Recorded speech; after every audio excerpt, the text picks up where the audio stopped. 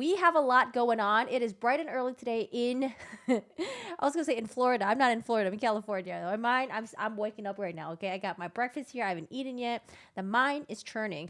But today we have Nic Miu. We have the closing arguments for that. And then also, what's also happening simultaneously, well, we also got Chad Daybell. Chad Daybell's beginning his trial, and we're starting with opening statements. So I think I want to start off with the closing arguments with the Nicolay Miu case. Maybe I should say Wisconsin River stabbings. Maybe that's easier for me to say. Nicolay Miu is a little bit of a tongue twister for me. I don't know why. It kind of is. Anyways, I was Esau, okay? I was Esau growing up. But we're going to start with the closing arguments, and then jury's going to deliberate. While that happens, then we'll switch on over to Chad Daybell opening statements. Now, Nicolay Miu has been accused of stabbing five teenagers, or not five teenagers, five young adults, because some of them were in their 20s as well. And one of them did die. That was a 17-year-old Isaac Schumann. For Chad Daybell case, well, y'all might be familiar with him because of Lori Daybell, his wife. Yeah, they're married, right? Yeah, his wife. So Chad Daybell's accused of the murder of his wife, not Lori Daybell, but the other wife that he was with, Tammy Daybell, who is the woman that he had 5 children with. I kind of want to know where his children stand with this. I know the children were initially in support of their father, but I kind of wonder where are they at right now, you know, especially with the Lori trial happening. And they must have heard some stuff from that one. Like, they must have heard some bad stuff in there. Hi, Gigi. How are you doing today? Hello. But Chad Daybell is accused for the murder of his wife, Tammy Daybell, also accused for the murders of Lori Daybell, so his new wife at the time, for her two children. Oh my God, I can't talk today. It's like this every day, isn't it? I'm like, I can't talk today. It's like this every day. It's hard talking, okay? But I hope you guys are having a good day. We did a long stream yesterday where we covered Nicolay Miu. He did testify on the stand yesterday. We watched the direct, a cross-examination, redirect. But, oh, wait, what happened? Oh, hi, Nicole. How are you doing today? Hey, Corey and crew. Not sure if y'all saw it or not. My bulldog eclipsed the sun on her way to heaven on Monday. Oh, I'm so sad to hear that. How old was she, Nicole? Oh, poor little bulldog. My dad has a bulldog that he's like obsessed with. They're so cute. Oh, I'm so sorry to hear that. I hope you're doing okay though. I've been doing a lot of like video footages of Shiro and then trying to do like the vlogs centering more on my dog. Just in case if, you know, one day when he's not here with us, I could sit back and just rewatch all the memories and stuff.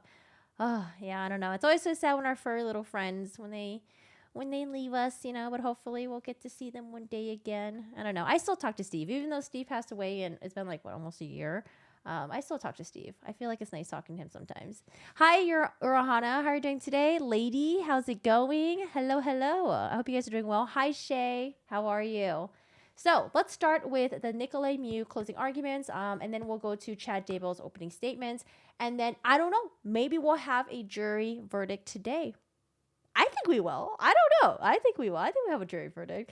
I think so. All right, let me switch on over. And I'm sorry, the background is very bright, but sometimes when I stream in the early morning, I like having sun in my room. I don't like going into like dark mode with the color lights and stuff. I feel like I'm just like a degenerate. I like having a little bit of sun in my room. So if it's a little too bright, I'm sorry, y'all. Oh, she was almost 13. Last week I found out she was sick. I'm thankful she didn't suffer long. Oh, I met her when she was 3 days old. Oh, Bobby. Wait, how did you find her? 3 days old? Listen, there was a corgi that popped up. There was a precious looking corgi that popped up in one of the animal shelters. But I'm like, nah, that corgi has an owner. There's no way. Because they labeled the corgi as a stray. I'm like, no. That corgi definitely has an owner. It looked beautiful, well groomed. I don't know why I didn't have a microchip though, but they held the corgi for a couple of days and it was on hold just in case the owner was gonna, you know, come pick him up. But yeah, that corgi was already gone because Dennis was like, oh, should we get Shiro a sister? And I'm like, you know, I'm pretty sure Shiro likes being the only dog right now. Ever since Steve has passed away, Shiro's been having the time of his life. Dude, say my love natural light. Yeah, it's a little bit hot in my room, but I want the natural light to come in. Hi, Kiki. How are you doing today? I'm doing good. I have not had my breakfast yet, so my mind is still a little bit jumbled. But I'm going to have my breakfast while we're listening to closing arguments. And yeah, let's just kind of get started. We're streaming both on Twitch and on YouTube right now. So on Twitch, I like to do gaming stuff. On YouTube, I like to do true crime stuff. But then, you know, on Twitch, I feel like sometimes we do a lot of true crime stuff and I feel like I'm neglecting the Twitch. So we stream on both right now. Hi, Chris. How are you doing today? How's it going? Lemon baked.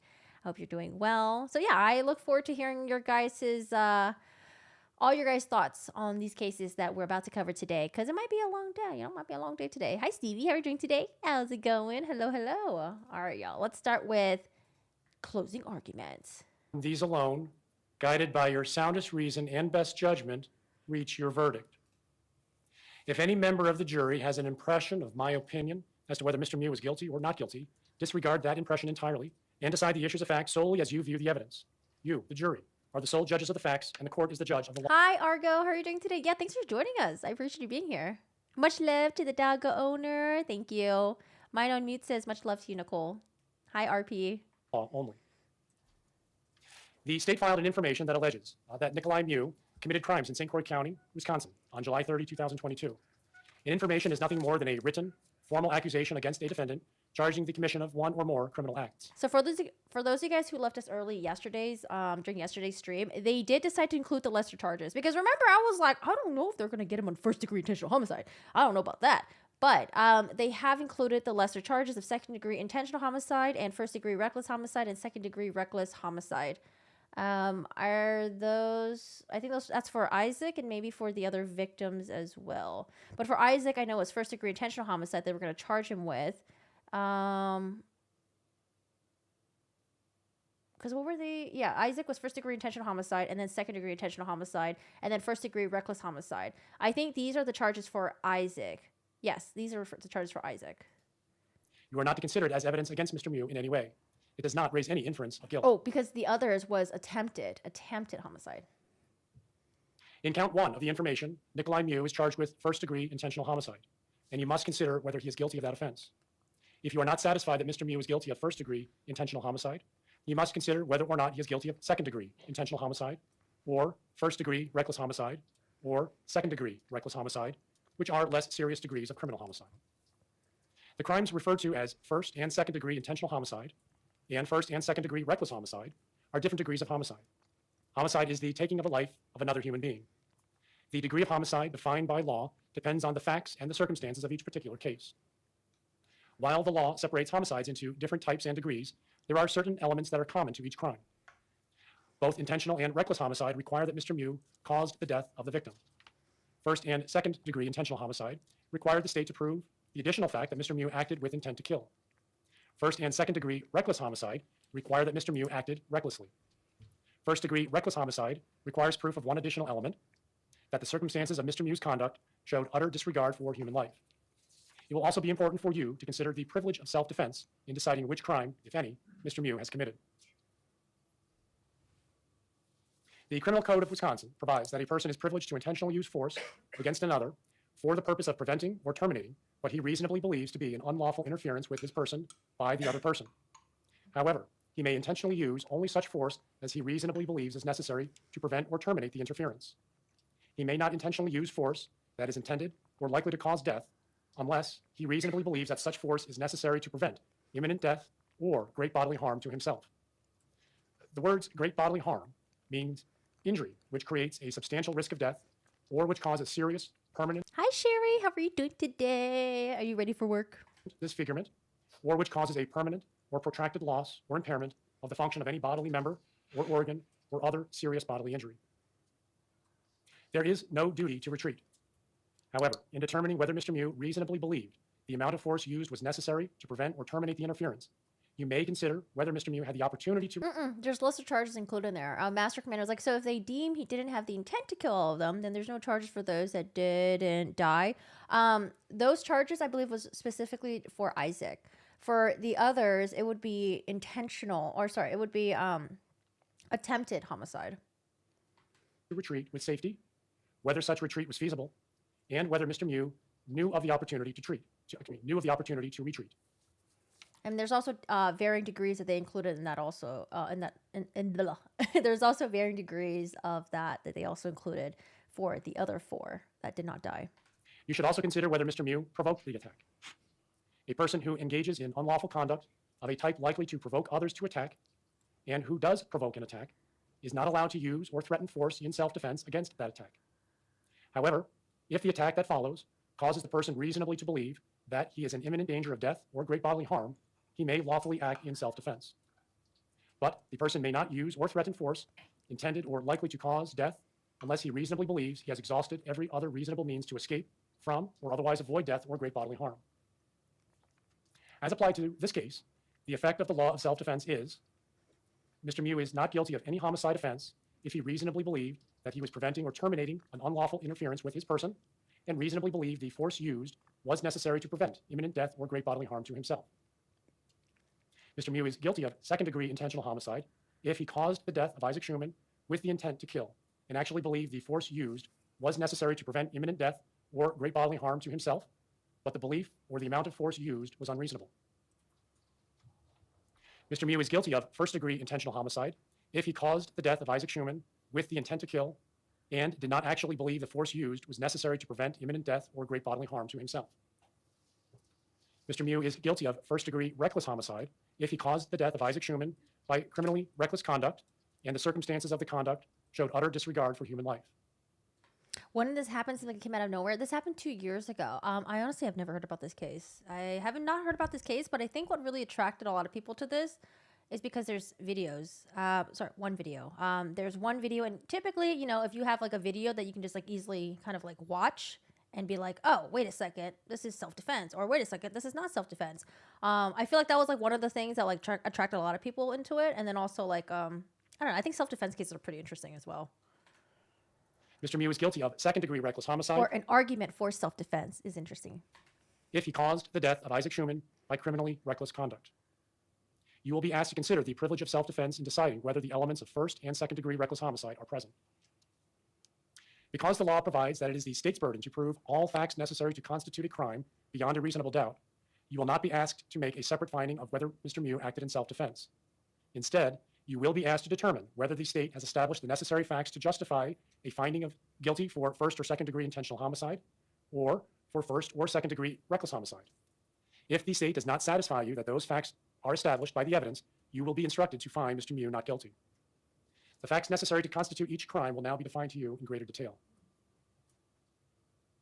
First-degree intentional homicide, as defined in Section 940.01 of the Criminal Code of Wisconsin, is are these Isaac's family members? Hey Mo, how are you doing today? committed by one who causes the death of another human being with the intent to kill that person or another. In this case, first-degree intentional homicide also requires that Mr. Miu did not actually believe the force used was necessary to prevent imminent death or great bodily harm to himself. Before you may find Mr. Miu guilty of first-degree intentional homicide, the state must prove by evidence that satisfies you beyond a reasonable doubt that the following elements were present. First, Mr. Miu caused the death of Isaac Schumann. The word cause means that Mr. Miu's act was a substantial factor in producing the death. Second, Mr. Miu acted with the intent to kill Isaac Schumann. Third, Mr. Miu did not actually believe that the force used was necessary to prevent imminent death or great bodily harm to himself. The words intent to kill means that Mr. Miu had the mental purpose to take the life of another human being or was aware that his conduct was practically certain to cause the death of another human being. Oh, or was aware that his conduct, I mean, yeah, because you could argue that, like, if you had a knife out and you were intending to stab someone, then you would know that that could kill them, I guess. While the law requires that Mr. Miu acted with intent to kill, it does not require that the intent exists for any particular length of time before the act is committed. The act need not be brooded over, considered, or reflected upon for a week, a day, an hour, or even a minute. There need not be any appreciable time between the formation of the intent and the act. Judge, can I have a copy of the jury instructions, please? I want a copy of it. The intent to kill may be formed at any time before the act, including the instant before the act. It must continue to exist at the time of the act. You cannot look into a person's mind to find intent. Intent to kill must be found, if found at all, from Mr. Miu's acts, words, and statements, if any, and from all of the facts and circumstances in this case bearing upon intent. Yes. Intent should not be confused with motive. While proof of intent is necessary to a conviction, proof of motive is not. Motive refers to a person's reason for doing something. While motive may be shown as a circumstance to aid in establishing the guilt of a defendant, the state is not required to prove Mr. Miu's motive. One second. Appreciable time between the act is confirmation of the intent and the act. Into a person's mind to find intent. Intent to kill must be found, if found at all, from Mr. Miu's acts, words, and statements, if any, and from all of the facts and circumstances in this case bearing upon intent. Intent should not be confused with motive. While proof of intent is necessary to a conviction, proof of motive is not. Motive refers to a person's reason for doing something. While motive may be shown as a circumstance to aid in establishing the guilt of a defendant, the state is not required to prove Mr. Miu's motive in order to convict. Evidence of motive does not by itself establish guilt. You should give it the weight you believe it deserves under all of the circumstances. The third element of first-degree intentional homicide requires that Mr. Miu did not actually believe the force used was necessary to prevent imminent death or great bodily harm to himself. Hi. This requires the state to prove either, 1, that Mr. Miu did not actually believe he was in imminent danger of death or great bodily harm, or 2, that Mr. Miu did not actually believe the force used was necessary to prevent imminent danger of death or great bodily harm to himself. When first-degree intentional homicide is considered, the reasonableness of Mr. Miu's belief is not an issue. You are not to be concerned. I'll start over. You are to be concerned only with what Mr. Miu actually believed. Whether these beliefs are reasonable is important only if you later consider whether Mr. Miu is guilty of second-degree intentional homicide. If you are satisfied beyond a reasonable doubt that Mr. Miu caused Isaac Schuman's death with the intent to kill, and that Mr. Miu did not actually believe that the force used was necessary to prevent imminent death or great bodily harm to himself, you should find Mr. Miu guilty of first-degree intentional homicide. If you are not so satisfied, you must not find him guilty of first-degree intentional homicide, and you must consider whether he is guilty of second-degree intentional homicide, as defined in Section 940.05 of the Criminal Code of Wisconsin, which is a lesser-included offense of first-degree intentional homicide. You should make every reasonable effort to agree unanimously on the charge of first-degree intentional homicide before considering the offense of second-degree intentional homicide. However, if after full and complete consideration of the evidence, you conclude that further deliberation would not result in unanimous agreement on the charge of first-degree intentional homicide, you should consider whether Mr. Miu is guilty of second-degree intentional homicide.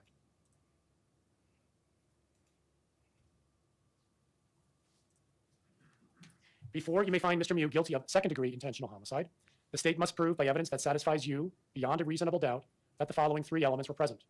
First, Mr. Miu caused the death of Isaac Schuman. Second, Mr. Miu acted with the intent to kill Isaac Schuman. Third, Mr. Miu did not reasonably believe that he was preventing or terminating an unlawful interference with his person. Is there a lesser charge of unintentional homicide? So there's first and second degree intentional homicide, but then there's also reckless homicide as well.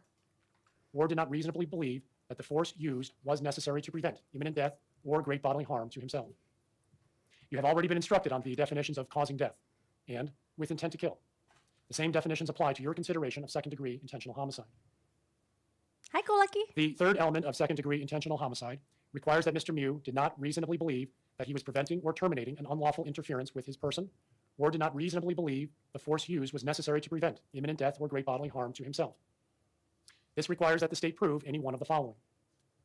1, that a reasonable person in the circumstances of Mr. Miu would not have believed that he was preventing or terminating an unlawful interference with his person, or 2, that a reasonable person in the circumstances of Mr. Miu would not have believed he was in danger of imminent death or great bodily harm, or 3, that a reasonable person in the circumstances of Mr. Miu would not have believed that the amount of force used was necessary to prevent imminent death or great bodily harm to himself.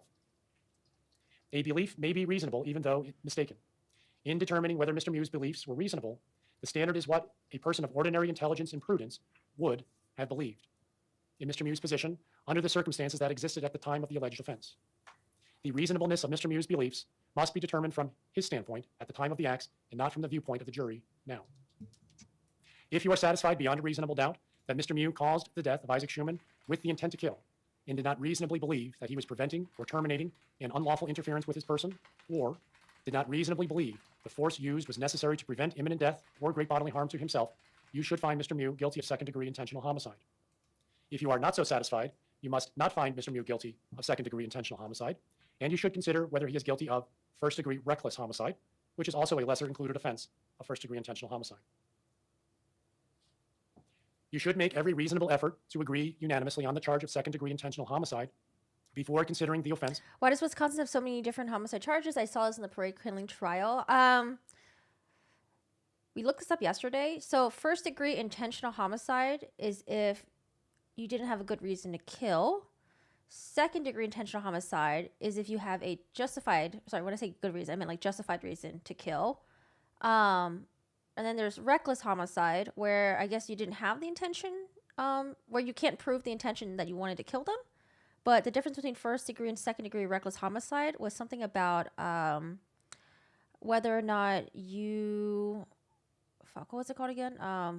Reckless endangerment. Oh, what was it again? Oh, whether or not you had something for, what was it?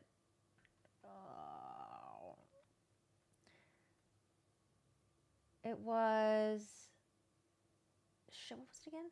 My mind just went blank. Reckless homicide, Wisconsin. It was, whether or not you showed utter disregard for human life.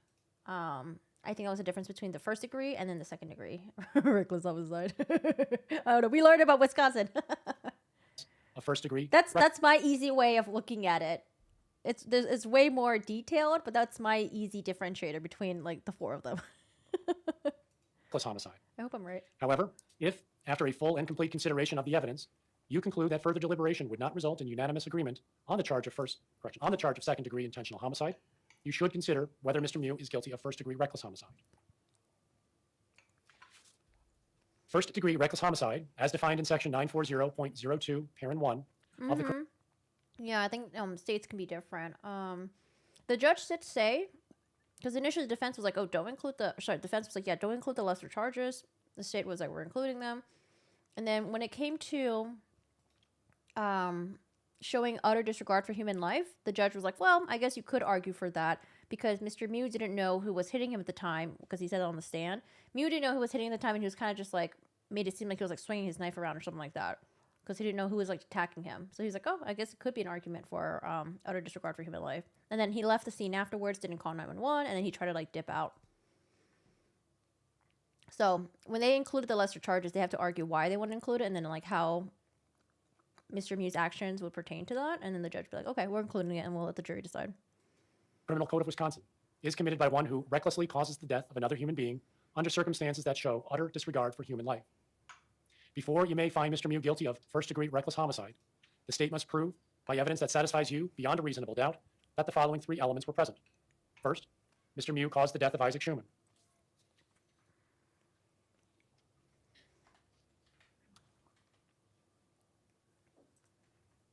The word cause means that Mr. Miu's act was a substantial factor in producing the death. Second, Mr. Miu caused the death by criminally reckless conduct. Criminally reckless conduct means conduct created a risk of death or great bodily harm to another person, and the risk of death or great bodily harm was unreasonable and substantial, and Mr. Miu was aware that his conduct created the unreasonable and substantial risk of death or great bodily harm. You should consider the evidence relating to self-defense in deciding whether Mr. Miu's conduct created an unreasonable risk to another. If Mr. Miu was acting lawfully in self-defense, his conduct did not create an unreasonable risk to another. The burden is on the state to prove beyond a reasonable doubt that Mr. Miu did not act lawfully in self-defense. And you must be satisfied beyond a reasonable doubt from all the evidence in this case that the risk was unreasonable. You want to do a poll? I guess we could do a poll. Let's do a poll. Do you think Miu is... Or what do you think Miu is? Okay. Miu... Nicole Miu is... ... Or I think Nicole Miu is guilty. Not the third guilty. element, the circumstances of Mr. Miu's conduct showed utter disregard for human life.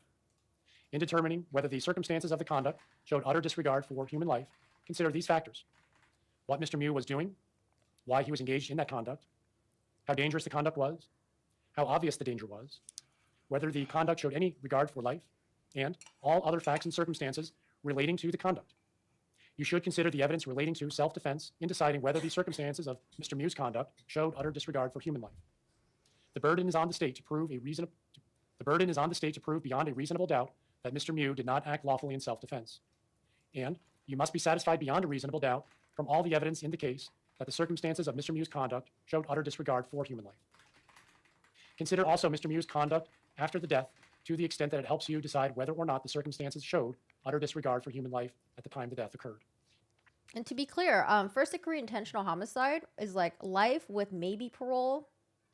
First-degree reckless homicide, I think, is like you're facing 40 years. So first-degree reckless homicide is still pretty fucking bad. If you are satisfied beyond a reasonable doubt that Mr. Miu caused the death of Isaac Schumann by criminally reckless conduct and that the circumstances of the conduct showed utter disregard for human life, you should find him guilty of first-degree reckless homicide. If you are not so satisfied, you must not find him guilty of first-degree reckless homicide, and you should consider whether he is guilty of second-degree reckless homicide, which is a lesser-included offense of first-degree reckless homicide. You should make every reasonable effort to agree unanimously on the charge of first-degree reckless homicide before considering the offense of second-degree reckless homicide. However, if after a full and complete consideration of the evidence, you conclude that further deliberation would not result in unanimous agreement on the charge of first-degree reckless homicide, you should consider whether Mr. Miu is guilty of second-degree reckless homicide. Second-degree reckless homicide, as defined in Section 940.06 of the Criminal Code of Wisconsin, is committed by one who recklessly causes the death of another human being. The difference between first and second-degree reckless homicide is that first-degree offense requires proof of one additional element, that the circumstances of Mr. Miu's conduct. Yeah, I think the poll results are pretty interesting depending on where you're watching. Someone said yesterday that it was like on Fox 9 when they were doing the poll, 50% said was guilty. Yesterday I was watching The Lawyer You Know. I think he had a pretty high percentage of not guilty. Like I think it was like, it went from like 50 and then after the cross-examination, I think it was like 60 or 70% not guilty on his poll. I looked at Law and Crime today. I think most people say not guilty. I don't know. It depends on where you're at. In my chat, we had a higher percentage of not guilty. I'm the 4% who didn't pay attention. I see you. Conduct showed utter disregard for human life. If you are satisfied beyond a reasonable doubt that all of the elements of first-degree reckless homicide were present, except the element requiring that the circumstances of the conduct showed utter disregard for human life, you should find Mr. Miu guilty of second-degree reckless homicide. In other words, if you are satisfied beyond a reasonable doubt that Mr. Miu caused the death of Isaac Schumann by criminally reckless conduct. Nitz was like, do you know if the jury is mostly male, female, older, younger? So I think the composition of the jury is in favor of Mr. Miu. If I remember correctly, I think it's like one 20-year-old, one 30-year-old. The rest were 40, 50, 60s, 70, and like a 90-year-old. A lot of old people on the jury. In terms of male or female, I think it was split pretty okay, I think. But it's the age factor that a lot of us are looking at. Hey, Benjamin Lee. How's it going? You should find him guilty of second-degree reckless homicide. If you are not so satisfied, you must find him not guilty.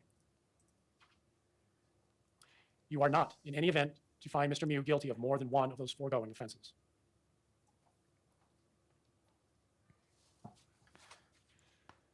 Mr. Miu is charged with attempted first-degree intentional homicide of Alexander Martin in count 2, Dante Carlson in count 3, Anthony Carlson in count 4, and Riley Madison in count 5.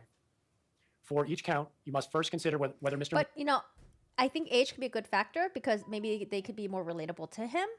However, it's possible that the people who serve on the jury, maybe they also have teens in their own, and they know how teens can be kind of like stupid, jackasses sometimes. Maybe people in the jury, maybe when they were teens, they were jackasses at some point, right? So, I mean, I think age could be a huge factor, but then there's other factors that we wouldn't know in the individual lives of the jury. But I think the age thing could be good for him. Miu is guilty of attempted first-degree intentional homicide. If you are not satisfied that Mr. Miu is guilty of attempted first-degree intentional homicide, you must consider whether or not he is guilty of attempted second-degree intentional homicide, or first-degree recklessly endangering safety, or second-degree recklessly endangering safety, which are less serious degrees of attempted criminal homicide. The crimes referred to as attempted first and second-degree intentional homicide and first and second-degree recklessly endangering safety are different degrees of attempted homicide.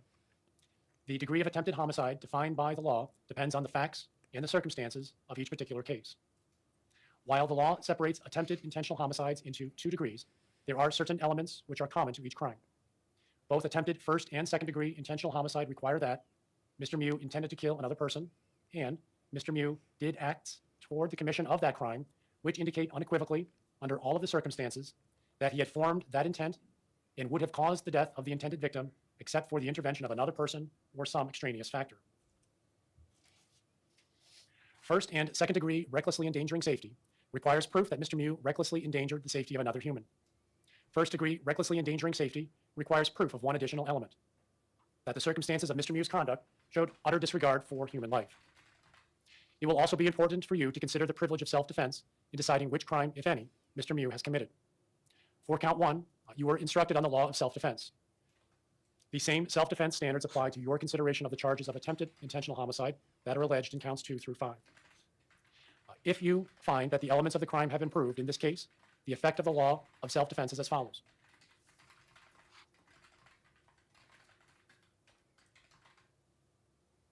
Mr. Miu is not guilty of either attempted first or second degree intentional homicide or first or second degree recklessly endangering safety Hi, Tam. if he, 1, reasonably believed that he was preventing or terminating an unlawful interference with his person, and 2, reasonably believed the force used was necessary to prevent imminent death or great bodily harm to himself. Mr. Miu is guilty of attempted second degree intentional homicide if he actually believed the force used was necessary to prevent imminent death or great bodily harm to himself, but the belief or the amount of force used was unreasonable. Mr. Miu is guilty of attempted first degree intentional homicide if he did not actually believe the force used was necessary to prevent imminent death or great bodily harm to himself. Mr. Miu is guilty of first degree recklessly endangering safety if he recklessly endangered the safety of another human under circumstances that showed utter disregard for human life. Wait, hold on, Amount sorry. that he was preventing. The elements of the crime have been proved in this case. The effect of the law of self-defense is as follows.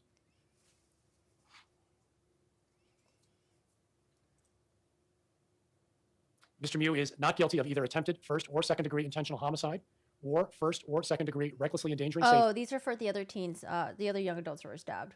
safety if he, 1, reasonably believed that he was preventing or terminating an unlawful interference with his person, and 2, reasonably believed the force used was necessary to prevent imminent death or great bodily harm to himself. Mr. Miu is guilty of attempted second degree intentional homicide if he actually believed the force used was necessary to prevent imminent death or great bodily harm to himself, No, this is the judge speaking. but the belief or the amount of force used was unreasonable. Mr. Miu is guilty of attempted first degree intentional homicide if he did not actually believe the force used was necessary to prevent imminent death or great bodily harm to himself. Mr. Miu is guilty of first degree recklessly endangering safety if he recklessly endangered the safety of another human under circumstances that showed utter disregard for human life. Hi, Outcast. Mr. Miu is guilty of second degree recklessly endangering safety if he recklessly endangered the safety of another human. Because the law provides that it is the state's burden to prove all the facts necessary to constitute a crime beyond a reasonable doubt, you will not be asked to make a separate finding on whether Mr. Miu acted in self-defense. Instead, you will be asked to determine whether the state has established the necessary facts to justify a finding of guilt for attempted first or second degree intentional homicide or first or second degree recklessly endangering safety. Yeah, Tam's If the sweet. state does not satisfy you that those facts are established by evidence, you will be instructed to find Mr. Miu not guilty. The elements of each crime will now be defined to you in greater detail. Before you may find Mr. Miu guilty of attempted first-degree intentional homicide, the state must prove by evidence that satisfies you beyond a reasonable doubt that the following 3 elements were present. First, Mr. Miu intended to kill the named person. For count 2, the state must prove Mr. Miu intended to kill Alexander Martin. For count 3, the state must prove that Mr. Miu intended to kill Dante Carlson. For count 4, the state must prove that Mr. Miu intended to kill Anthony Carlson.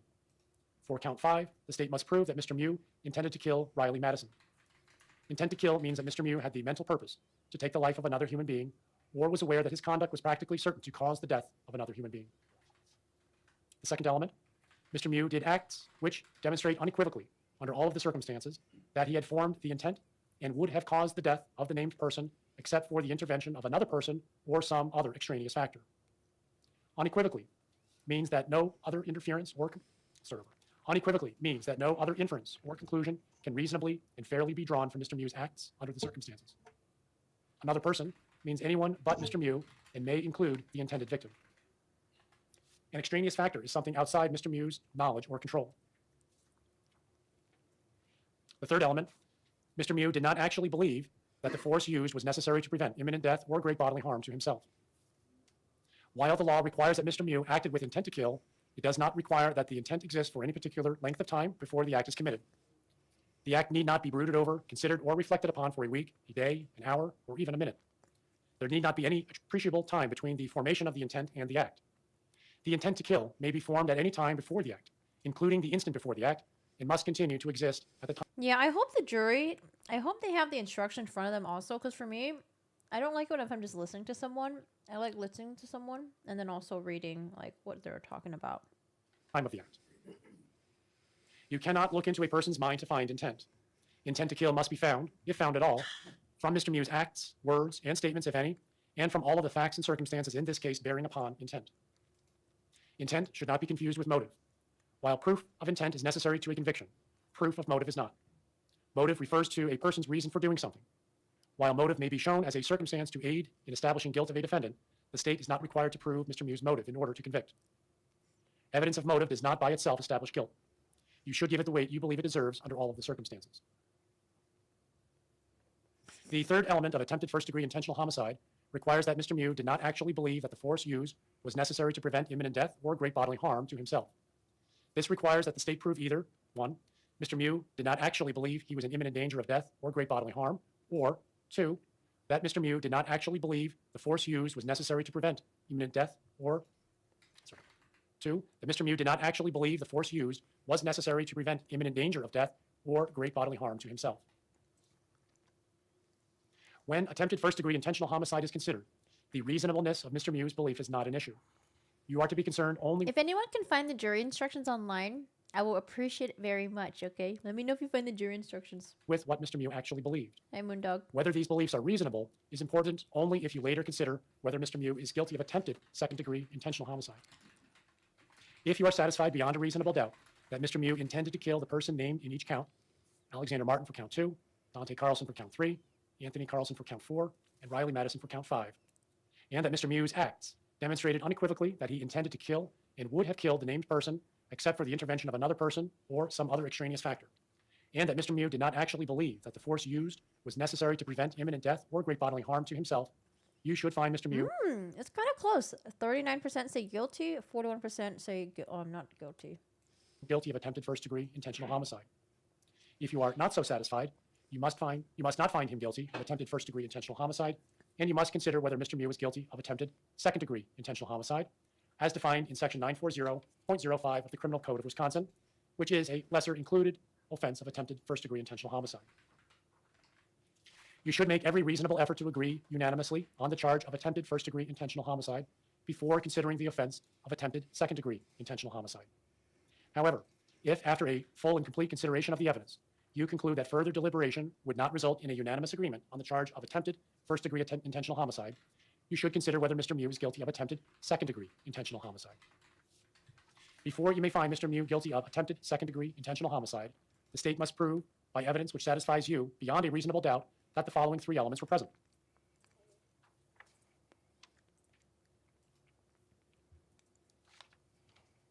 First, Mr. Miu intended to kill the named person.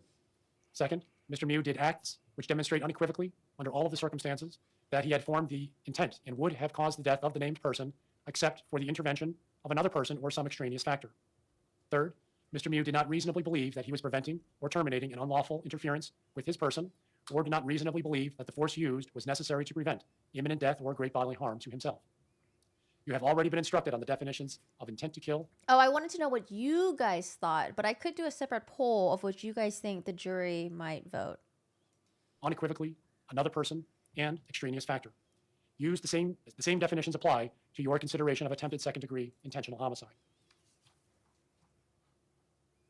The third element of attempted second-degree intentional homicide requires that Mr. Miu not reasonably believe that he was preventing or terminating an unlawful interference with his person, or did not reasonably believe that the force used was necessary to prevent imminent death or great bodily harm to himself. This requires that the state prove any one of the following. 1, that a reasonable person in Mr. Miu's circumstances would not have believed that he was preventing or terminating an unlawful interference with his person, or 2, that a reasonable person in Mr. Miu's circumstances would not have believed he was in danger of imminent death or great bodily harm, or 3, that a reasonable person in Mr. Miu's circumstances would not have believed that the amount of force used was necessary to prevent imminent death or great bodily harm to himself. All right, let's get straight to closing arguments. I am zoning out a little bit. Oh, we're almost done, though. It's okay. We got the gist of it, okay? I want to get the jury instructions. Hopefully someone will post it online somewhere. All right, is everyone ready to listen to the judge talk some more? It seems to me it was like a pocket knife. I'm picking up on page 20. They did bring out the knife out when he testified, but they didn't show it to us. It was like in a box. I couldn't see it. In count 6 of the information, the judge alleged that Mr. Miu committed battery. Battery, as defined in section 940.19.1. Wait, what is this? Oh, God, he's continuing. Hold on. Okay, let's go straight to closing arguments. Got the state going up there first.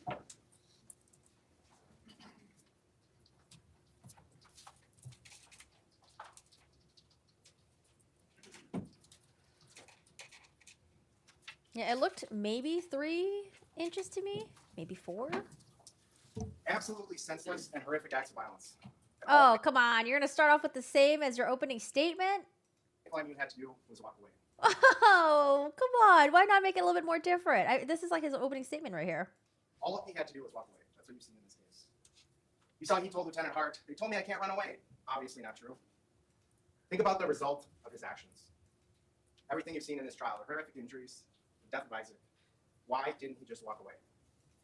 His only explanation when testifying was, I stood my ground. I stood my ground. First of all, Wisconsin is not a stand your ground state. Objection. Overruled. I'll talk about that specifically from your jury instructions. Second, that's not true, as I'll show you. He didn't just stand his ground. I'm not going to defend the actions of the boys who testified. It was cruel what they were calling Nikolai. They shouldn't have been mocking him, calling him predator, raper. But their conduct did not justify what Nikolai did. You heard from Alina, Isaac's mother, about her son Isaac. He was 17 years old when he was killed. He enjoyed golfing, spending time with friends. He recently started a new business, detailing cars. He was an honor student looking forward to going to college. His death was senseless. One of the things defense said in the beginning of trial in their opening was they're glad there's a video. So are we. Without the video, Nikolai would have slipped away. The only reason he was apprehended was because law enforcement had that screenshot of him. The video doesn't fade with time. It's not biased, not influenced by alcohol. As I told you in the beginning of this case, the violent episode from the video is about 25 seconds, from when he punches Madison until you see him walking off after stabbing 5 people. Hi, Lisette. How are you doing today? Every time I see your profile picture, it's like really small and I can't really see, but it looks like Anjanette Levy, but I could barely see it. Nikolai is not seen in that video for 8 to 9 seconds until the point you see him walking away. You don't see him stab Dante. Some of you may wonder why we called Marion Davis. It certainly wasn't for his eyewitness testimony, but he took a video. He took a video that captured a different angle than Juwan's video. It's grainy, it's difficult to see, but you can see enough. And it shows Nikolai seeking. How's the audio for you guys? Audio kind of sucks. Should I make it louder? I don't know. I feel like sometimes when they move around too much, it's annoying if they don't have like a lapel mic. So maybe I'll boost up just a tiny bit. Dante out and stabbing him when his group is in the opposite direction. Nikolai walks into a crowd of people, stabs Dante. Before I show you that video again, I need to provide some context from Juwan's video.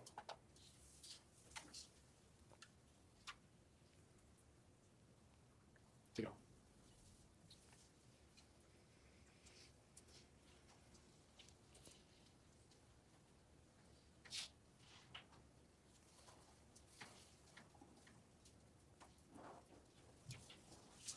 Clear the screen, please. People that you do see, parts of on video. He's standing next to Ariel. Ariel's there. Nikolai's not by himself.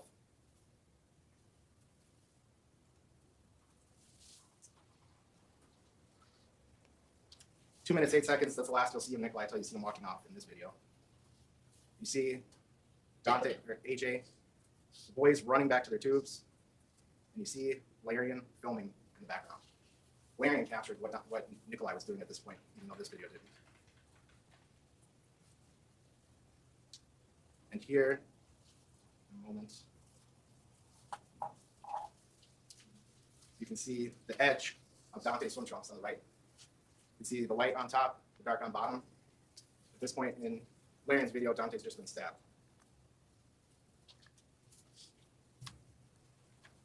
Next, you see of Nikolai, he's walking off. You can see Dante in the background, holding his stomach, looking down at his wound. Well, actually, you can keep it up for a second, sorry. And then for further context, you see Alex Vang running to Isaac. What is up with the Let's camera? see Larian's video. He walked up to he walked up to Dante and stabbed him. He admitted Dante was the last person he stabbed. Here you can see Nikolai, dark swim trunks, bigger build. Oh, this is the other video footage. So there was another guy that testified. His testimony was interesting. Apparently, he had more footages of what happened or something. Or I don't know if it's the same guy. But apparently, the guy that I'm talking about had more footages of it happening. But it got lost during a transfer. He was like trying to transfer it to the police. I guess it didn't really transfer thoroughly, and then the quality like degraded or something like that. And then he ended up having like water damage in his phone, so like they were unable to recover it. But what the heck is it? What am I looking at here? Like, what is this? Why even use this? I can't even see what's going on. On the right, you can see Dante, swim trunks, lighter on top, darker on bottom. You'll see Nikolai walk up to Dante and stab him in the chest. Oh, okay. Fuck. I think, is that Nikolai right there? This is horrible. What am I looking at? Hi, Chemo. How are you doing today?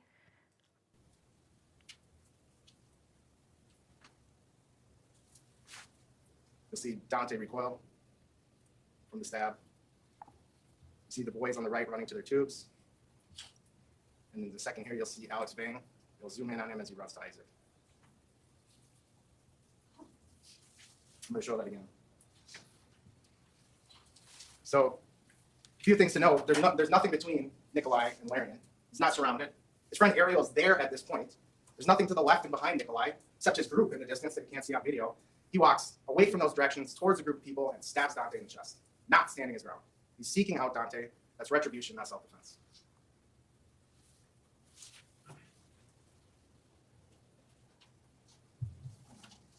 Did you just woke up? Like an hour ago, yeah. I don't know. I want to look at the screen. I don't know. If I feel like if I was like the victims' families, I wouldn't really want cameras like zooming in on me and stuff like that when I'm like emotional. I mean, I get it. They're trying to get the... And recall too the DNA results. Isaac's DNA and Dante's DNA was the only DNA on the knife. They're also the last two that are stabbed. It makes sense from how the analyst described DNA, how it can wash off.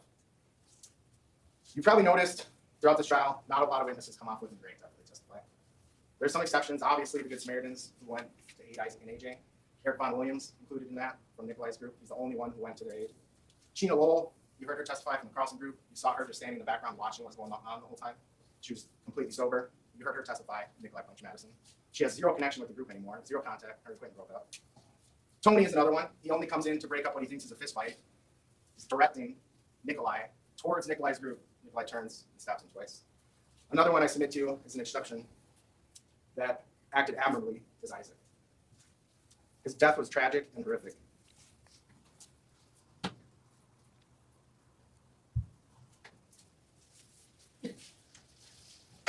This is what you see of Isaac in the video.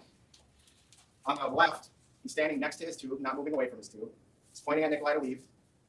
In the middle, when Nikolai turns back to Isaac, Isaac puts his hands up, fingers splayed. The only other thing you see of Isaac is him standing in the background. When the other boys are mocking, calling names to Nikolai, Isaac is just standing in the background. He's not saying anything. He's not doing anything. He's not jeering. He's just standing there holding their tubes.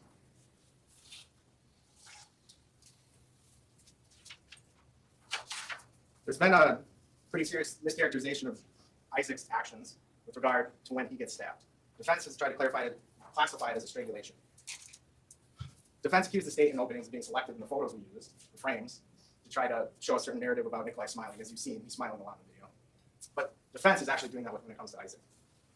Nikolai never said anything about being choked, never said anything about pain on his neck. Even when specifically asked by the start nurse, never mentions anything. And the video doesn't lie. Oh, last night I had a dream about Lori Vallow and Chad Daybell. And I also had a dream about Nikolai. I usually do not dream about any of my true crime cases, which is so weird. I had a dream that Nikolai was complaining to me that his neck was hurting. And then I had a dream that for some reason when Chad Daybell was appearing for trial, they let Lori sit next to him unhandcuffed. And she was like waiting to say hi to him. And he was like ignoring her the entire time and she got pissed. I don't know. I usually don't dream about my true crime stuff, so. So on the left, Nikolai has just stabbed Riley, who you heard from multiple witnesses who are just standing there. Tony comes to try to break it up. Nikolai stabs him twice. Isaac, just off frame, I submit to you, he just saw Nikolai stab those two people completely unprovoked. Although he was in the background the whole time, not doing anything, he came to their aid. And he pushes Nikolai. You can clearly see it's a push. He has one hand on the arm, other hand on the chest. It's Nikolai's own action of thrusting the knife into Isaac's heart that moves Isaac's hands.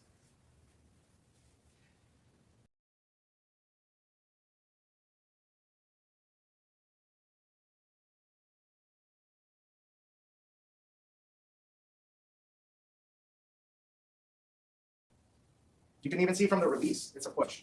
He's not sitting there left holding his hands out in a choking motion. Let me take this video. I'm muted. I'm going to show you the video. I said nothing important so you anyways. can see it's obviously a push. Sorry, I'm done eating now. I don't have peanut butter mouth anymore. I was saying that I disagree with what he was saying about how it was Nikolai's own stabbing motion that caused Isaac to instead like put his hands right here. To me, when I saw the video, it just looked like it was a shove, and then probably because Nikolai was like wet because he fell into the water, it looked like Isaac's hand like slid up, and then like that's why it, like shoved up here. That's what it looked like to me. It didn't look like Nikolai like stabbed, and then that's why the hand up. I mean, it doesn't really matter, but whatever. While my computer is loading here, even if it was a strangulation, which it clearly isn't, Isaac was justified in using any level of force. He just saw Nikolai stab 2 people who posed no threat to Nikolai. But see, Isaac, I don't think Isaac knew that Nikolai stabbed 2 people. Tony was breaking up the fight. He had actually ignored Nikolai at first, walked past him, pushed Dante out of the way. Riley was just standing there. Met 2 minutes and 3 seconds. Can we have the screen? Oh, interesting. 68 votes, 46% say not guilty, 34% say guilty. It was like even for a little bit, but now the not guilty is at 45%. Clearly a push.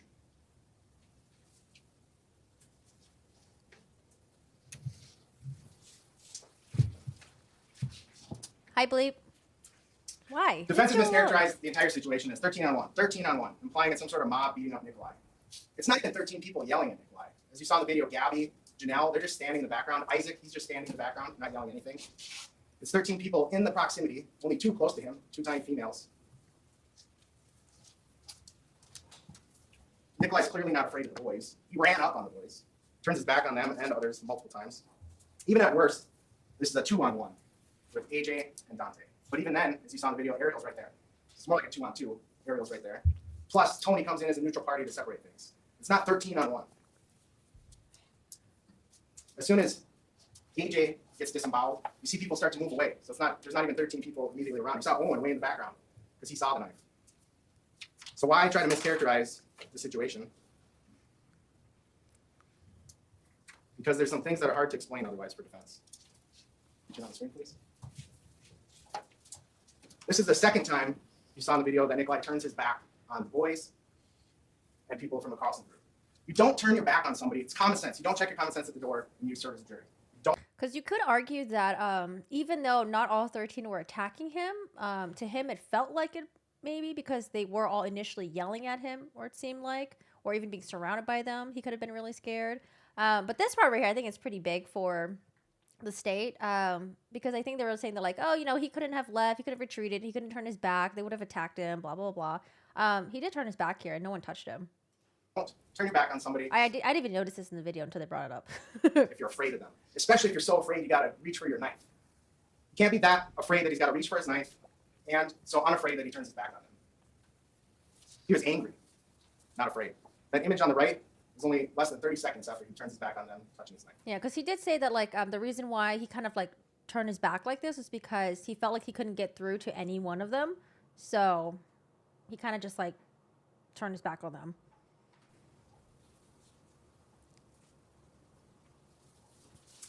The defense tried to explain that change from in that 30-second window Hi, Irene. by saying he was getting pushed by Madison and Riley. He was getting pushed. They're lightly touching his arms and they're tiny. They're not in his face. You can see in the images, they're standing close. They're not in his face. They're not shaking their fists at him. They're not even sticking their fingers in his face. They're standing close to him, touching his shoulders, pointing, yelling at him to leave. I'm going to back up a little bit and talk about Nikolai looking for the phone. So Eric Von Williams from Nikolai's group, you heard testify. I don't know. I mean, that's some distance, but I would consider that being in someone's face. Before any of this happened, he was concerned about Nikolai's behavior. He was concerned that people were going to think he was a predator. Ernesto told Nikolai not to go look for the phone. Others in the group told him not to. You heard they didn't care about the phone. Ariel didn't care about the phone. Nikolai went, Sandy said he went twice, was back. Oh, I love that. JMO, just my opinion. Oh, I like that. Usually I see like in my opinion, but I think JMO sounds like way better. I like JMO. I'm going to steal that from you, Irene. For 5 to 10 minutes, then went again. Nikolai went. Sandy said he went twice, was back for 5 to 10 minutes, then went again, over by the boys. Defense argued in opening that the boys' goal, their goal was to humiliate Nikolai. Clearly, he wasn't looking for little girls. But Yep. the boys were not completely unreasonable in their belief. Eric Von Williams thought the same thing. They reacted wrong, but they just didn't invent. Is Eric Von Williams the one that testified and said that he thought he saw Nikolai like hiding in the bushes or something like that? I saw like parts of that testimony. This whole thing in order to humiliate Nikolai.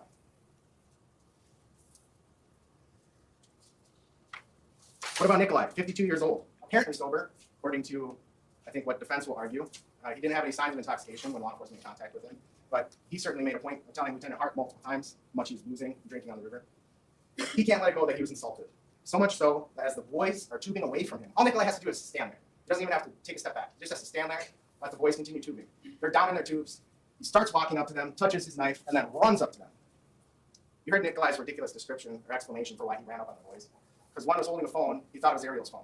You also heard Nikolai had to concede, had to admit that pretty much everyone on the river had those phone cases. The phone cases, because like apparently he said like the phone cases, some of them were on floaters, so the phone could have just like floated down, I guess. Another double standard from defense is physical attributes of those involved. They wanted to elicit evidence that Nikolai is feeble. Sandy, he wasn't feeble according to Sandy. He had a surgery a couple years ago, recovered in a few weeks. Maybe things took him a little longer than they did before. He wasn't feeble according to Ernesto. You heard Ernesto, when he was being asked about the stabbing, said, he's a big guy, he was in the army, he doesn't need a knife to defend himself. He didn't say, oh, he's this fragile old guy. I think that was when he was waiting for the police to show up and hiding a knife, etc., in the bushes. No, I think it was before that. I think the guy was like trying to say that it looked like Nikolai was hiding in the bushes. Fuck.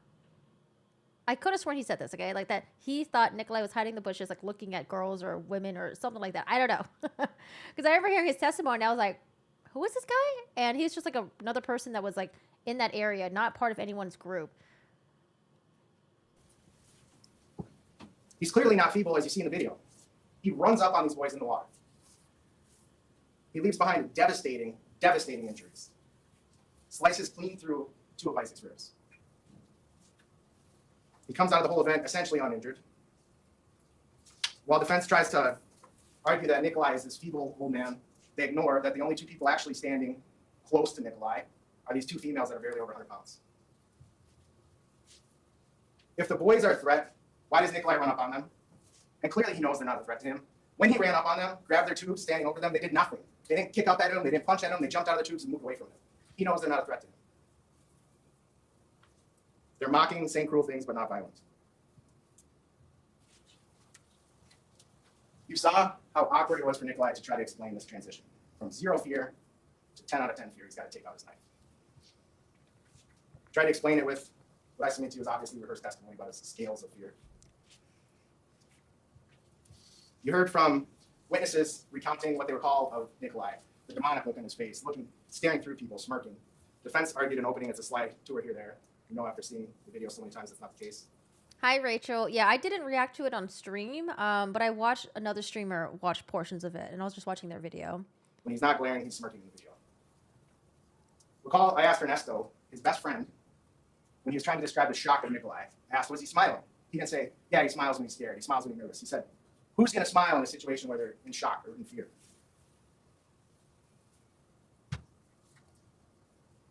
Nikolai was angry. He wasn't afraid. He's smirking even as he's holding the knife.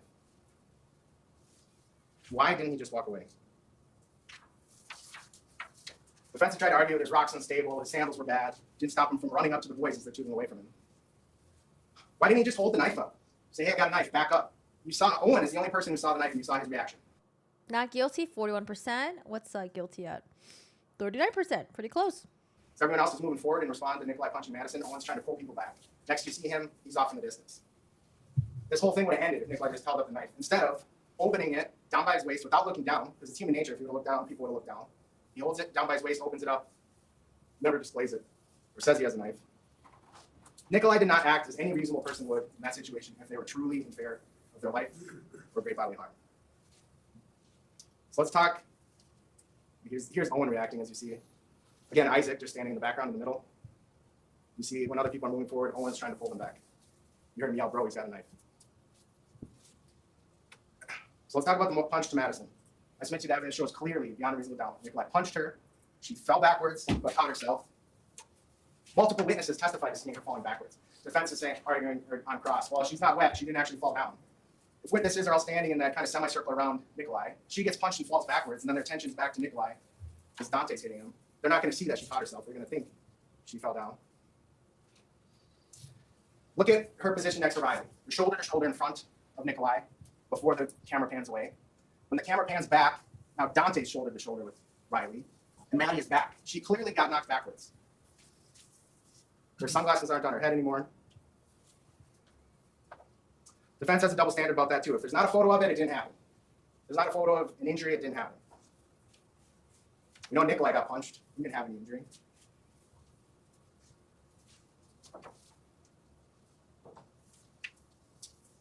Defense can't have it both ways. So turn and talk a little bit about memory, credibility. Obviously, a witness's memory is better closer to the event. That's obvious.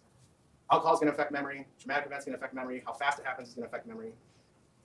But crucially, and absolutely crucially, there's a huge difference between getting some details wrong, right hand, left hand, sequence of events, and making up an entire story like Nikolai did. Defense has tried to highlight throughout the trial, Nikolai was in this traumatic experience, give him a break. I do too, Irene. That's totally me right there. One of my daughters have nervous response smiles, giggles in most appropriate times. Yeah, me too.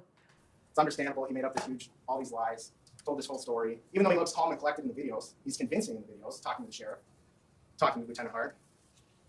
But don't give any sort of credence to the theory that trauma affects memory for anyone in the Carlson's group, any of the boys, any who were stabbed, any who had to drag Isaac as he's bleeding to death to the shore.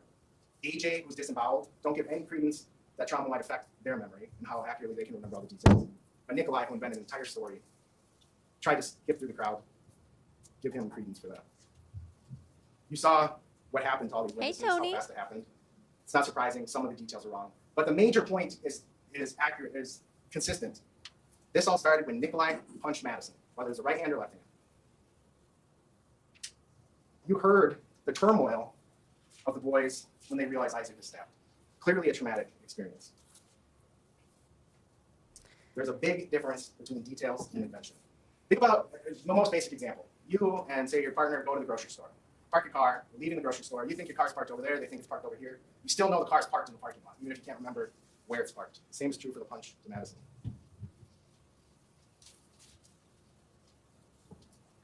You heard from 10 people, both from the Carlson group and the boys group, that Nikolai struck Madison.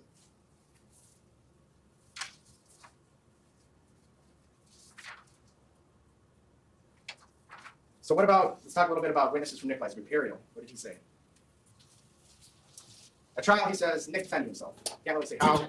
Never said that when interviewed with law enforcement. He denied even being close to Nikolai. Remember, Ariel was there when he stabbed Dante. He was right there when Nikolai stabbed Riley, Tony, and Isaac. Law enforcement went there with the frame of Ariel standing next to Nikolai when Nikolai has the bloody knife. Ariel denies seeing anything to law enforcement of what Nikolai did. Ernesto, at trial, testified he didn't see Nikolai get hit, just saw him down in the water. Said he couldn't remember Nikolai saying, "They took my knife."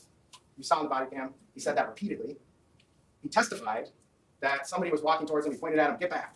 Never said that to law enforcement, although he did describe to law enforcement, as you saw, him saying, "Nikolai, get out," Nikolai walking out, and then he said, and that's it.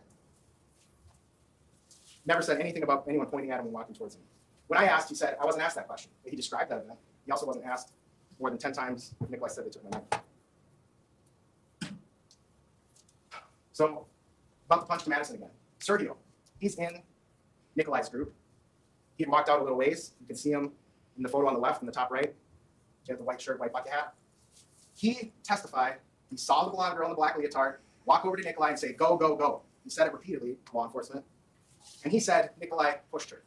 So this is what it would have looked like from his perspective, although a lot farther back in that photo on the right. How could he have seen Nikolai do anything to Madison unless she got pushed back, punched back, something violent, not some light push? He's not going to see that from where he was. Madison testified, and you saw in the video, after she was hit, she goes back to her group. Why would she walk away back to her group if Nikolai just lightly maybe touched her, maybe didn't? She told Quentin she was punched. She told police at the scene she was punched. She told police in the interview she was punched. She testified about feeling the throbbing pain in her cheek, her heartbeat in her cheek. Mandy testified she was told by law enforcement, sheriff's office, they didn't need the photo. You heard about that misunderstanding. She had anxiety about deleting the photo. In an effort to console her, she was told, don't worry about it. This is an important jury instruction in your jury instructions. Although we're not a stand your ground state, there's also not a duty to retreat. But in determining whether Nikolai's actions, whether his use of force was reasonable to prevent or terminate the interference, you may consider whether he had the opportunity to retreat with safety, whether such retreat was feasible, and whether he knew of the opportunity. He turned his back on them multiple times facing open water. People were yelling at him to leave, to walk away, to go. And he didn't. Instead, he took out his knife. That is not reasonable. You heard from Sheena Lowell, Janelle Duxbury, Ghazi Khazri and Nazimpour, Dante Carlson, and AJ about the strike to Madison. You heard from the boys, Ryan Nelson, Juwan Cockfield, Landon Wire, and Alex Bain. Alex Bain originally described it as a slap. You heard from Owen that he heard an impact and saw Madison fall back and catch herself. Defense has to argue that they're all either lying or mistaken. All these witnesses, including Sergio. If they're lying, why would Quentin say, I saw some swelling and some slight redness, but didn't see the punch? Why wouldn't he just say, yeah, I saw the punch too? Why wouldn't Tony say he saw the punch? Why wouldn't Tony say he saw Riley get stabbed and she's just standing there? They tried to explain what happened as best they could remember. The punch isn't on video, but you see the reaction. You hear Dante yell, you can't hit a woman before Riley is stabbed. They obviously didn't plan this lie in the chaos of the moment. So the only thing defense can argue. 42% guilty. It's going back and forth, back and forth. 12% of you guys said you're not sure. 6% I didn't pay attention. Because they're mistaken. That all these people standing around Nikolai in that half circle, approximate shape, they're all looking in that direction, including Sergio, including Sheena, who was by the group, the tubes for the Costin group. They all were wrong in what they saw.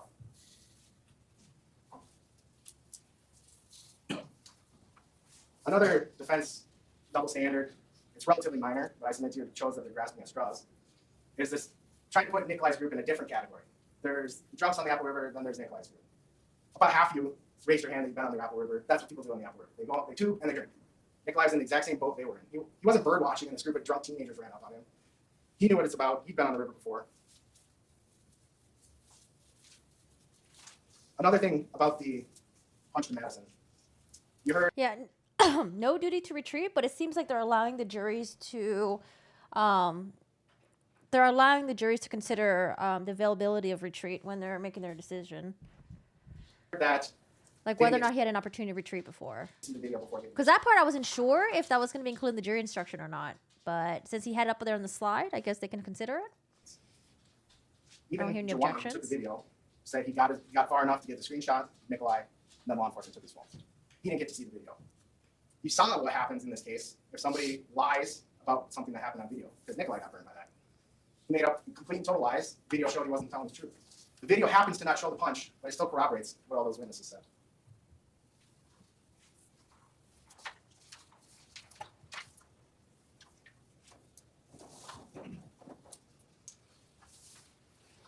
So, count 6 is battery to Madison Coleman.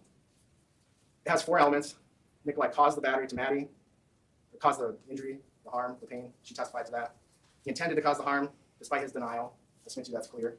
Don't punch somebody without intending to cause harm. She didn't consent. She testified to that. Hey, He 400. knew she didn't consent. She's a stranger. Obviously, she didn't consent. He knew that. Punching Madison was not self-defense. Again, there's no duty to retreat, but you have to consider the opportunity to retreat, the knowledge of the opportunity to retreat, and whether the use of force was necessary in preventing the unlawful or the interference in Nikolai's person. So what is the interference at the time he punches Madison? The boys are saying cruel things to him. Manny and Riley are standing in front of him, lightly touching his shoulders. People are pointing and laughing at the boys. Manny and Riley aren't in his face. They're standing close, but they're not in his face. What amount of force was necessary to prevent that interference? People yelling at him, Manny and Riley standing close. What amount of force was necessary? Absolutely zero. Just walk away. That's what people are yelling at him to do. Just walk away. Instead, he takes out his knife and punches Madison. Regardless of whether you were convinced beyond reasonable doubt it was a punch, Nikolai essentially admitted to pushing her. Sergio said it was a push, although when asked, he couldn't remember if it was a push or a punch. There's still provocation. The jury instructions talk about provocation. and how that affects self-defense.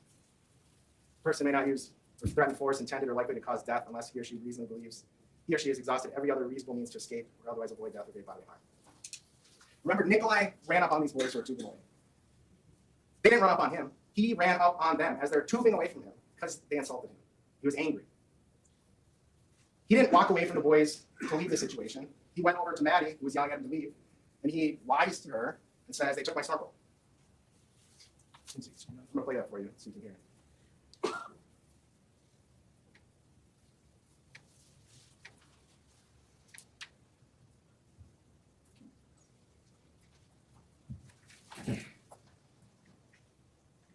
This is at 105 in the video. I'm ready. Go, kid, go, go, go, kid, go, go, kid, go, go, doesn't matter. He didn't get picked up. He didn't go over there to extricate himself from the situation. He went over there and accused the boys of taking the snorkel, which was a lie. And he had just ran up on the boys. So after he runs up on the boys as they're tubing away, he goes and tells Maddie, "They took my snorkel." He's standing there smirking at people, takes out his knife, either punches or pushes Maddie.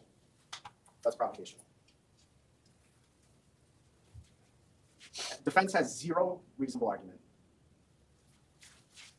especially when it comes to Tony, Riley, Isaac, and Dante. Nikolai gets punched. He gets struck with an open hand twice. He gets ineffectually pushed by AJ. It doesn't do anything. Nikolai pops right up and disembowels AJ. After Nikolai goes down in the water, nobody approaches him. Nope. Yes, I would. I mean, honestly, I might be able to do that on my end. But sometimes when I mess with like the OBS like audio settings, sometimes like it ends up being crappy. But I do wish that YouTube had a way to make it so it would make their audio more balanced. That would be wonderful. That would be great. Nobody goes to Because kick on him. Twitch, there's an option on Twitch for that, surprisingly, because, you know, Twitch is usually a pretty meh streaming site. But on Twitch, you can make it so the audio is like more balanced or something like that. Nobody goes to punch. After Nikolai goes down in the water, nobody approaches him. Nobody. Nobody goes to kick him. Nobody goes to punch him. Nobody goes to push him again. Tony, with Nikolai down on the ground, Tony walks by Nikolai with his back to Nikolai, yelling, "Get back to Dante." He turns around to tell Nikolai to get away, and Nikolai turns around and stabs him. Nikolai was facing his group with an open path of escape after provoking a reaction. He just stabbed Riley before stabbing Tony. After stabbing those two, he stabs Isaac. After Hey, Mama that, Jama. after Ariel's there, he walks over to Dante, stabs Dante in the chest, right below his ribs, right below his heart. So self-defense. I submit to you, the state has proven beyond a reasonable doubt this was not justified self-defense, and Nikolai knew it. He knew it from the moment he did it. First of all, imminent threat of death or great bodily harm. He's not in an alley with no way out, with people blocking his exit.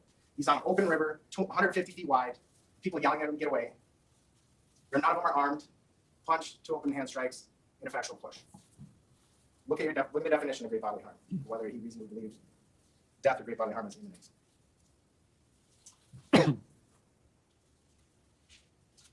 For attempted first-degree homicide for Dante, AJ, Tony. Hold on. Law and crime. Wait, okay, now it's different. Because before law and crime, their polls showed a huge percentage of guilty.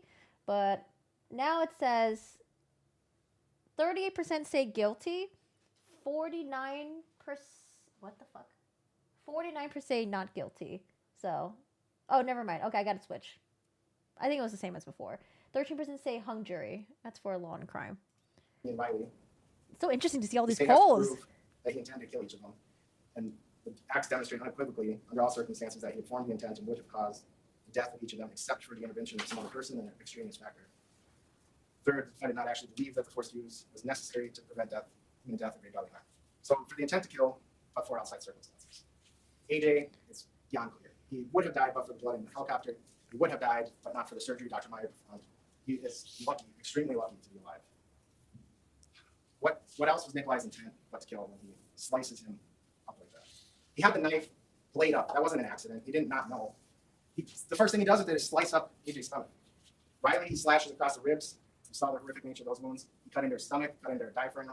Luckily, didn't hit any major arteries for her heart or lung.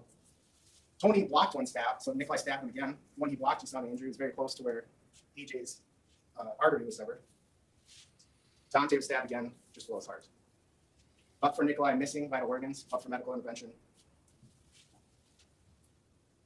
Miu claimed he had tunnel vision.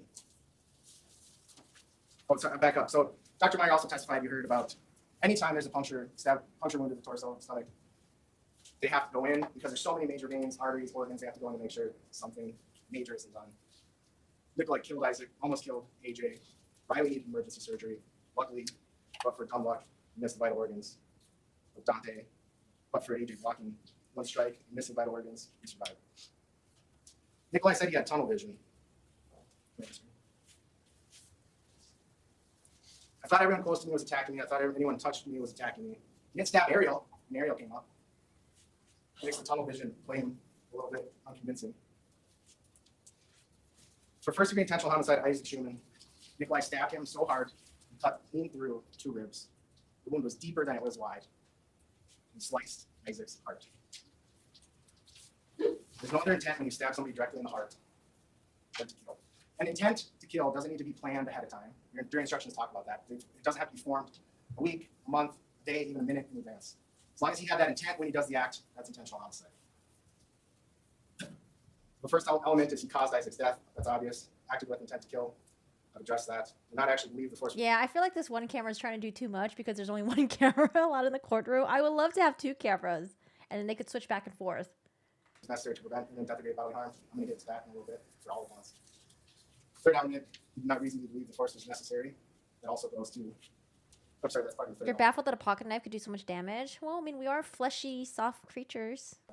So how do we know? How can what Nikolai believed? What a reasonable person would believe?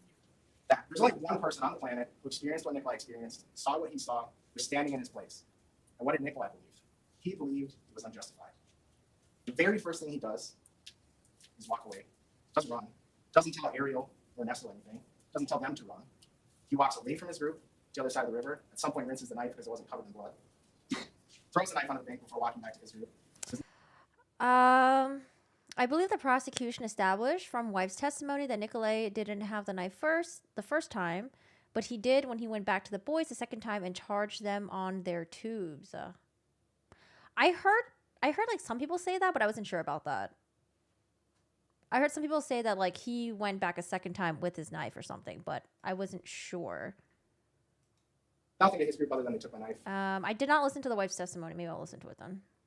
Puts on his hat, sunglasses, and shirt, and sits down on his table. He's the one, as he said in his interview, who says, let's go, let's get out of here. They can't right away because Eric isn't there. You saw, and as they're tubing down the river, you saw the video of him casually paddling along. You saw, so plan 1, get away. Slink away with the crowd. That didn't work. Plan 2, play down. Can you take the screen down, please? Oh, wait, Sherry, maybe you're thinking of like the little tiny pocket knives. Are you thinking of like, let's see if we can get a picture. I don't know. I was thinking of like something like this. Maybe you're thinking of like the Swiss, like the little tiny Swiss ones. Like this thing? Where it's like an all-in-one thing? Sorry, you can't see my mouse. This like this red thing right here. But to me, it looked like kind of like one of these or like one of this, like one of these little flippies here. Not this thing. You're thinking of your dad's pocket knife, yeah. Not like this little thing. Although this, could possibly do some damage too. To me, it looked more like something like this or something like that, where it's like a bit girthy.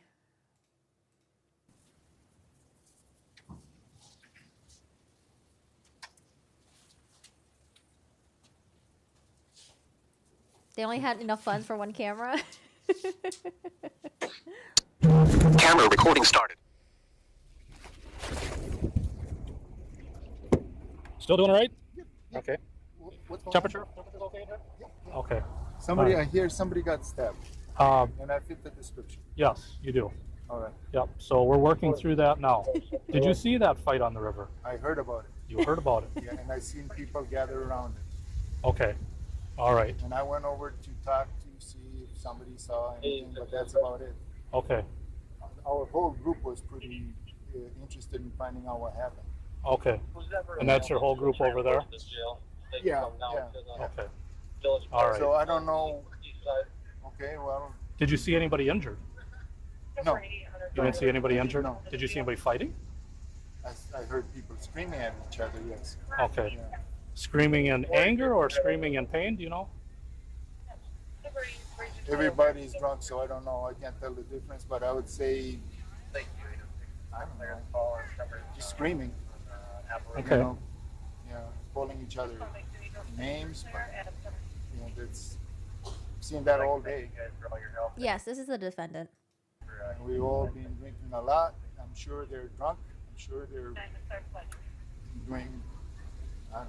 No notification. What? Half the bell on, half the Discord notification on. Hi, Taxi. How's work? How are you?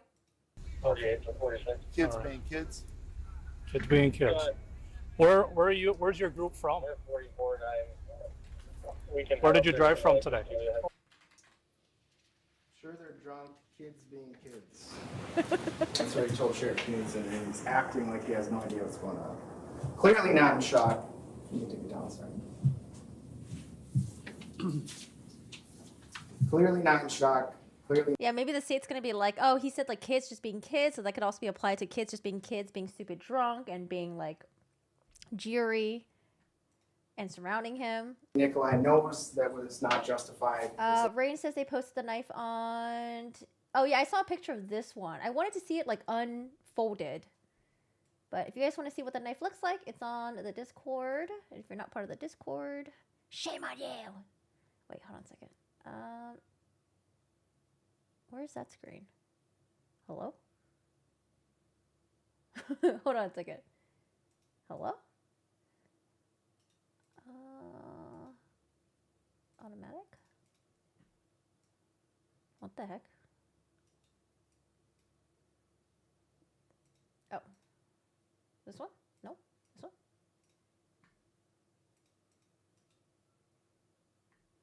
Transform. Oh, it's over here. Oh, okay, got it. Give me a second. It's over. Oh boy. Oh boy. There you go. That is what it looks like. This guy right here. Thanks, Rain. I appreciate it. As always. Looking out for Nikolai. Slinking away didn't work. Plain dumb didn't work. He's told he's under arrest for homicide. Plan 3. Completely lie about what happened as to justify him using lethal force.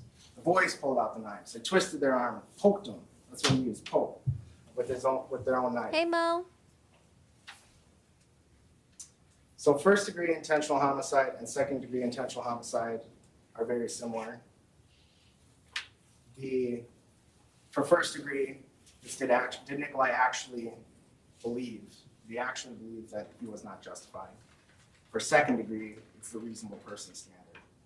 I submit to you, it doesn't make a difference in this case. It's crystal clear. He knew he wasn't justified.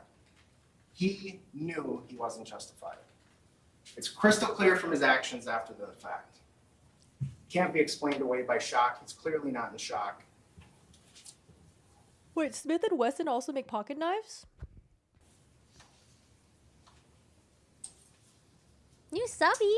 Well, thanks for popping in. I appreciate ya. The use of force on AJ, stabbing Riley just standing there, stabbing Tony trying to break it up, stabbing Isaac directly in the heart. Vario's there, walking up to Dante and stabbing him. The injuries he left behind, that all shows his intent. Again, you have to consider whether he knew he could retreat, whether there was a safe escape. He could have just walked away. He could have just raised his knife. He didn't do any of that. He just stood there with the knife until he punched Madison. He touched his knife before running up on the boys. He takes out the knife, opens the blade up, never says anything, never walks away, never takes a step back, never raises the knife, never yells for help. He's smirking with the knife in his hand. Finally, after stabbing 5 people, then he walks away. Doesn't run, walks. It's shocking to see what Nikolai did in this case, to see the injuries, and then see his calm, cool demeanor after the fact, tubing down the river.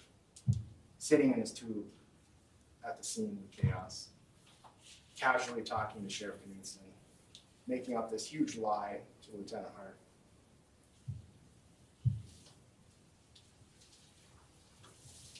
He even lied to the start nurse at 9 p.m., so 5 hours after the incident, about Boyd pulling a knife, twisting his arm, poking him with his own knife. He even lied to Sandy after the arrest. Nic recognizes that what happened is not justified self-defense. Just standing there with the knife, not walking away when you clearly can. So even to Sandy, after he's charged, he casts blame on her and the group for not hearing him yelling. He never yelled. Normally, it'd be difficult to know what a defendant believed in a self-defense case, not in this case.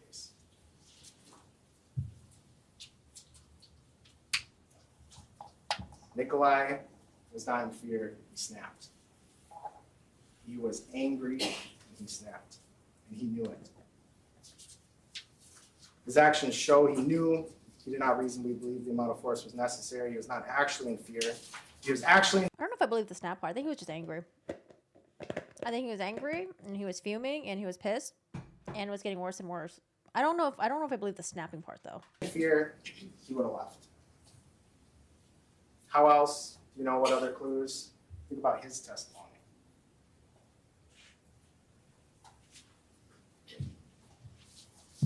We submit to you. It's 3 a.m. over there for you? Oh no. Where are you at?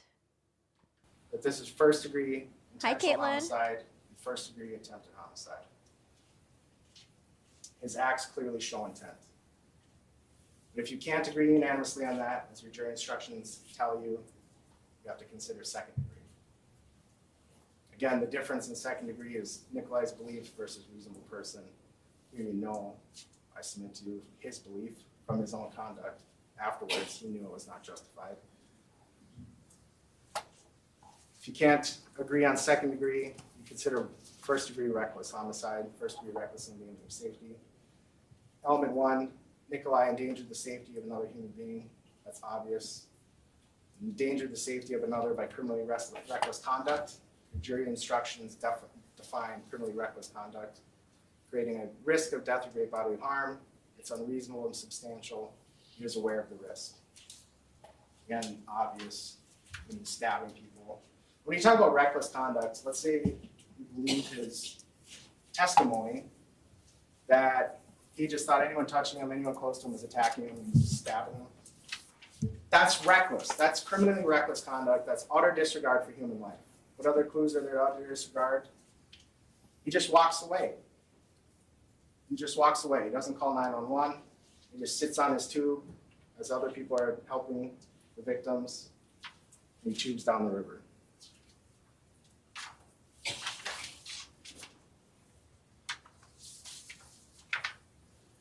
The slipping and falling to the water was a part where he was running at the kids, and then he said he slipped onto their tube. Some people say he was grabbing at their tube. Some people say he might have just slipped in on the rocks or something.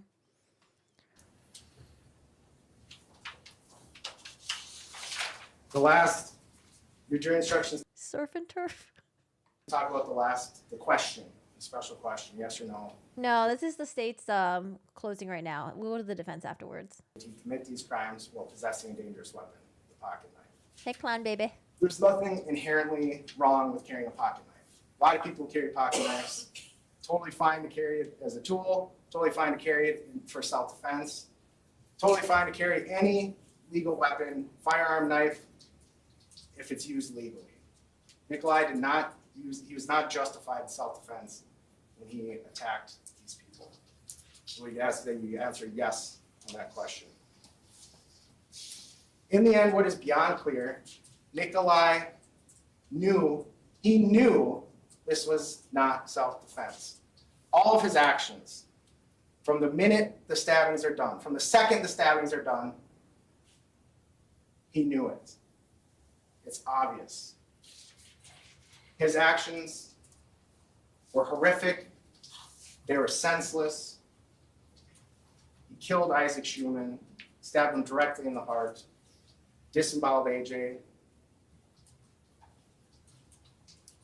stabbed Tony who's trying to break up a fight, Riley who's just standing there, and then walks up to Dante. That walking up to Dante, stabbing him when he's got clear path to retreat, that destroys any argument that this was self-defense. He was angry. There's no rational reason Nikolai, his group's over here, would walk this way towards the group of people to stab Dante. Senseless and horrific acts. The state has to find Nikolai Miu guilty of all charges. Thank you. What do we think about his closing statement? Like the delivery of it, whether or not you were like into it. Did he do a good job at like presenting it in a way to convince a jury? I think he did like okay. I don't know. I feel like it could have been like more oomph, you know, more oomph. And we hadn't sped up too. I feel like he did okay. Thank you. We will take a. Mr. Judge, you are so loud in my ear. Why is the judge so loud? Oh, the judge is the only one that's speaking in his microphone properly. That's why. You wish he was more confident. It felt underwhelming. In Wisconsin, self-defense is their duty to render aid. I don't know. I did not know. He droned on a lot. Meandering, boring, too much testifying rather than wrapping up. 10-minute recess. We'll be reconvening at 11:05. Crap. Please take the jury out. All right, y'all. Let's get up and stretch real quick. Oh, please do some stretches. Sitting all day shortens your muscles sometimes. That's what I learned. So then when you stand, sometimes you have like back pain. Ugh. I don't know why the microphones are like that. I have no idea. No, you only get like a 30-second recess, okay? You're not part of the court. 30-second recess for you. Hello, arbitrary feet. What's with the username? I feel like I need a background story on that. 11:05. Madam Clerk, could we just,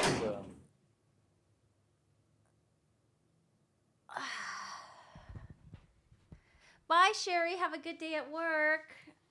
Have a good day.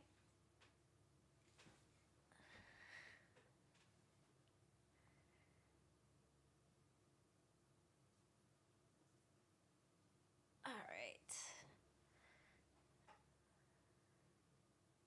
What's up, Cheryl? How you doing today? What's with the username? Yeah, it's arbitrary feet. Okay, hold on. I'm gonna use the restroom really quick. Y'all behave. And I'll be right back.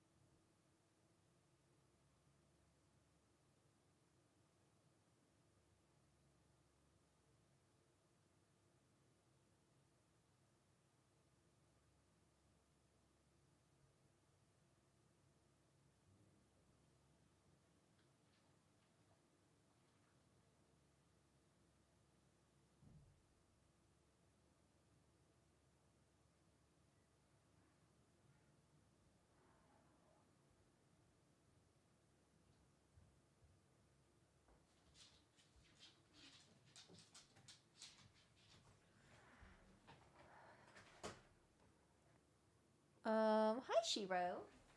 What's up, Bubba?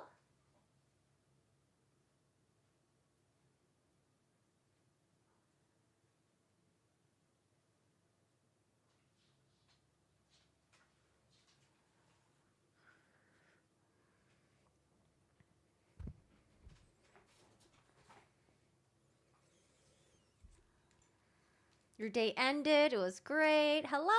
I hope you have a good day. Or I hope you had a good day. Meanwhile, Chad is sitting in the courtroom looking like a muppet. Yeah, I'm not impressed with the Daybell cameras. Ugh. I wish the judge would have just let court TV take over. I don't know why he wanted to control everything. It's kind of annoying. But oh well. Mo says he's guilty. Poor kids. This video is what will get him convicted. Hi, Big Von. I'm surprised people are divided. I am not I am at how strongly people feel for either side. His interrogation will fuck him up. Any other thing else? Can't believe how many people are divided on this case. I can, because in the video was like 2 minutes long, right? During that 2-minute video, like within each frame, there's like so many different things that you can interpret it differently.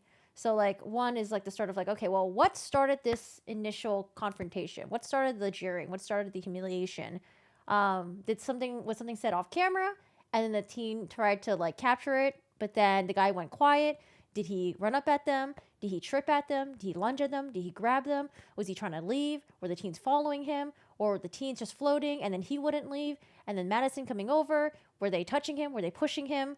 Did Madison get slapped? Did she not get slapped? Did she get punched? Did she get pushed? Were they lying? There's like so many different parts that people can just interpret very differently. Or like when he's like standing there. Is he standing there because he's like fuming? He's getting angry? Or is he standing there because he's getting humiliated? It's shocking.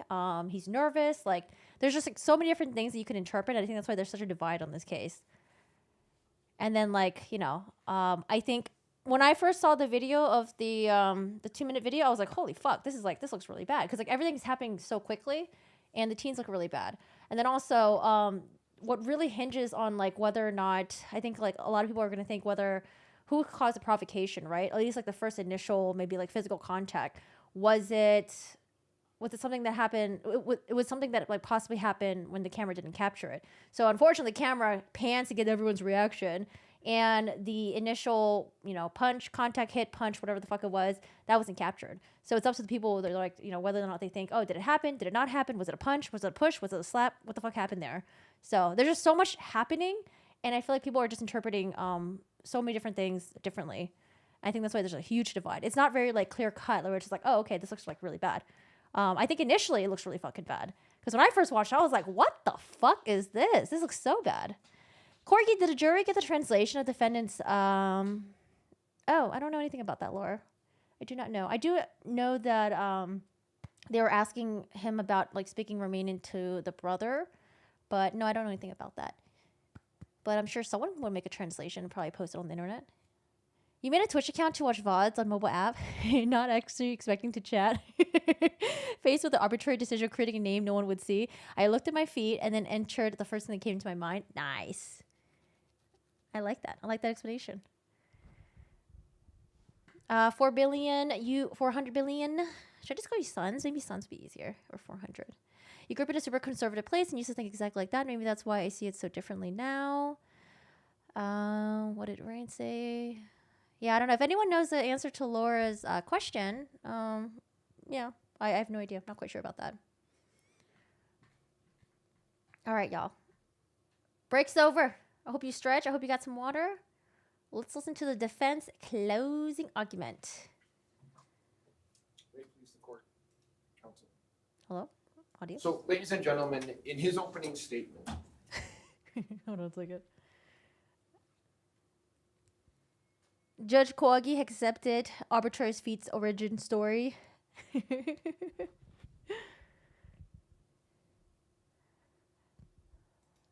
Attorney Nelson said to you, one of the things you're Wait, who is this guy? Was he the guy who did opening statements? going to have to determine is what happened on July 30th, 2022. Well, what happened on July 30th, 2022 is a group of drunk teenagers led by the ringleader, Juwan Cockfield, saw an opportunity to torment a man who was by himself. They taunted him. They called him names like raper and pedophile and predator. They did this for no legitimate purpose. When they did this, they're yelling and carrying on. It attracted the attention of another group, right? Led by Madison Cohen and Dante Carlson. 6 drunk teenagers quickly turned into 13. 13 against 1. They got in his face. They screamed at him. They called him names. They swore at him. They put their hands on him. And the group of 6, they became brave. The group of 6 Wait, I should go to all the different live streams and then see what their polls say. I'm so curious. became brave to the point that they circle him and start taunting him. They do this to a man who has done nothing, absolutely nothing to them. Then, when that man, Mr. Miu, tries to create some space between him and Madison Cohen, they pounce. They punch him. They push him. They slap him. Wait, they punch him? Wait, when did they punch him? Oh, sorry, this is after the Madison contact. Okay. They hit him again. They choke him from all directions. And Nic Miu acts in self-defense. That's what happened on July 30th, 2022. I just want to give you guys a little bit of an indication as to kind of where I'm going to go, and more importantly, what I think you need to think about when you are back there thinking about the evidence, okay? First is the law. 1, there is no duty to retreat, period. That is the only requirement. In this state, bullies like Madison Cohen don't get to tell us where to go. Bullies like Madison Cohen don't get to get in our face and require that we leave. That's not a requirement here. Keep that in mind. 2, subjective beliefs, okay? When you're listening to or contemplating the evidence and replaying it in your mind, you are to do that and consider the beliefs, not the actions, but the beliefs of Mr. Miu. And when you do that, you are to do that from his perspective at the time that the events were occurring. So while we have a video, that video is from the perspective of Joanne Cockfield. The video perspective that the jury is required to consider it is as Nic Miu is holding the camera. I'm going to address this a little bit later, but the idea of provocation. Whether or not Nic intentionally caused harm to Madison Cohen. That is something that you should consider when you're considering provocation. And the other main one I want to talk about is what it means, because it's different here, beyond a reasonable doubt. So normally, beyond a reasonable doubt is this hurdle, and the state has to jump that hurdle in order to prove a case. It's a little bit different here, okay? Because in this case, self-defense has been alleged. Remember when you're back there, Nic Miu doesn't have to prove he acted in self-defense. They have to prove beyond a reasonable doubt that he didn't act in self-defense. They have to prove that his beliefs were unreasonable, okay? So the way that I look at this video, the main video of Joanne Cockfield, we've all seen the 9-second video where he's screaming at Mr. Miu, calling him a raper. I'm not talking about that. I'm talking about the video that you've seen probably more than you want to. I actually do wonder if there is any civil lawsuits against him, though. But I'm breaking that up into really 3 parts, okay? 0 to 149 is the first part, all right? Before anything actually happens in terms of the attack. And what is in dispute in that first minute and 49 seconds? I think 2 things were raised in the case that were in dispute. And that is, first, whether or not these drunk teens were actually afraid of Mr. Miu, right? I think to a person, they testified, yeah, we were really concerned about Mr. Miu. I don't think they were afraid of him. And you get to use your everyday experiences in life when you decide what to believe. Does that look to you like teenagers who are afraid of that person? Is that what that looks like to you? Does this photo of drunk teenagers taunting him, does that make you believe in your experiences in life that they're afraid of him? Hey, or is this what drunk teenagers who are terrified, is that what they look like? Does that make sense to you? Because you heard this. As the numbers rose, as the number of people grew, their fear, it decreased. And you've heard Mr. Anderson say over and over again, all Nic Miu had to do was walk away. Well, you heard from each one of those tubers, those manipulation. Maybe it's subliminal. Maybe I have like subliminal messages flashing at you guys. You guys just can't know, or you can't tell. Thanks, Lisette. I mean, there are times where we're gonna disagree, and it's okay to fucking disagree. You know, it is what it is. I know with the Terry Sanderson case, I disagreed largely with my community. Everyone was like, "No, fuck Terry Sanderson." I'm like, "No, I kind of feel for him." You know, yeah. So there are cases where we'll all agree on something, and there are some cases where we'll just be a huge fucking divide. And it's okay because like I don't want to have a community that's just gonna agree just for the sake of agreeing, right? Like it's boring. Why would I want people who are just gonna be like, oh yes, Corey, yes ma'am, yes ma'am. We could have passed. When he walked over by Madison Cohen, we could have. You're wearing your tinfoil hat. I'm finna get you. And you heard Owen Pelican. I You're didn't not a want to penetrate. pass. I wanted to see how this was going to play out. Why? Because John Packfield was recording this entire incident. They wanted to see what was going to happen. They're not afraid. They want to see how this is going to play out. And Jawan Packfield said it best of all. It's for the culture. He wanted to put it on the internet so other people could see. And when you're using your everyday experiences in life, ask yourself this. Do people who are afraid of other people, do they walk Corgi doesn't want to hurt sheep. How very uncorgi-like of you. True. up on them? Is that what people do when you're afraid of someone? Hi, Or you try to Claire. get away from them? If you're afraid of someone, do you taunt them? Do you call them names? Do you circle around them? Those are questions that you all can answer. Or an alternative hypothesis to them being terrified is, do they do those things because they're drunk teenagers and what they want to do is make a video and put it on the internet? Which one of those two things, based on the evidence that you've seen, which one of those things makes more sense to you? The second thing that I think is in dispute, or was at least raised in the first minute and 49 seconds of that video, is whether or not Nic Miu's looking for little girls. Now, Mr. Anderson gets up here and says, no, he wasn't looking for little girls. But he also says, the boys didn't invent that. No, they pretty much invented that. And why do we, or how do we know that? So that's not in the video anywhere, right? They don't mention it. They don't say anything about Nic Miu telling them that. Right? Every one of them who speaks to the police provides a statement about what happened. Zero mention to the police that he said he was looking for little girls. This gentleman over here, Investigator Schultz, I think he said that he was a sensitive crimes investigator. He saw some of this stuff come across his desk, and that would have interested him. Investigator did testify. Said he would have mentioned, if any of these kids would have mentioned little girls, I would have taken note of that. So, what's the alternative? Why did they say that?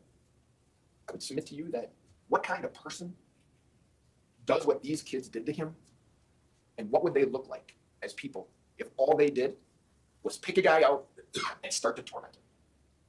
What do we think of people who do that? What do we think of people who call grown men rapers and pedophiles and predators for kicks? What do we think of those people? They had to come in and say that. Because if they don't, we know what we think of them. That's the reason they came in. And they said this to you guys under oath. They got on that witness stand and swore to tell the truth. And they told you that he said he was looking for little girls. Well, the cops got up under oath and told you, no, they never mentioned that to me. What are the odds? What are the odds of that actually happened and nobody mentions it to the police? What are the odds?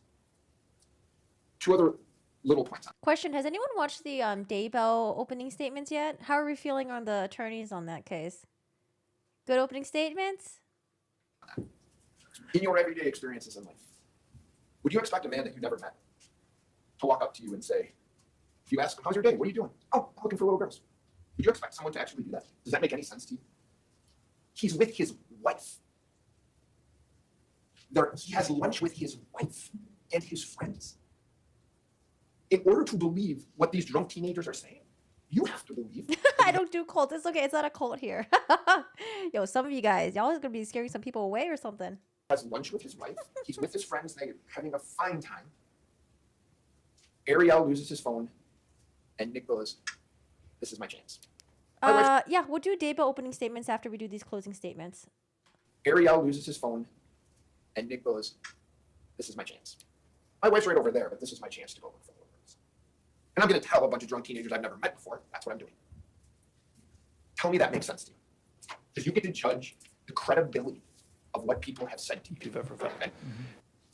But I want to talk about what we know in that first minute and 49 seconds of the video. What do we know? We know, based on the evidence, that Nick's looking for a phone. We know that. Ariel said that. Nick said that. They find Ariel's phone in the river. So we know that. We know that Nick comes up to the teenager's tubes And we know that Cockfield's looking for a phone, and Cockfield's holding the phone. Joanne Cockfield's holding the phone. We know that Nic Miu walks away from them as he passes them. We know that. We know, right, that the drunk teenagers move toward him and start confronting him. We know that. We also know that Nic sees what he believes to be a reasonable, rational adult. So he heads over there to talk to her. And what we know is you can see his thumb, he's motioning back, trying to explain what happened.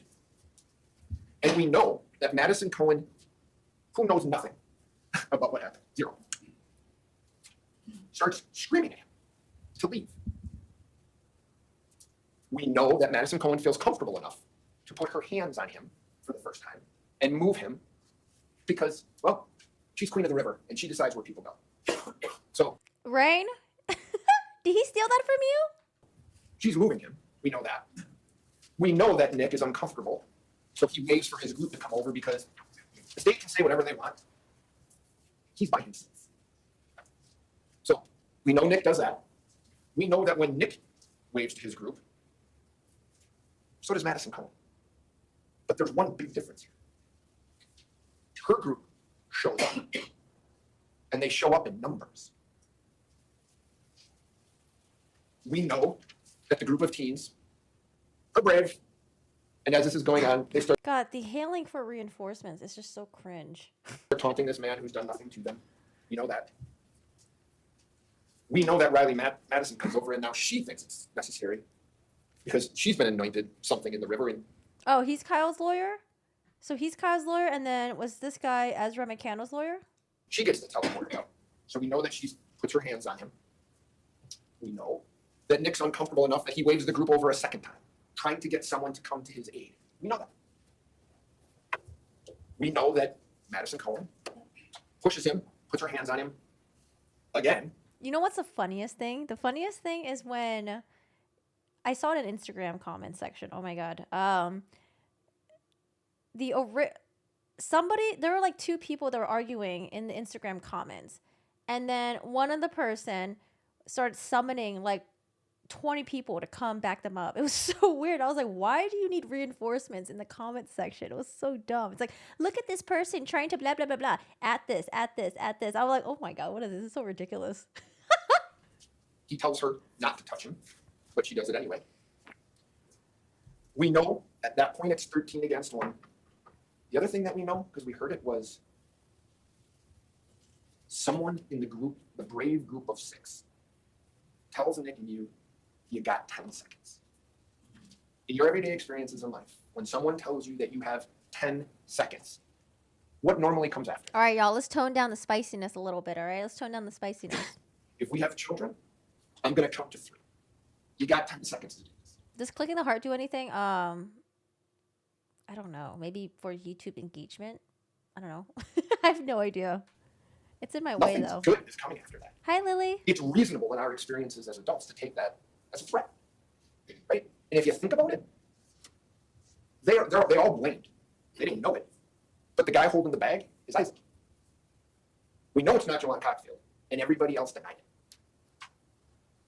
So who's left? Their buddy Isaac. They all blame without saying his name. It's like, wasn't me. Huh? You're saying it's the one person who isn't here. Wait, they're blaming Isaac on what? Oh, the I'm going to count to 3 thing? Experiences in life. When someone tells you that you have 10 seconds. Oh, 10 seconds, whatever. What normally comes after that? If we have children, I'm going to count to 3. You got 10 seconds to do this. Nothing's good is coming after that. It's reasonable in our experiences as adults to take that as a threat, right? And if you think about it, they all blamed. They didn't know it. But the guy holding the bag is Isaac. We know it's not Joanne Cockfield, and everybody else denied it. So who's left? Their buddy Isaac. They all blame without saying his name. It's like, wasn't me. Huh? You're saying it's the one person who isn't here, right? That's what we know. We know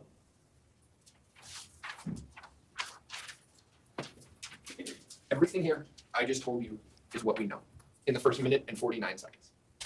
Hey, And Morton. why does that matter? What is this video? Who wrote this?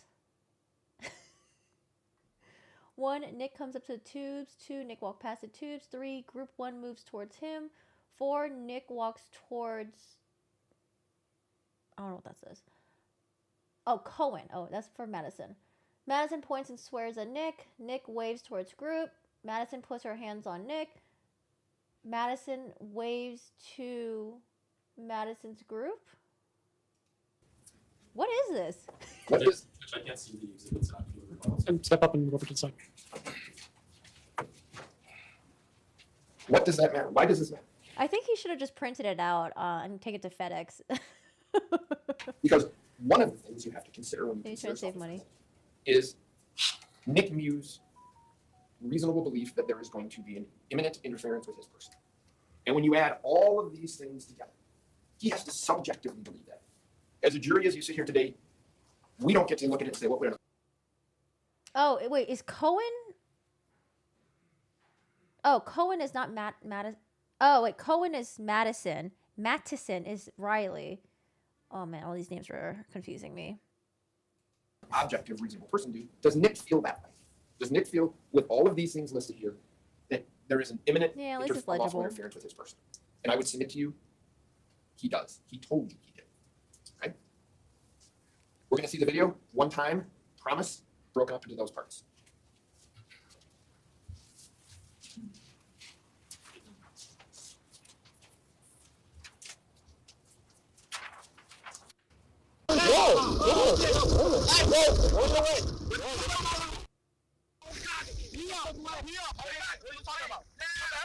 Oh, I guess I'll slow it down. What? What's going on with your homie? He's on camera. Scripted. He's on 14. Yo, the new iPhone got that good quality. I don't like this cameraman. Yeah,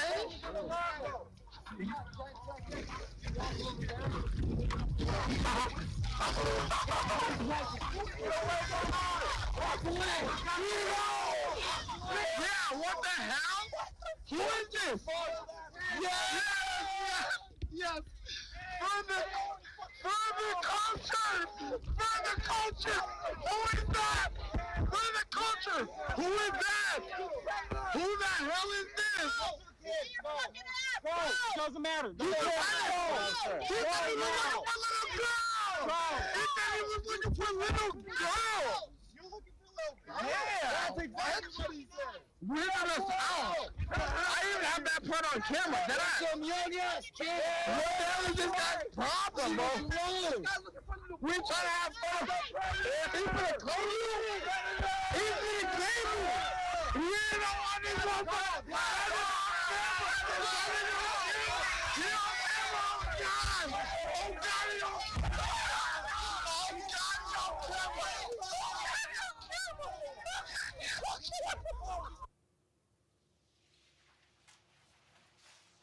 The second part of the video that I think is important, and Attorney Anderson's talked a little bit about it, is really the 1 second that we don't get to see, right? The 1 second where the state is insinuating and is claiming that Madison Cohen was punched, and where Nic Miu has testified that he raises his arm to get her out of his space. So those are the two possibilities as to what happened in the video that you don't see. And I am, once again, asking that you use your everyday experiences in life when you make this determination, okay? And I understand that people in stressful situations don't get everything perfect. I get that. I'm not holding anybody to this exact standard.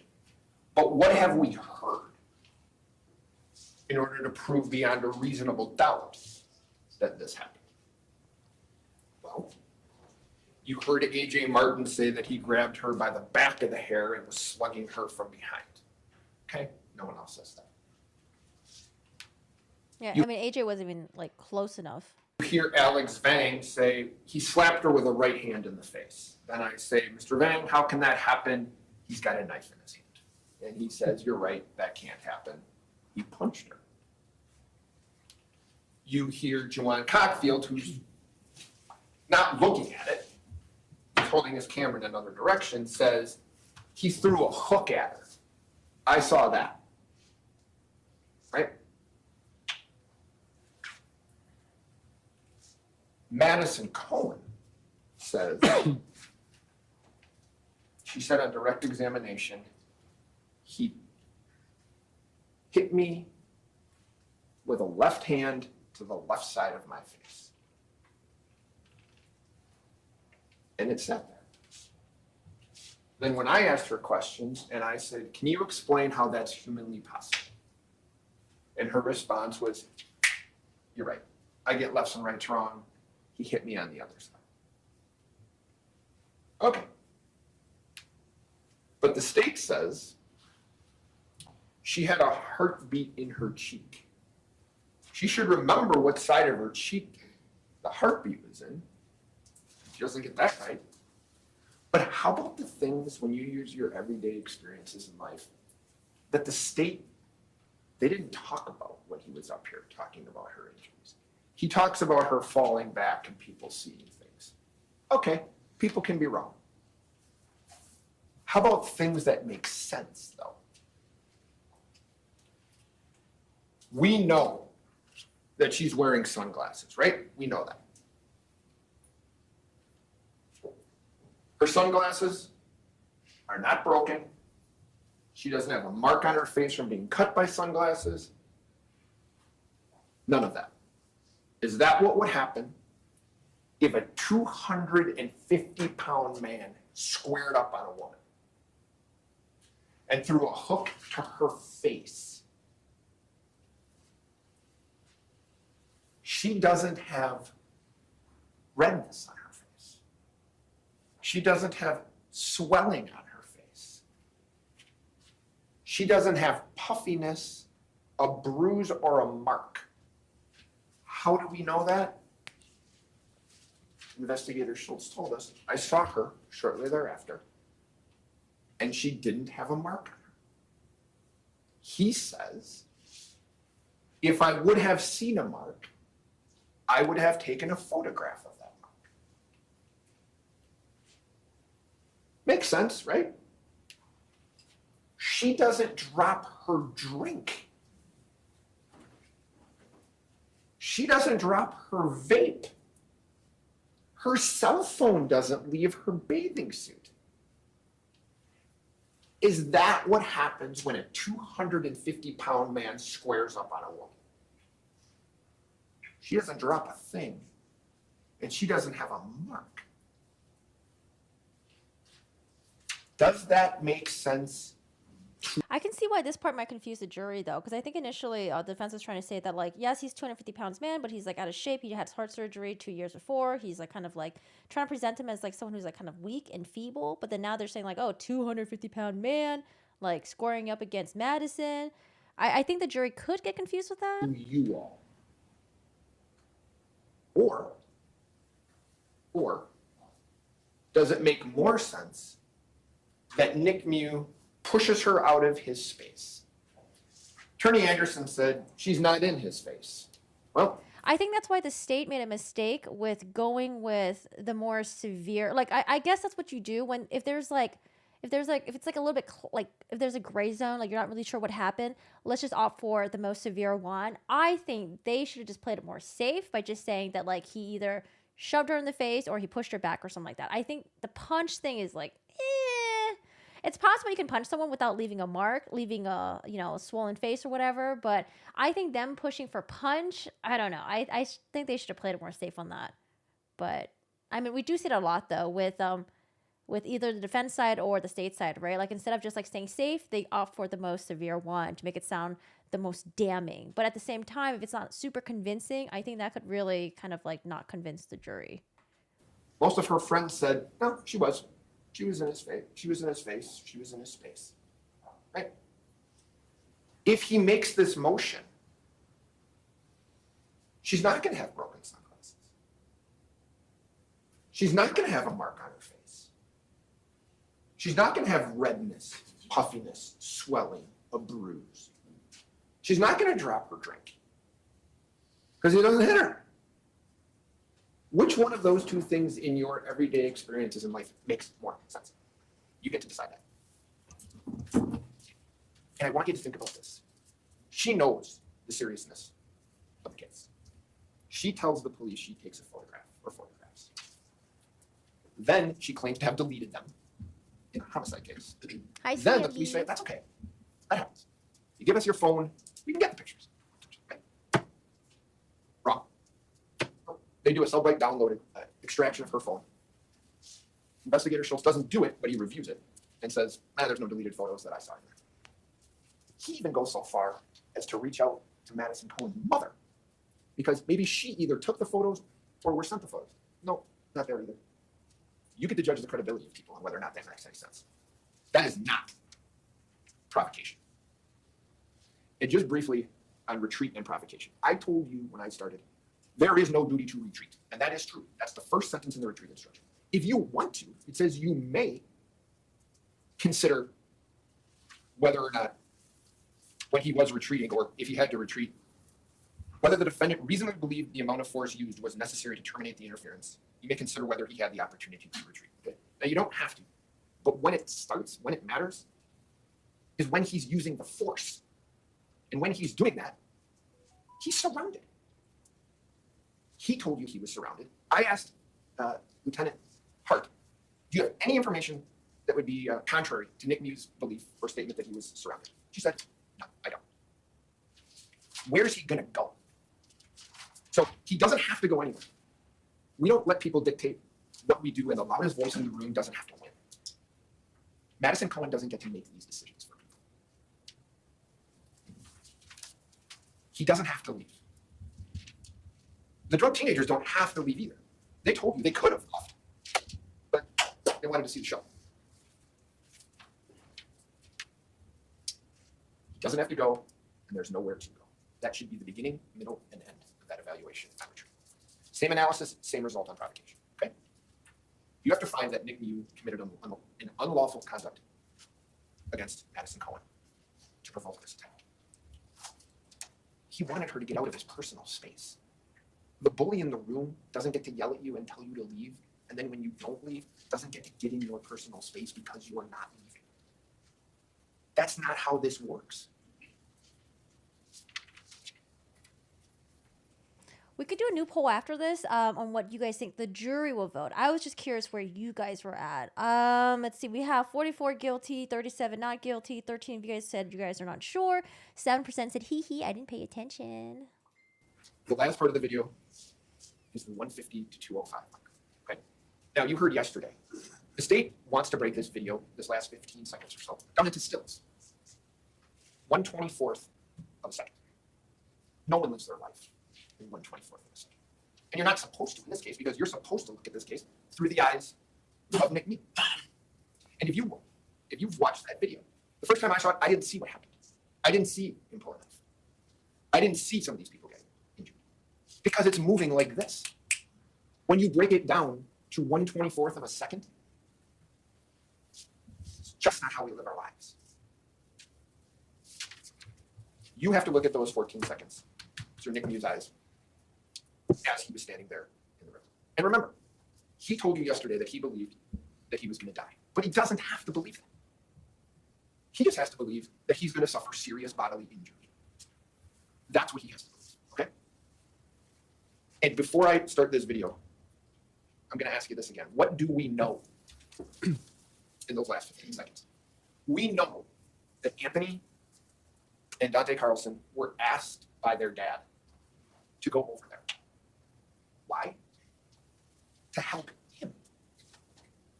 Quentin Carlson testified that he was concerned that Nic Miu was going to get the brakes beat off of him. So Quentin Carlson wanted his boys to go assist.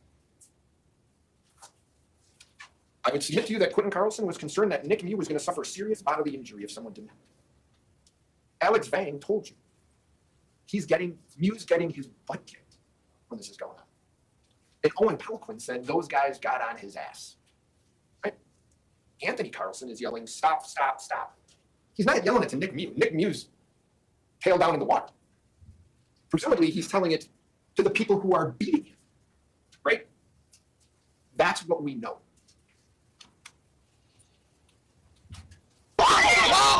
Oh my god, I'm sorry. He didn't even give me. Did he not give me a heads up? Don't listen on the headphones today, guys. At least not this trial.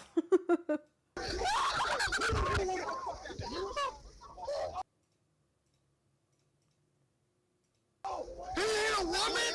He hit a woman? You hit a woman! Now, Juwan Cockfield found that to be funny for quite some time. You can hear him cackling on how he thinks it's funny that Miu's getting punched in the face and knocked in the face, slapped, okay? But what we know from that video is a 250-pound man, 250-pound man, has been knocked clean off his feet backwards into the water by getting punched in the jaw. That's what we know. We know that in 1 second, Dante Carlson, who throws that punch, runs around to the other side of Nic Miu while he's still on his back, kind of on his lower, on his butt, kind of on his lower back, and he cracks him across the face. We know that. That's not in dispute. We know that A.J. Martin, who says he's the peacekeeper, that's what he said. He runs up from behind and shoves Nic Miu while Bye, Tam. Have a good one. Dante Carlson comes in for thirds and smacks Nic Miu in the face again. I would submit to you at this point, it's coming from all sides and from multiple people. And this man, who had heart surgery, is terrified as to what's going on. We know, well, let me just remind you of this. At this point, after he's been punched, slapped, pushed, slapped, he hasn't stabbed anyone. Right? And if you listened closely to what A.J. Martin said in his testimony, when he was shown the picture of him making contact with Mr. Miu before Mr. Miu stabbed him, he said, he got me before I got him, I guess. What does that tell you about what A.J. Martin's intention is?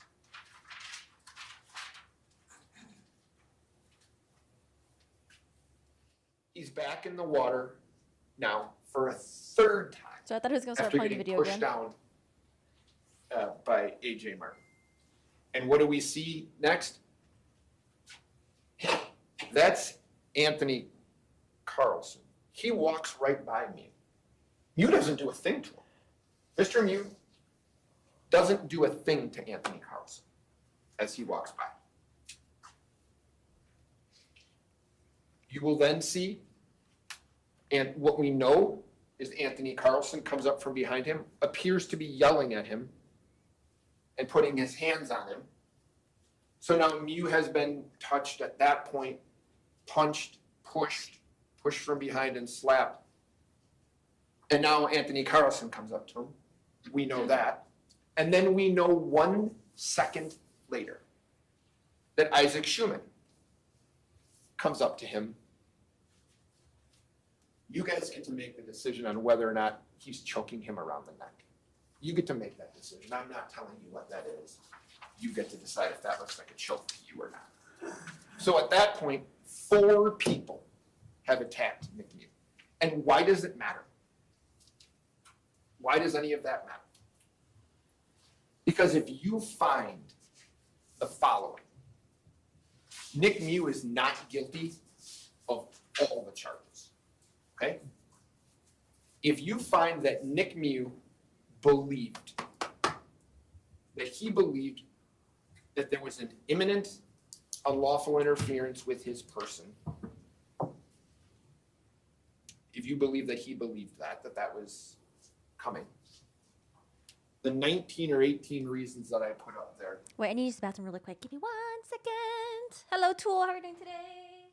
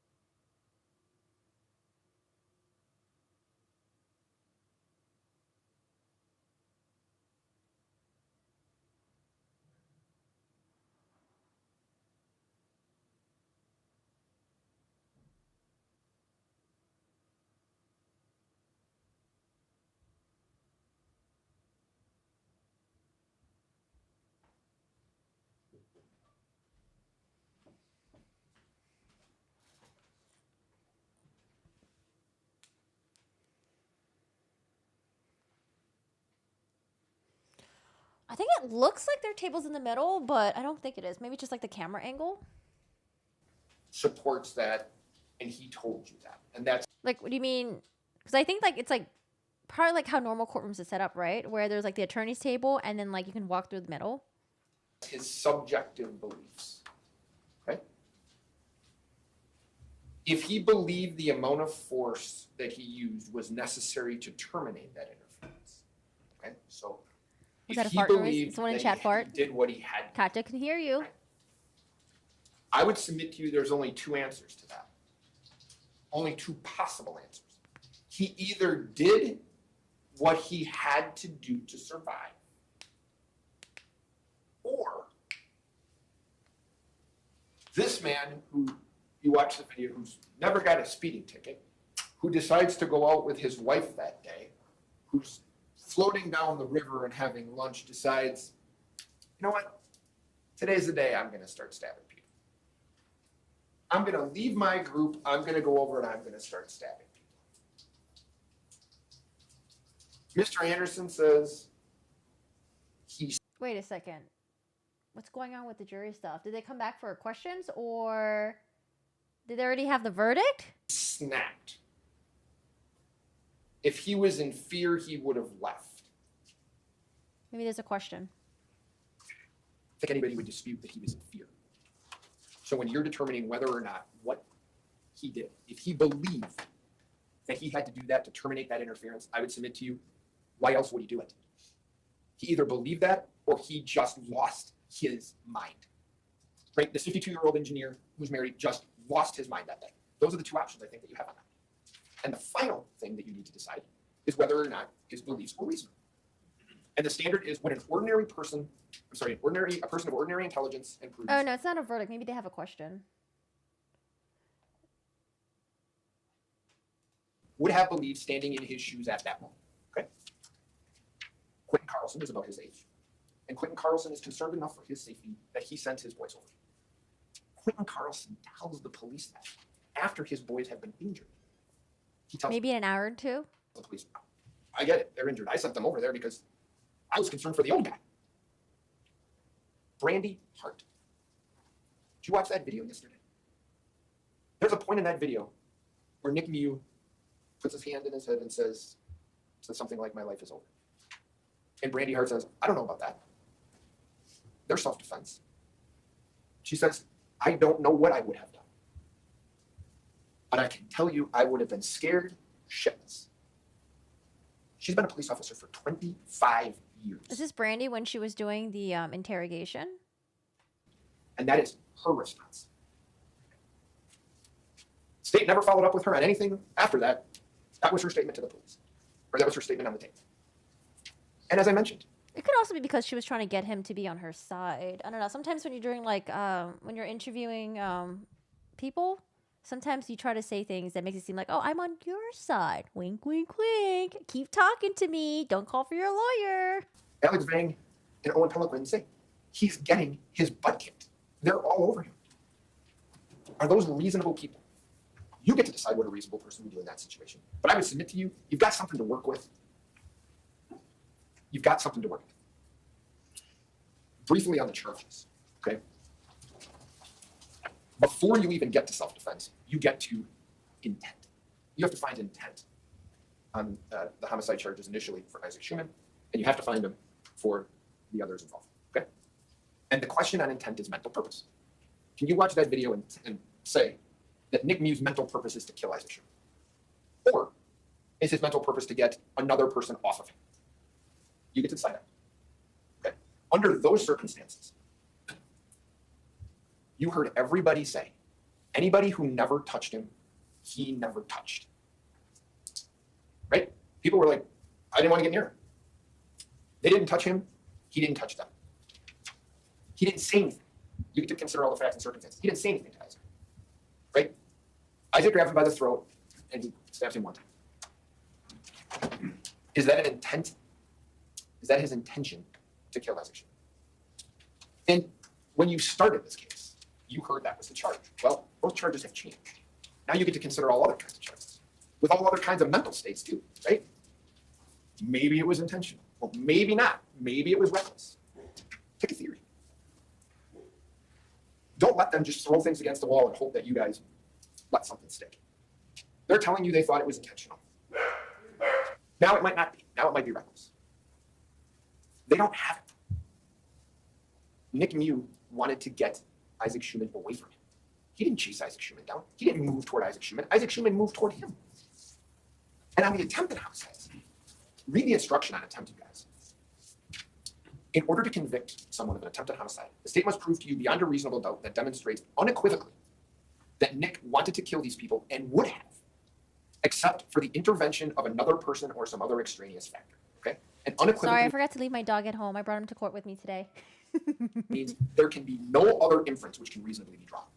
No other inference. And an extraneous factor is something outside the control of Nick. You heard D.A. Anderson say, but for medical intervention, some of these people would have died. Well, A.J. Martin would have. Dr. Carlson had a hernia. He repaired a hernia. Sorry, medical intervention doesn't prevent him. He's not going to die from that. Anthony Carlson gets 2 stitches. He's certainly not going to die from that. And Riley Madison could have got an infection, they said. I understand that. But if he wanted to kill them, why didn't he? He's, if you believe Attorney Anderson, he's alone with Dante Carlson. Why does he stab him one time? He wants to kill him. Why doesn't he slash him up? He wants what he wanted all along, to get away from these people. He's leaving, and Dante Carlson, who has beaten him up, has hit him in the face repeatedly, confronts him again. What does he think? What does Nic Miu believe is about to happen? You don't have to let somebody beat you before you respond. Doesn't that make sense? And because they don't have the attempts here, because there was nothing, no outside extraneous factor, they also say, might not be attempts. Take a chance on reckless. How about that? Again, not really a theory, but you get to make that decision. I'm going to comment on the video because I think it's appropriate that was played, the interview with Nick and Brandy Hart. He lies about the knife. He lies about the knife. What he and what Lieutenant Hart said is he's never wavered on is that this was self-defense, that he was fearful and that he was being attacked. Okay, that he's never wavered on it. He said it over 20 times in the interview, and it's the first words out of his mouth when he's interviewed by Lieutenant Hart. Some people get some facts wrong. Some people lie about stuff. He's not telling you the truth about the knife. But does it change one thing that you saw on that video?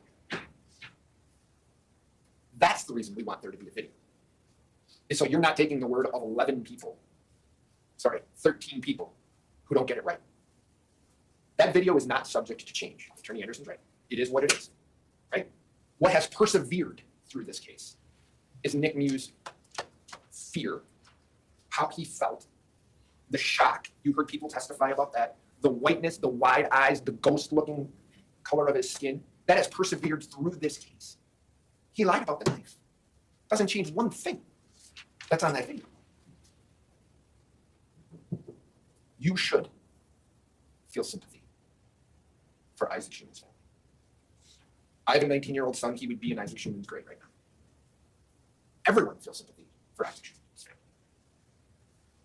I'm sure he was a wonderful kid, and I know that his parents love him. But you don't get to decide this case based on sympathy. The judge tells you that.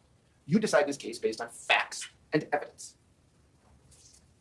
That's what you are required to do. And put most succinctly, in terms of the burden of proof and what the state has to do, is they have to prove to you beyond a reasonable doubt it's not self-defense. And what does reasonable doubt mean?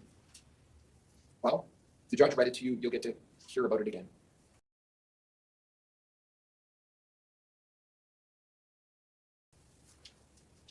But it's a doubt that would cause a person of ordinary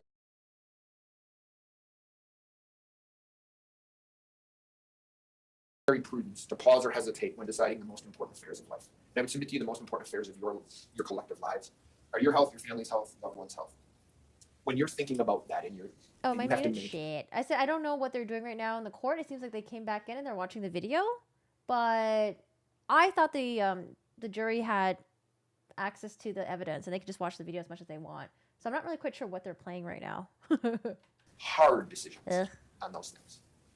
If there is a pause or hesitation about what you need to do because you're getting information from various places, you say, I need a break, I need to figure this out. Sorry, y'all. I was having an Elaine moment. That's reasonable. It is a doubt for which a reason can be given. That reason is self-defense. And I just want you guys to know this. When you go back there and you have those verdict forms, if you believe it's self-defense, he's not guilty. If you believe it's probably self-defense, he's not guilty. If you believe it's possibly self-defense, he's not guilty. If you're like, it's likely just, I don't know, not guilty. If you believe it might not be, not guilty. If you believe it's probably not self-defense, not guilty. All of those considerations that you would have require a verdict of not guilty. Because the state has to prove to you beyond a reasonable.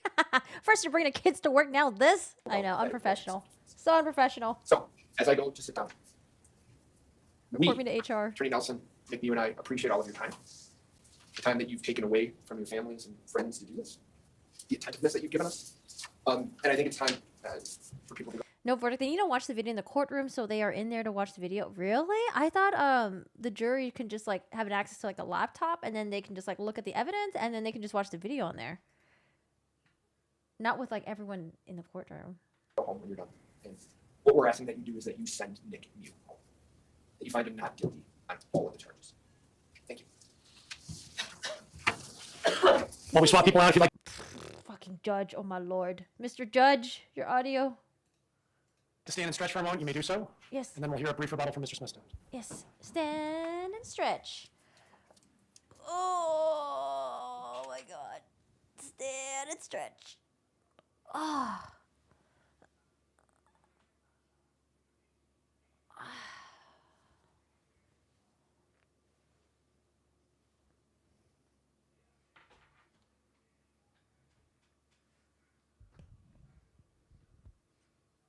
You just heard Mr. Frosty say his entire defense is based on what Nic Miu told you during his testimony, plus thoughts in his head, the beliefs in his head. What do we know about Nic Miu? We know he's smart, speaks multiple languages, has a couple of degrees, one's in math. He's a calculating person, he's a cunning person, he's a skilled and prolific liar. We know that because every word that came out of his mouth, practically since he started walking away from this group, was a lie. Including to his best friend, who he said they took my knife while the knife is still on him. The things he said to Sheriff Knudsen, where he pretended to not know what was going on. And then everything he said to Investigator Hart, Lieutenant Hart. He is skillful at crafting a story that matches what he needs to say to avoid the consequences for his actions. We all know that, it's undisputed. He told you himself, he's a liar, all right? He did not just not lie about the knife. He lied about all kinds of crazy things, bizarre things. Why would he say that these boys pulled his pants down?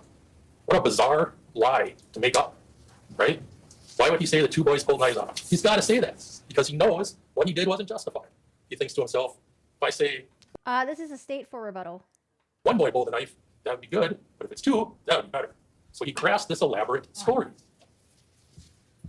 His entire defense rests on you believing what he said on the stand yesterday. His testimony was a disaster. He got caught in several lies on the stand. He changed his answers a couple of times when he realized that what he said wasn't helpful to his. Do you think it would have been better if he didn't testify? What were your thoughts on that? I don't know if I ever made a poll on that yesterday. You're still so torn. Hi, Moondog. You think after this incident, some kids will learn not to mob on someone, but some will start carrying their own weapons? Defense, right? He consistently remembered details from July 30th, 2022. You make it sound like a skilled ninja. I mean, he is a skilled ninja. You just don't know that. Do you not see him practicing ninjutsu underneath the table?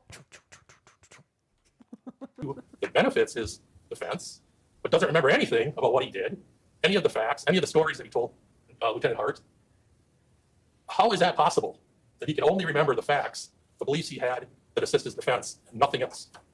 How many times did he say on the stand, I don't remember, I don't remember, I don't remember? He repeated it over and over and over again because he doesn't want to answer questions about what he did because he knows dang well it wasn't justified. He's lying. He's lying.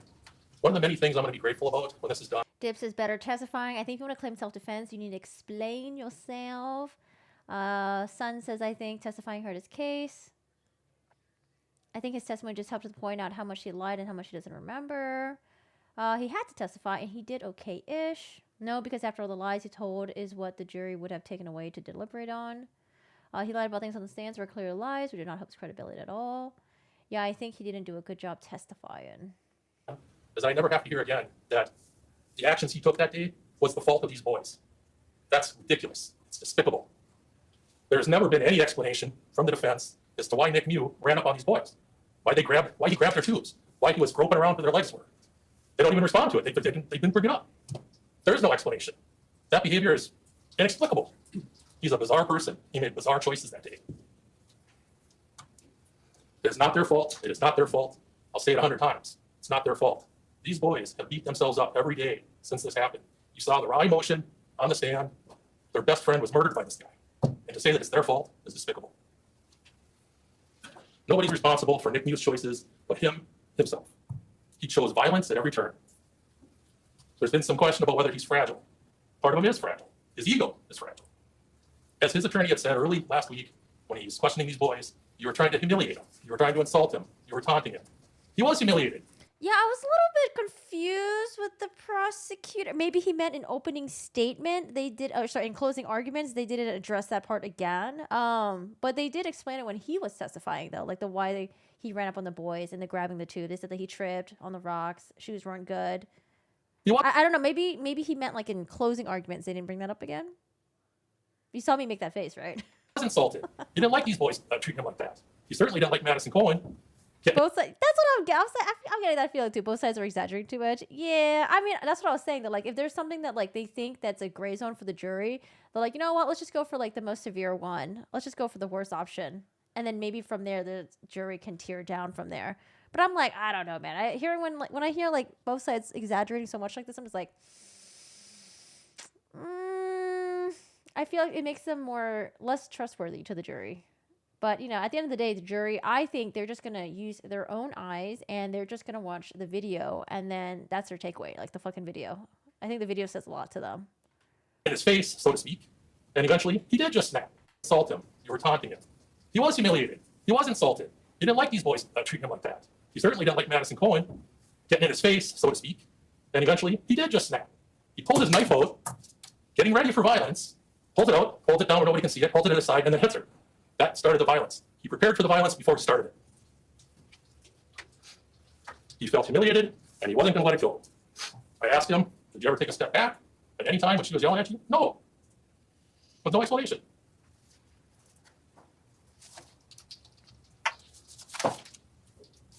We're dealing with what we call false narratives in this case. Things that the defense repeats over and over and over again, hoping that you think it's fact, okay? One of these is this 13-to-1 narrative, okay? We've heard it 100 times in this trial. This is not a 13-to-1 situation. We've got the 16-age boy standing on the side by their tubes. He's confronted by the two girls. Everybody else is in the background. He hits Madison Cohen, who's only got two girls standing in front of him. After the fight, it's one-on-one to start. It's Dante hitting him, and then arguably two-on-one when AJ comes up and pushes him in the back. Tony breaks it up. The fight's done. He gets off. And AJ, of course. I wonder if there's a disconnect between this guy and the other state prosecutor, because the other guy was like punch, punch, punch, and then he says hit, which I think hit is better in my opinion. I know you want to say punch because you want to make it sound like really, really bad, but I think hit sounds better. I don't know. Maybe they disagree. Pushes him in the back. Tony breaks it up. The fight's done. He gets off. And AJ, of course, is already tore open, so he's laying in the river. But that's the end of the fight. Mr. Miu continued violence. He chose more violence after that part of the fight was done. Tony, who did exactly what his dad told him to do, came up to try to break it up. You can hear him tell Dante, his brother, get away, get back. Mr. Miu turns around and stabs him, and Tony blocks it and stabs him again. He chose violence at every turn. There's another false narrative. They circle. Oh, damn. So I guess I thought the man who sent his sons over, I thought only one of them got stabbed. So both of his sons got stabbed, both Dante and Tony. I thought Dante was the one that was his son, and I didn't know Blue Jeans. I wasn't sure if he was just like part of Madison's group or what. They surrounded him. Baloney. You've seen the video how many times there's open water everywhere. That he's attacked from all directions. False narrative. He said that Owen Peliquin testified that they stuck around because they wanted to see how it played out. That's true, but what he didn't mention is that Owen also said he wanted to make sure he didn't do anything to this woman. And you know what? Those instincts were exactly right. Those instincts were right.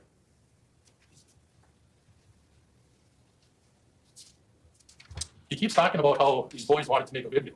Well, they were making a video. And what does that matter? They didn't start the violence. None of those boys laid a hand on him, despite the fact that he touched both Joanne Cockfield and Landon Wire when he ran up on him in the tubes. Nobody laid a hand on him until after he'd already stabbed a number of people. Isaac Schumann tried to stop him. He got killed for his efforts. He seems to be arguing, the defense seems to be arguing that Isaac somehow deserved it. I don't understand that argument. He's trying to protect people.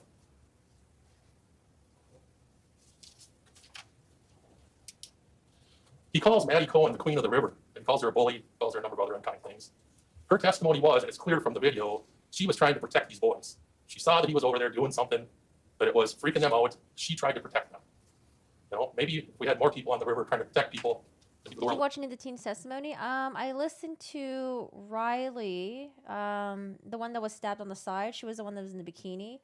I listened to the yellow shorts one, AJ, the one that had his intestines out.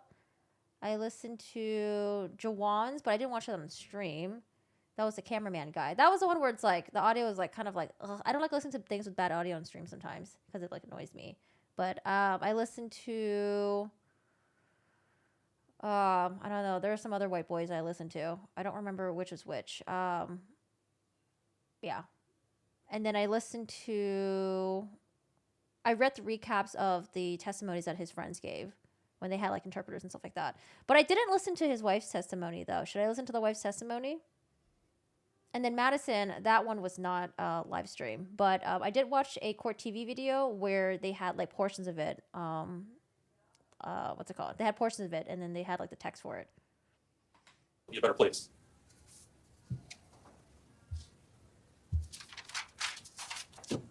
They've made over and over, they've argued that Maddie was never punched because she has no marks on her face.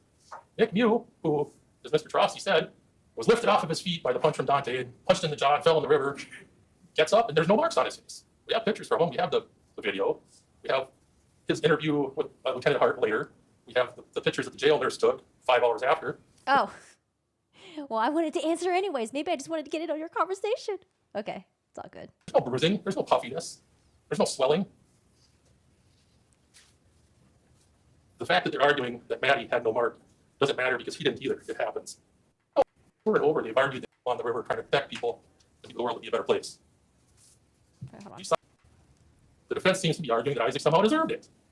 I don't understand that argument. He's trying to protect people.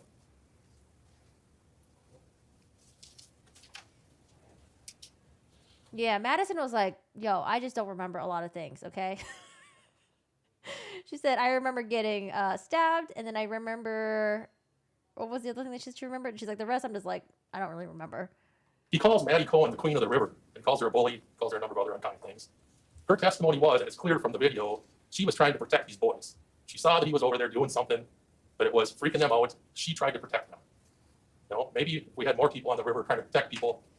The reason why I brought up the wife is because people kept saying that the wife testified, saying that he was near where the teens were. He came back and then went back to where the teens were again.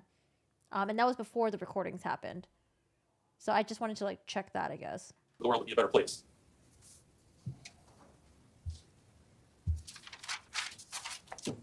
They've made over and over, they've argued that Maddie was never punched because she has no marks on her face.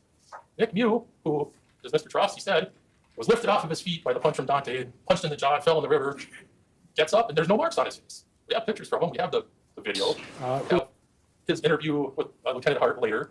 We have the pictures that the jail nurse took 5 hours after. There's no bruising. There's no puffiness. There's no swelling. The fact that they're arguing that Maddie had no mark doesn't matter because he didn't either. It happens. They're trying to say that he was terrified. His face tells a different story. He has expressions of anger. He has expressions of, I guess, humor. He's smiling. He's smirking. Well, after he has his knife out, he clearly feels comfortable. There's no look of terror in his face at any time.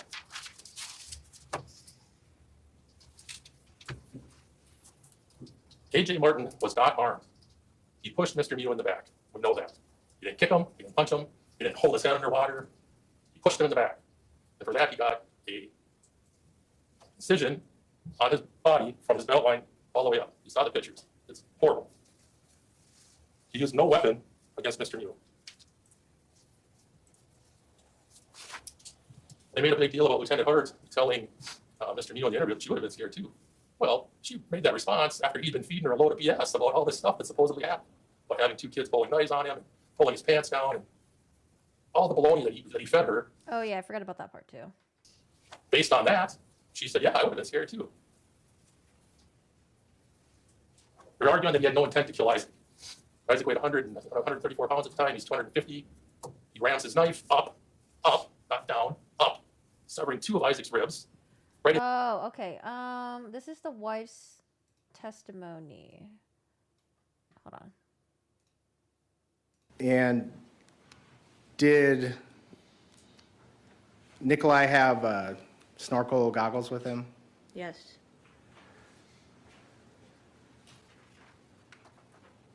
And was he snorkeling by a group of young guys at one point? I don't know. He just took the snorkel and went out there. Did you see him by a group of young guys at some point? I did later Okay. when the incident started. And was there actually a couple times that Nikolai went over to that group? That I don't know for sure. Did you tell law enforcement that he went over there twice? I know I think he went to that group and he came back. And then I didn't know he went back to that group until later I saw him over there. Okay. So he had gone to the group of the young guys, came back, and then at some point he went back there, but you didn't see him go back there again? No, I didn't keep track of him. Okay. How long was he back that you remember before you noticed he was gone again? I don't know, maybe 5 minutes. I don't know for sure. Do you remember saying maybe 10 minutes? I may have.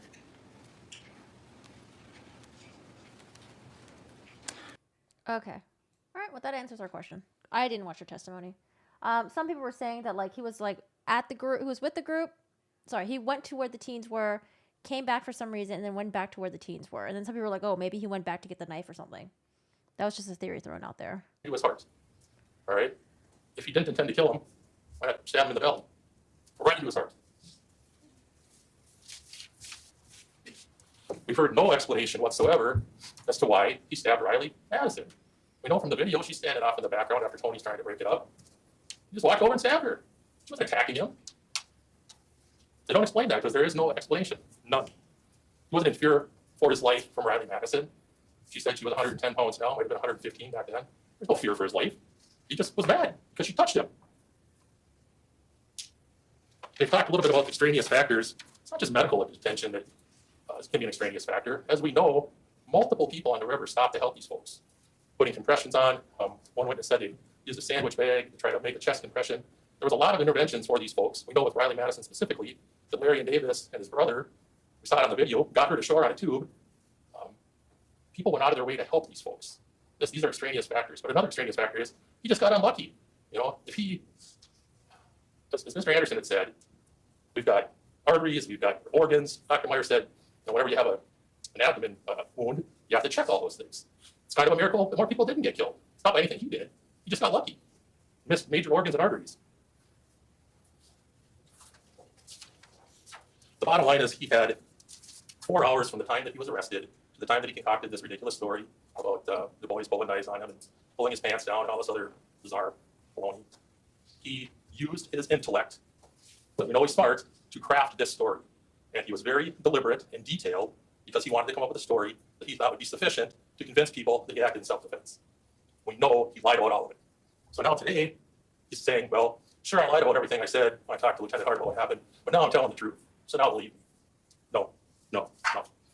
You have my full confidence. I know you're going to return just verdict of guilty and deliver justice to Isaac Schumann and everybody else who got hurt by this man. Thank you. All right, that was the state rebuttal. Now, members of the jury, the duties of counsel in the court have been performed.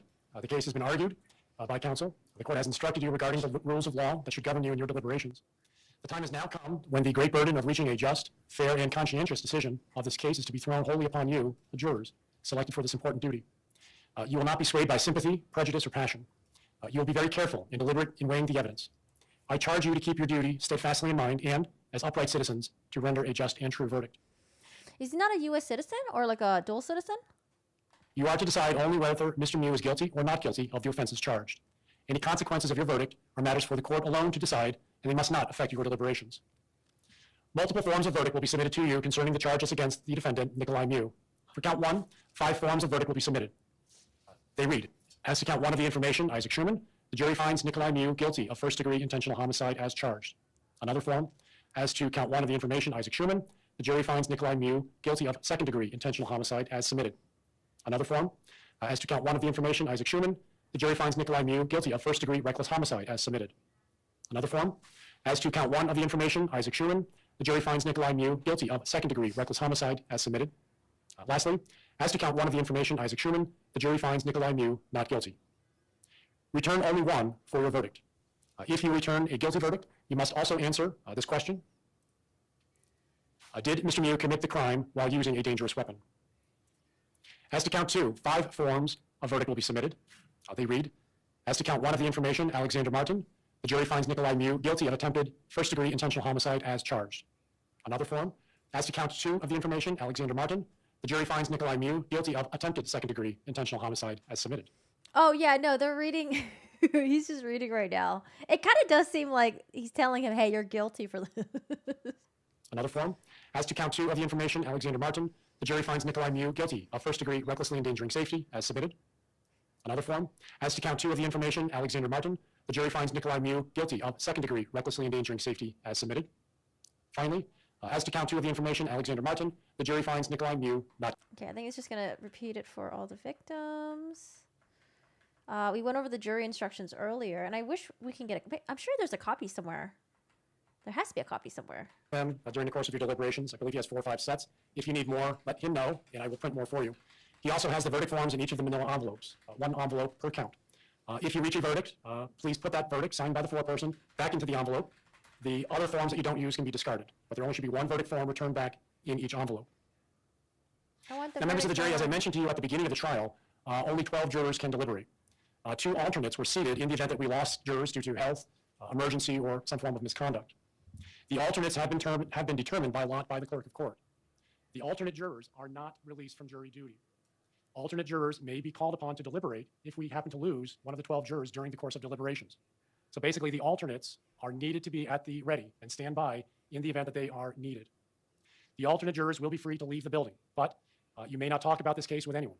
You may not research or investigate the case on your own. You may not read social media posts. You may not read news reports about this case. If we need an alternate juror to participate in deliberations, the clerk of court will contact you, so we'll need a phone number before you leave. You will be expected to return relatively quickly. So please stay close to home or close to your place of work if it's nearby. We will keep your personal notes safe in a secure private location in the event that you're called upon to deliberate. At this time, I'll ask for the envelope.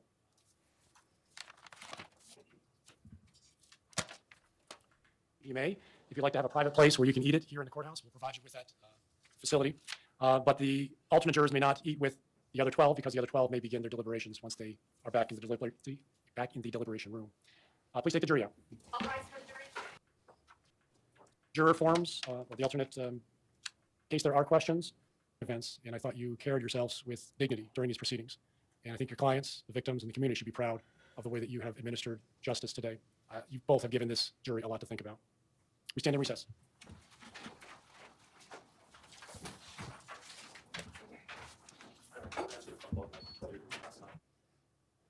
All right, so I want to know what happens here. All right, we are back on the record, State versus Miu, with the attorneys and Mr. Miu present in the courtroom. The jury has a question, I guess a request really. They'd like to see both of the Juwan Cockfield videos. Why is the audio back to being so low? Why you do this to me, Jew? Why? They want to see both the Juwan Cox videos. Cockfield's video. Comments? The 9-second video that's been played multiple times, it's only 9 seconds. The other video I don't think has been played in entirety only once, so I don't have an objection to the main video being played. Mr. Troffesy? Judge, if you may, not in the right seat, I apologize, but if it's played, I think they need to be brought into the courtroom and it needs to be played in here. That. My judgment, the jury is entitled to see the evidence, and this has been a multi-day trial. There's lots of things to consider. There are lots of nuances in the jury instructions. So I think it's reasonable for the jury to re-examine exhibits. They can't have the video in the deliberation room, so they'll have to come out into the courtroom to see it. What? They can't have the video in the deliberation room? What? If the jury thinks that watching both videos will be helpful to their deliberations, they're entitled to see both videos. So we'll have them brought back in, and we will play them both. Were they able to take notes at least? I'd like to have the videos played in chronological order. So we'll start with the 9-second video, watch it, and then we will any questions about the process. All right, I'm going to turn the audio down just in case the video is loud. The attorneys eventually, we will play it. We're going to run it from beginning to end. Oh. Okay, I don't know if it's going to be loud. Yes. They took notes? Okay. All right, action. What I understand is why so many channels only have audio. Yeah, the audios are messed up on the streams. However, the way my stream is set up is, see, the reason why I'm wearing only left headphones is because the right one isn't working. But my stream takes it and then it puts it on both channels. So when you guys listen to it, it's on both channels. But when I listen to it, it's only on the left side. And it's annoying because sometimes I like to wear earbuds on the right side. Grown man trying to have sex with little girls. What the hell? Oh, wait, hold on. Let me slow down. So the jury asked to watch the videos again because they do not have access to it in deliberations room. All right, action. He said action. Grown man trying to have sex with little girls. What the hell? What the fuck? Out! He's a raper. Whoa, whoa, whoa. Oh, that's the video. And then he runs up and then he does the maybe trip, maybe grabs. Okay. Because this is the part where I was like, I think I remember seeing this, but I wasn't sure sequentially where it was at. All right. Anybody want to see it again? No hands. Let's move on to the next. I want to see it again. Grown man trying to have sex with little girls. What the hell? What the fuck? Out! He's a raper. Wait, but he's pointing at the kids, but who is he looking at when he was pointing at them? Is there someone here, or is that like a log or something? I can't see. Whoa, whoa, whoa. Anybody want to see it again? Is raper a word? I don't No think hands. so. Let's move I on think to it's the next. rapist. One more time? Okay.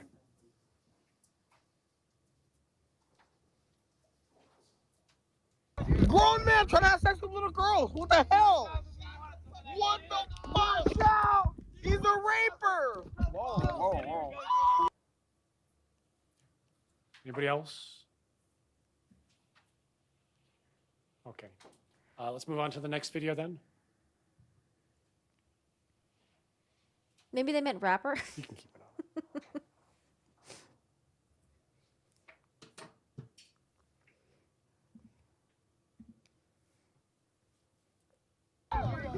That's fact. What is he on? Whoa, whoa, whoa, whoa, whoa. Christine says, if he slipped and fell, why would he put his goggles in his mouth? If he was falling, he would want to reach out to them. Get away. Oh, you know what? I actually thought he put the snorkels in his mouth after he'd made contact with the tube. So it could look like he had the intentions of putting his hands on their tubes because that's why he put the snorkels in his mouth. I didn't even think about that.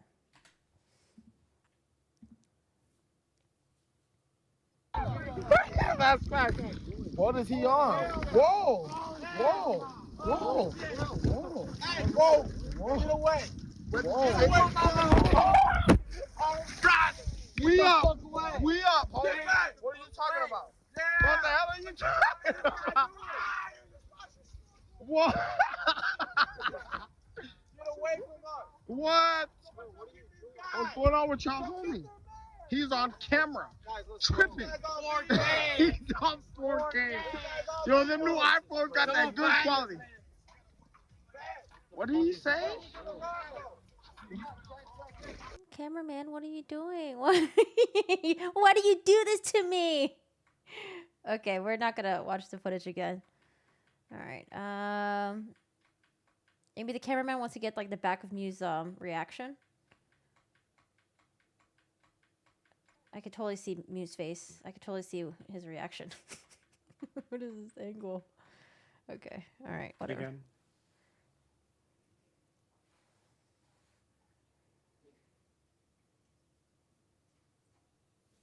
Oh, are they going to play it again? Want to see it, the entire? Or do you want to stop it at a certain point? I'd like to stop.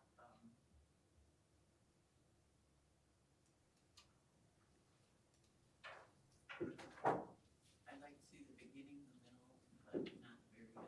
Not the very end? Wait, you can do that, Dibs? How? You can turn mono audio on or off on your PC. Just type mono in the... Seriously? Oh! Wait, is... Oh! Combine left and right audio. Oh! Thank you, Dibs! So for those of you guys, if you guys are watching a YouTube video and you're annoyed sometimes it only shows on the... Or you can only hear it on the left side. If you have Windows 11, maybe even a MacBook too, but you can mono your audio. Oh, thank you. Wait, that's actually so cool. Let's take the video down. Mr. Anderson, if you can get the video, Yeah, that's put it. awesome. I can see it on my screen. They can't see it up there. Put up the video, and I'd like to get it to a point where I can end it. I can hear it on the But I right wanna side now. See it first, so I can tell you where. Oh, yes. Yes. Okay, so where does the jury want to stop it at? I can't see it. Yeah, I was thinking about that for the music too, My mistake. but I don't really listen to music on my desktop, so it's okay. More, more, more.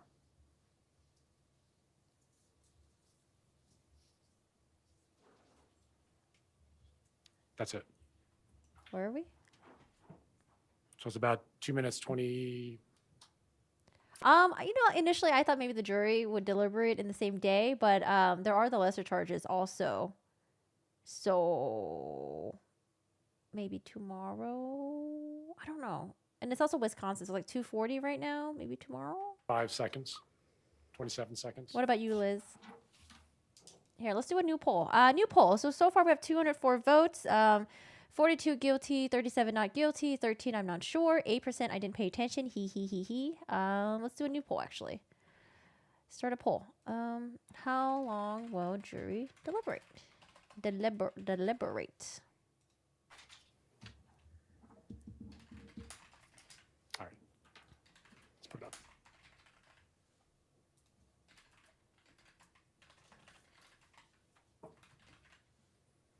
That's right. What is he on? Whoa! Whoa! Whoa! They probably want to see if he tripped or not right there, maybe. Whoa! Whoa! Get away! Whoa! We up! We up! What are you talking about? What the hell are you talking about? Sorry, and then I know it says verdict, but maybe verdict / hung jury, I guess. Sorry, YouTube doesn't have a lot of like I can't do like 20 different options. I can only do 4. What? Get away from us! What? What's going on with y'all homie? He's on camera, tripping. He's on 4K. Yo, them new iPhones got that good quality. What did he say?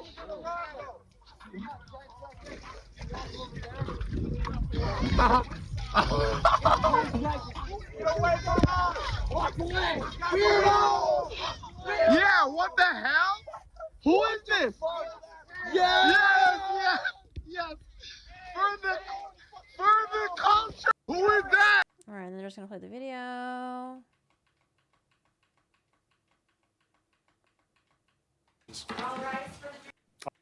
Or a different part. Stop it. Yeah. Whoa. That's where we're going to stop it. Yeah. Thank you. Anybody else need to see it? Or a different part? Everyone's good? All right. The jury or the bailiff will take you back. Please. I don't know, man. If I was the jury, I would want to see it like probably 20 more times, but I wouldn't be that one person that keeps asking for it over and over. I'd be like, can I watch it again? Can I watch it again? Please continue your deliberations. All rise for the jury.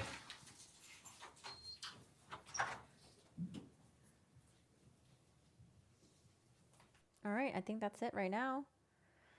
Okay, who is next? We got Mr. Chad Daybell. So we're waiting for the jury to deliberate. They've been deliberating for about 2 to 3 hours, maybe. Next, we got Mr. Oh God, look at this. Look at this.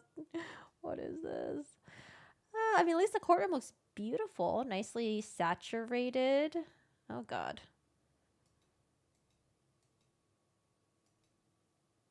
Where I don't even know when does the okay. Oh, good. Oh, good. We have another camera angle. Oh, thank God. Oh, thank you. We could see. All right. So the judge in this case is controlling the camera angles and everything because he did not want anyone else to do it. So judge has control, and yeah, this is it's like we're doing a Zoom call or something. All right, I'll use the bathroom real quick, get up and stretch, and we'll get into Chad Daybell opening statements.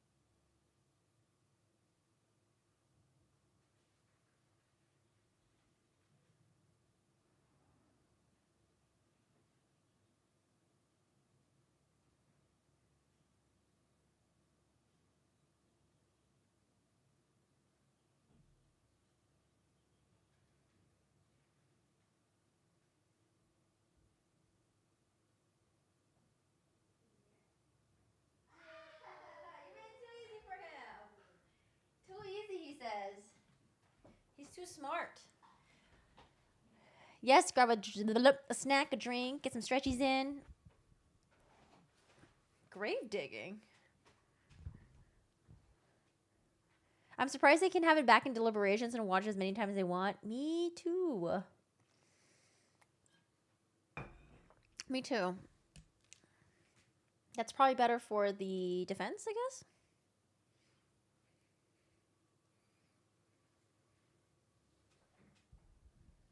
The Mormon goddess. Oh, please, no. All right, y'all. We got Chad Daybell opening statements. Starting with the state. Hello? How's the audio here?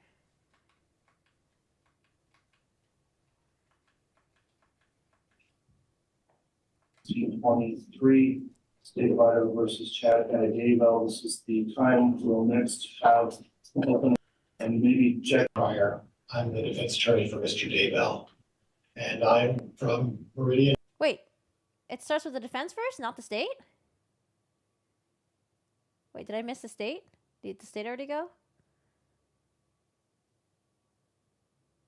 Oh, sorry, I think I missed it.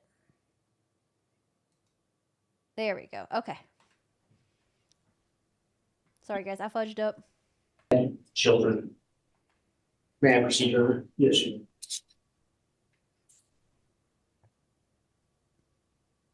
2 dead children buried in the defendant Chad Daybell's backyard in September of 2019. The next month, his wife is found dead in their marital bed. 17 days after the death of his wife, Tammy Daybell. Oh God, this audio is really bad. I mean, like, you can hear it, but it's not great. Ugh. This defendant is photographed laughing and dancing on a beach in Hawaii at his wedding. It's Lori Vallow. a woman who was his mistress, and the mother of the children buried in the graves on his property. 3 dead bodies. This defendant believed he had a right beyond the ordinary. When he had a chance at what he considered his rightful destiny, he made sure that no person or no law would stand in his way. His desire for sex, money, and power led him to pursue those ambitions. And this pursuit led to the deaths. Yes, y'all, please vote. We got 36 votes so far. Seems like leading the way, verdict tomorrow with 53%. His wife and Lori's 2 innocent children. Chad Daybell is an author who wrote books about the apocalypse.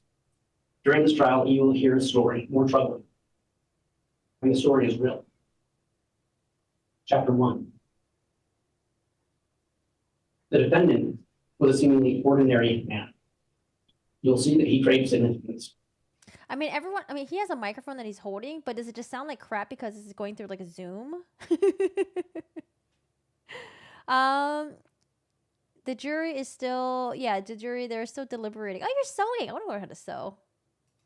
He worked in journalism, and he worked as a sexton in a graveyard. He married his wife Tammy in 1990 after meeting at Brigham Young University, and they settled in Utah. As a full-time homemaker and mother, Tammy's love for her family was boundless. Together, Tammy and the defendant started a small publishing company, which Tammy supported in many ways. They had 5 children together. They moved to Idaho, where Tammy became a beloved school librarian. She was devoted to service, her community, and her faith. But for this defendant, that ordinary existence was not enough. Chapter 2. Lori Vallow was a homemaker from Arizona. Yeah, they made Chad out to be a loser. A loser trying to sell his books. And Tammy was the one who worked and supported the family. Your Honor, this might just... Is that Chad? I think that's Chad right there, right? Okay, here. Should we zoom? I could barely get Chad in there. I think that's him. There we go. There's Chad. I barely even know what I'm even looking at. Sorry, Mr. Lee. Let's see if we get a replacement mic. I got it working now. Okay. I noticed that the PowerPoint is not up. Yeah, look, I think your mic's off. Yeah. Okay, I didn't turn it off this time, so I do might have a bad battery. You guys ever played this game? This is what it reminds me of. Fighting Force. When I was a kid, this is one of my favorite games ever. I would play it over and over again. I thought the characters looked so hot, but then looking back, I'm like, wait, they were like pixelated like heck. Like, look at how pixelated these guys were. I mean, I guess from the outfits you can tell they look hot, but they're so pixelated. You can't even see her face. You can't even see that guy's face. You can see their abs and all that stuff, but the face, nah, you can't even tell if they look good or not. That was one of my favorite games growing up. That's what we're looking at right now. Blurb. Is he gonna testify? I hope so. Uh-oh, the microphone wasn't working. New microphone. Not sure why it's not.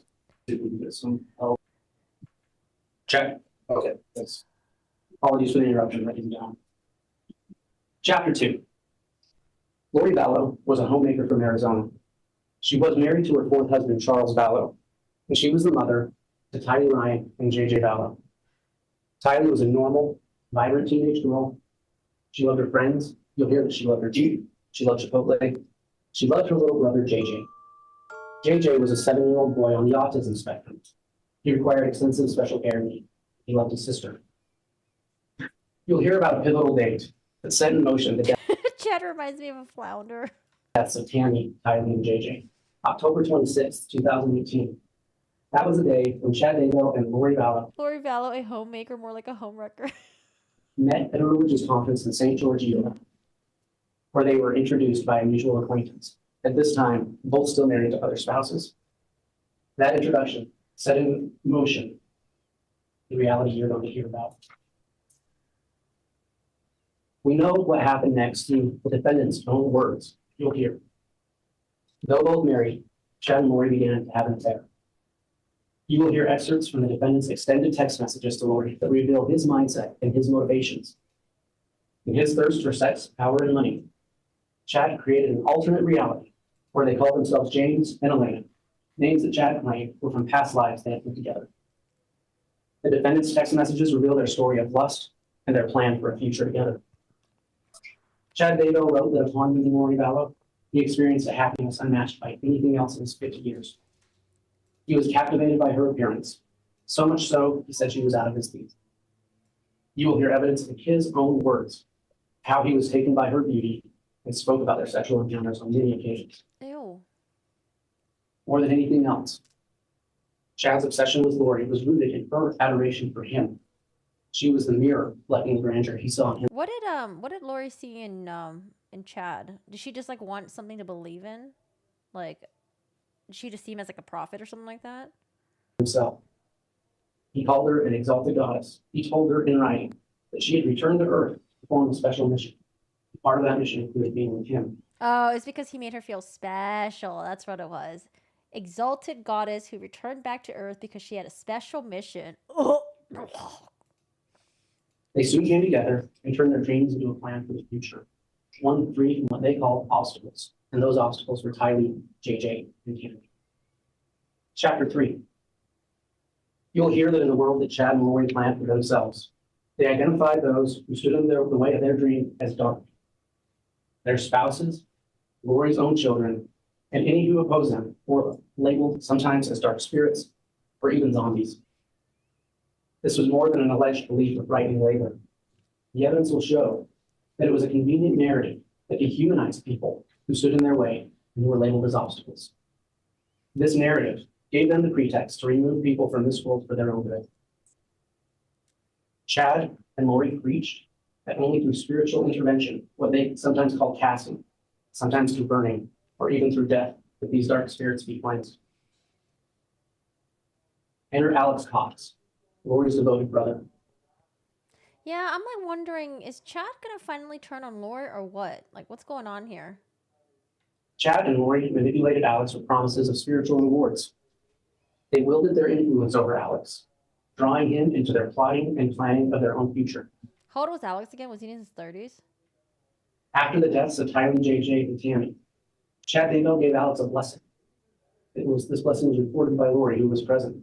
And in that blessing, he said to Alex, "You have earned the privilege to be a member of their exclusive religious group." She read his books, but how does Chad's book, like, how does that even get into her algorithm?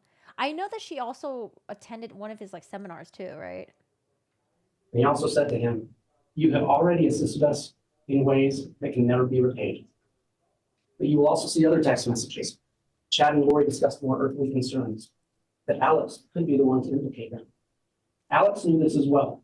Shortly before he died, on December 12th, 2019, he told his wife, Zulema Pastenis, who you will hear from, he was afraid he was going to be Chad and Lori's fallback. Chapter 4.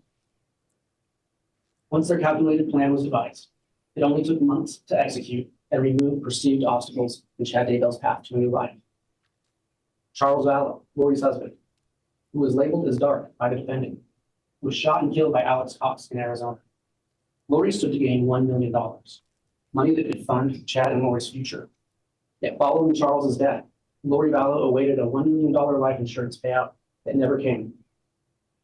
Man, I don't know. Chad and Lori, they were just like two people that just like didn't want to work. They just want to like off people, get the insurance money, continue collecting from like their children's JJ was getting like disability money, right? And then Tylee was also getting money from her other dad, right? But then they killed, I mean, you know, they said allegedly got the brother to kill Tylee's dad. They were collecting money from JJ's disability. They were collecting money from Tammy's, because I think he took out insurance on Tammy as well, right? I don't know anything about this case, but what's like the TLDR from the defense? Mental issues. What is his defense? Is his defense just that like he didn't do it? He's accused of murdering his wife's 2 children and then also his other wife as well. This is Chad Daybell. I don't know if you heard about Lori Vallow. Lori Vallow's case was pretty big a couple months back. To learn that the beneficiary was no longer her. Upon learning she would not receive that insurance money, Lori would text Chad, "I'll still get the $4,000 a month from SS," meaning Social Security. No Social Security. Chad replied to her in a text that read, "It will be interesting to see if it got changed after he had 2 bullets in his chest." Tylee Ryan, also branded Dark and a zombie, was last seen on September 8, 2019. Subsequent investigations revealed the horrifying truth. Her remains, charred and dismembered, were found in a grave on Chad Daybell's property. It's okay, Dibs. You can tell the future. That's why. Without Charles's $1 million in insurance money to support them, Lori Vallow continued to illegally receive Tylee's Social Security benefits, provided after the death of Tylee's biological father, who had been Lori's 3rd husband. According to this defendant, J.J. Vallow, Lori's son, was also possessed. After he was labeled as a dark entity, his fate was no less tragic than his sister's. His young life was also planned. Later, his bound body was discovered buried in Chad's backyard, his death by suffocation. Yet while JJ was missing, Lori continued to illegally receive JJ's Social Security benefit. Chad looks like Missing No from remember Pokemon? Pokemon Red, Pokemon Blue? There was like a Missing No thing that would pop up. Money provided by Charles Vallow's dad. It's like a blurb. Tammy Daybell, a vivacious, healthy mother, was another individual labeled as a dark spirit to be removed. On October 9th of 2019, she reported being shot at night near her home by a man covered in black. She thought it was a paintball gun. On October 19th, 10 days later, she died in her own home. Yeah, it seems like they attempted to assassinate her, and then that didn't work, and then they did it a couple weeks afterwards. With her husband present. This was soon after an increase in the value of her life insurance to more than $400,000. This defendant rapidly cashed in that life insurance and began looking for condos in Hawaii with Lori. You'll see the rental application he submitted for a couple with no kids. Medical examiners would later determine that the only reasonable explanation for Tammy's death was not of natural causes, but rather a homicide. In fact, you will hear from multiple witnesses that Chad predicted multiple times that Tammy would die of an early death. I don't know how he's going to explain the kids being buried in the backyard. Will they read Lori and Chad's text? Ugh, they probably will. I don't want to sit through the "still hot for you" gross text. Chapter 5. 17 days after his wife's death, Chad Daybell and Lori Vallow got married and celebrated on a beach in Hawaii, symbolizing what he called their eternal union. Chad and Lori were preparing their wedding well before Tammy's death. Lori was shopping for wedding rings while Tammy was still alive. Now, without the earthly obstacles of spouses and young children, and with Tammy's insurance policy and the children's Social Security funds, they could live the life that Chad and Lori wanted. Nothing was going to stand in their way. God, what losers. Chapter 6. Unfortunately for this defendant, reality soon shattered their bliss. 2 things led law enforcement to his and Lori's door. On October 2nd, 2019, Lori Vallow's nephew-in-law, a man named Brandon Boudreaux, was shot at in Arizona by someone from what he believed was Tyler's Jeep. Law enforcement in Arizona investigating Brandon's shooting contacted law enforcement. What would be the what was the motive again for shooting Brandon Bordeaux? Was it to, because he was with someone named Melanie, right? Who is Lori's niece? Were they also trying to get her to collect money from Brandon when he died? What was the motive behind that? In Fremont County, Idaho, to look for Alex Cox and for Tyler's Jeep. And you'll hear that that Jeep was later found in Rexford, Idaho, in Madison County. Meanwhile, J.J. Vallow's grandmother, concerned that she hadn't seen or heard from him in months, asked police for help. The police followed up and located Lori in Rexford, Idaho, where the police did a welfare check at Lori's apartment. Law enforcement arrived at Lori's door on November 26, 2019. When asked about Lori, Chad first told law enforcement he didn't know her very well, despite the fact that they were married. And Oh, they were married, and didn't they have their wedding in Hawaii, or was that afterwards? Weren't they in Hawaii 2 weeks after Tammy had already died? in a relationship for over Or is Hawaii was Hawaii months later? a year. lies by Lori to police about JJ and Tylee's whereabouts, and then a move to Hawaii, and Lori's unwillingness Oh, and then they moved to Hawaii. Okay. to present her children to law enforcement to prove their well-being led to her arrest and extradition.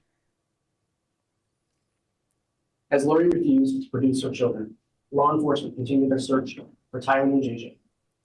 During that search, they located a unique text message that this defendant, Chad Daybell, had sent to his wife, Tammy, on September 9th, 2019, which was the day after Tylee Bryant's last known appearance. Oh. You'll hear from the FBI agent who found that message. But this message seemed longer than his usual text to Tammy, and it had a more conversational tone. In that text, Chad claimed he had an interesting warning, that he'd shot a raccoon, that he'd buried it in what they call the pet cemetery, and that he'd had a fire on the property where he burned some limb debris. Yikes. And that's why they checked his property. Ugh. When law enforcement finally went to the defendant's property the following June, they didn't find a raccoon. They found Tylee's burnt remains that were buried in the pet cemetery. And they found JJ nearby, buried under a tree near a pond. Ladies and gentlemen, you've been told this would be a lengthy trial. You will hear from many witnesses. You will hear a lot of evidence. You're going to hear a lot of dates. The following is just a timeline of major events to help understand when these things took place. October 26, 2018, Chad and Lori meet in St. George, Utah. Chad was visiting his neighbors with Lori just 2 weeks after Tammy died. The neighbors say they were like teen lovers. Yeah, because I remember hearing about after Tammy died, him and Lori, I think he was like getting married to Lori 2 weeks after that. And the kids were kind of surprised that like he moved on so quickly. Ugh. July 11, 2019, Charles Valla, Lori's husband, shot and killed by Alex Cox. Between August 31st and September 1st, Lori, Alex Cox, and Tylee and JJ moved to Rexburg, Idaho, just a few miles out of the defendant's home. Tylee's last known sighting was September 8, 2019. The text I just spoke of about the raccoon was sent by the defendant to his wife September 9, 2019. JJ's last known sighting you'll hear about September 22nd. The attempted homicide of Brandon Boudreaux in Arizona was October 2nd. So Tylee first and then JJ? The shooting I mentioned of Tammy, the shooting at her, the unsuccessful shooting, October 9th, 2019. Tammy's death, October 19th, 2019. 17 days later, Chad and Lori married in Hawaii. Law enforcement did Oh, okay. So they married in Hawaii, and then remember how Chad and Lori were hanging out by the pool? I think that was in Hawaii too. And they served Lori. I think they were trying to like make her produce like where the kids were and stuff like that, and they were just kind of like sitting there smiling and shit. Did they return back to Hawaii, or were they just like still in Hawaii? welfare check looking for JJ, November 26, 2019 in Rexburg, Idaho.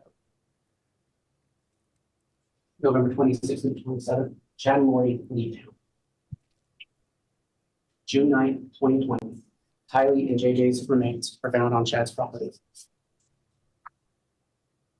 As I said, you're going to hear a lot of evidence from a lot of witnesses.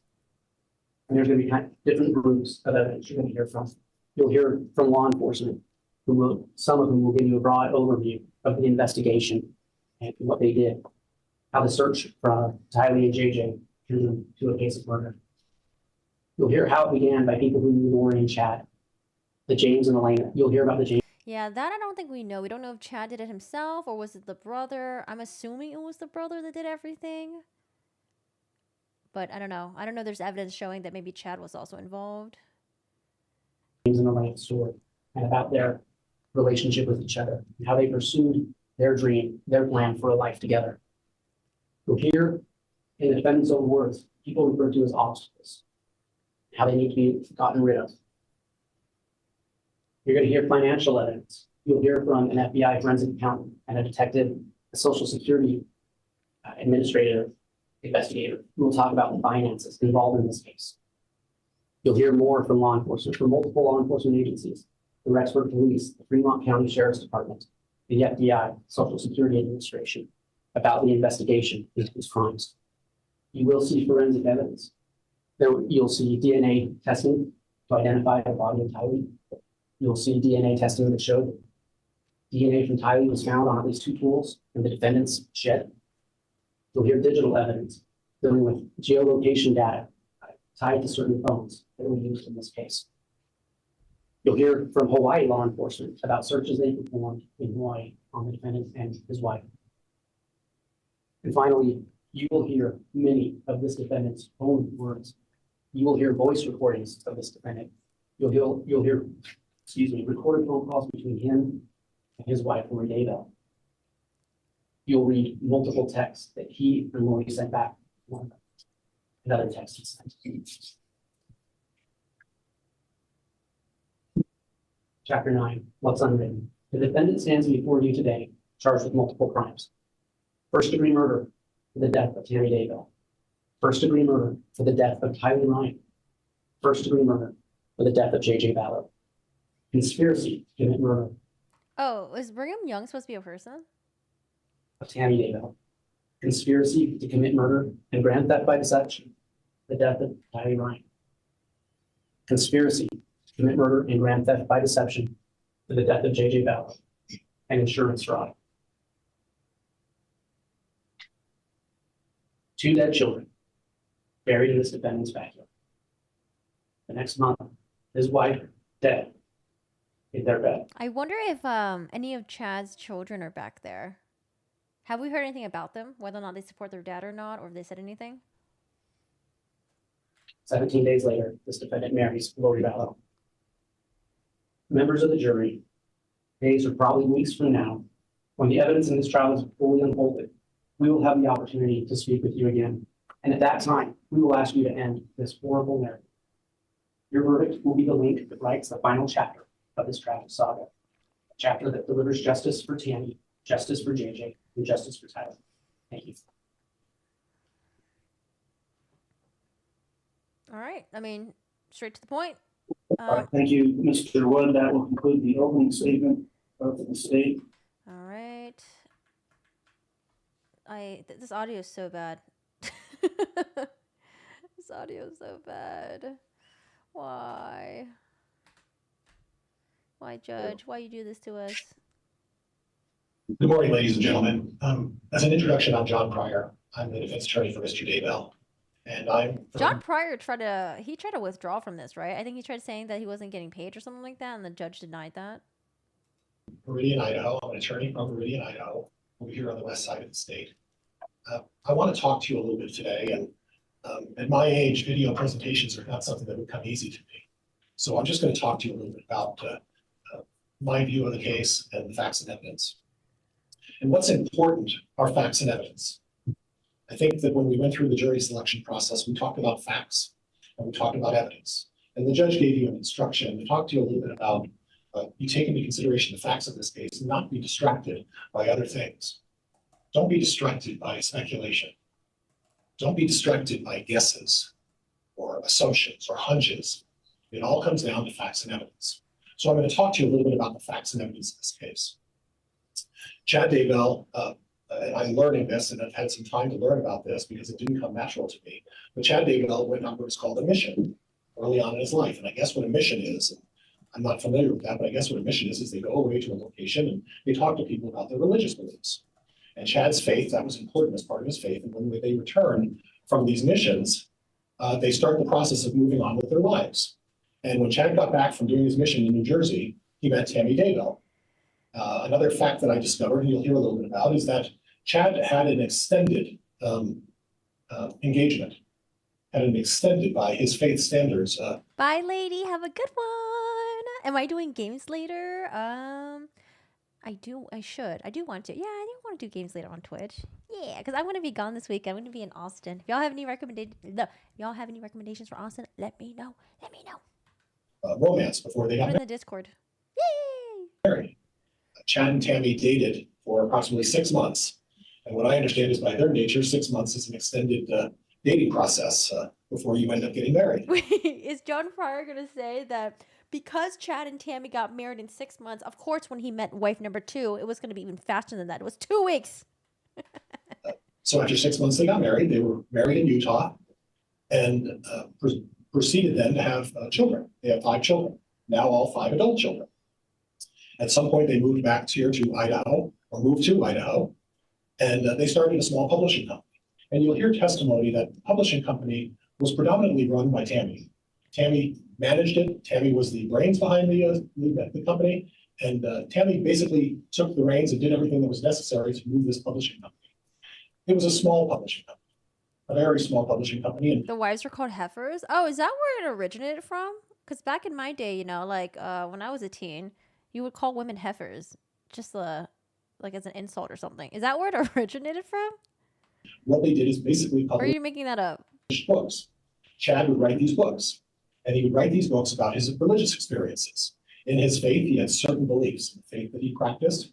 You know, when he went on his mission, Right? Oh my god, I remember that. I know that was like something like it just came out of my memory because of you, Morton. he, you know, read his interpretation of the books that he used for his Yeah, I know a heifer is a cow. faith. He started writing books about things that were consistent with his faith. Things like premonitions. We've all heard of premonitions, about being able to predict things, about being able to see maybe when things happen. And some people believe in that, some people don't. Some people have personally experienced that, or I've been here before.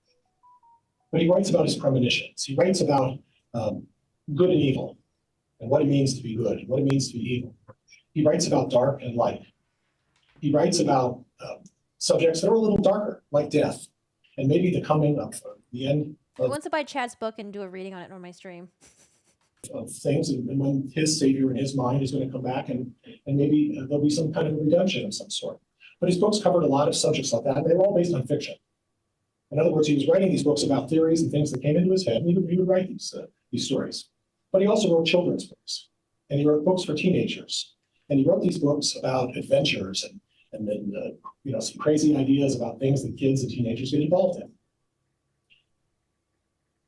In about October of 2018, Chad was going out and he was invited by one of the witnesses that you'll hear in this case to speak about his books. And this was not uncommon. He would travel and he would be asked to say, well, come and talk about some of the things that you believe in. You've talked about these premonitions, some life experiences. You're going to hear testimony about that. And he was invited on one particular occasion in late October. And he attended this. And while he was there trying to sell his books, and like most of us who are business people, the focus of these meetings really was for Chad to try to get his books published, because that's how he made a living. And he was there in one of his booths trying to promote his books, and he laid them out there. And this beautifully stunning woman named Lori Vallow comes up. And she starts giving him a lot of attention. And she pursued him. Oh, is this where he's going to start blaming Lori Vallow for things? Where are we going with this? And she encouraged him. And you'll hear testimony that she went so far as to grab behind the booth and sort of help him in trying to sell some of his books. Right? Because I think they're trying to say that Lori manipulated him in order to do all this. She obviously had an interest, and maybe she felt that he was this publisher, or maybe she had an opinion. You'll hear testimony about that. And then after the seminar, there was a length of time where there was no contact between the two of them. Listen, aging happens, okay? I just can't get over who keeps giving Lori the clown makeup. Aging, you can't help. But makeup, you can help, okay? I don't know who the hell keeps giving her the clown makeup. She got, like, the red cheeks, the pencil eyebrows. Like, they need to stop. Like, she just take off the makeup, Lori. I don't know. The makeup does not look good on you. Month and a half, 2 months. And during that time, Chad Daybell went on his day-to-day life. He'd been married to Tammy for some 29 years, has no remarkable background of any kind. I think the testimony we'll offer will show you, I think he had a speeding ticket in 2005. But Lori Vallow was a different story. Lori Vallow was someone who, right out of high school, married her first husband. You'll hear testimony about this. That marriage was very short-lived, very short-lived.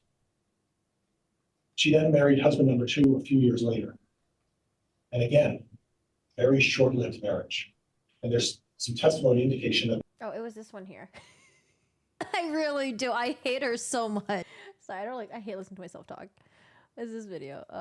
Where she like coming on up. Like, look at this woman. This was a couple months ago, by the way. Or this was like a month ago. Jesus. Look at her. She comes strutting down. acting like everyone's saying hi to her. She's like, oh, hey guys, what's up? Hello.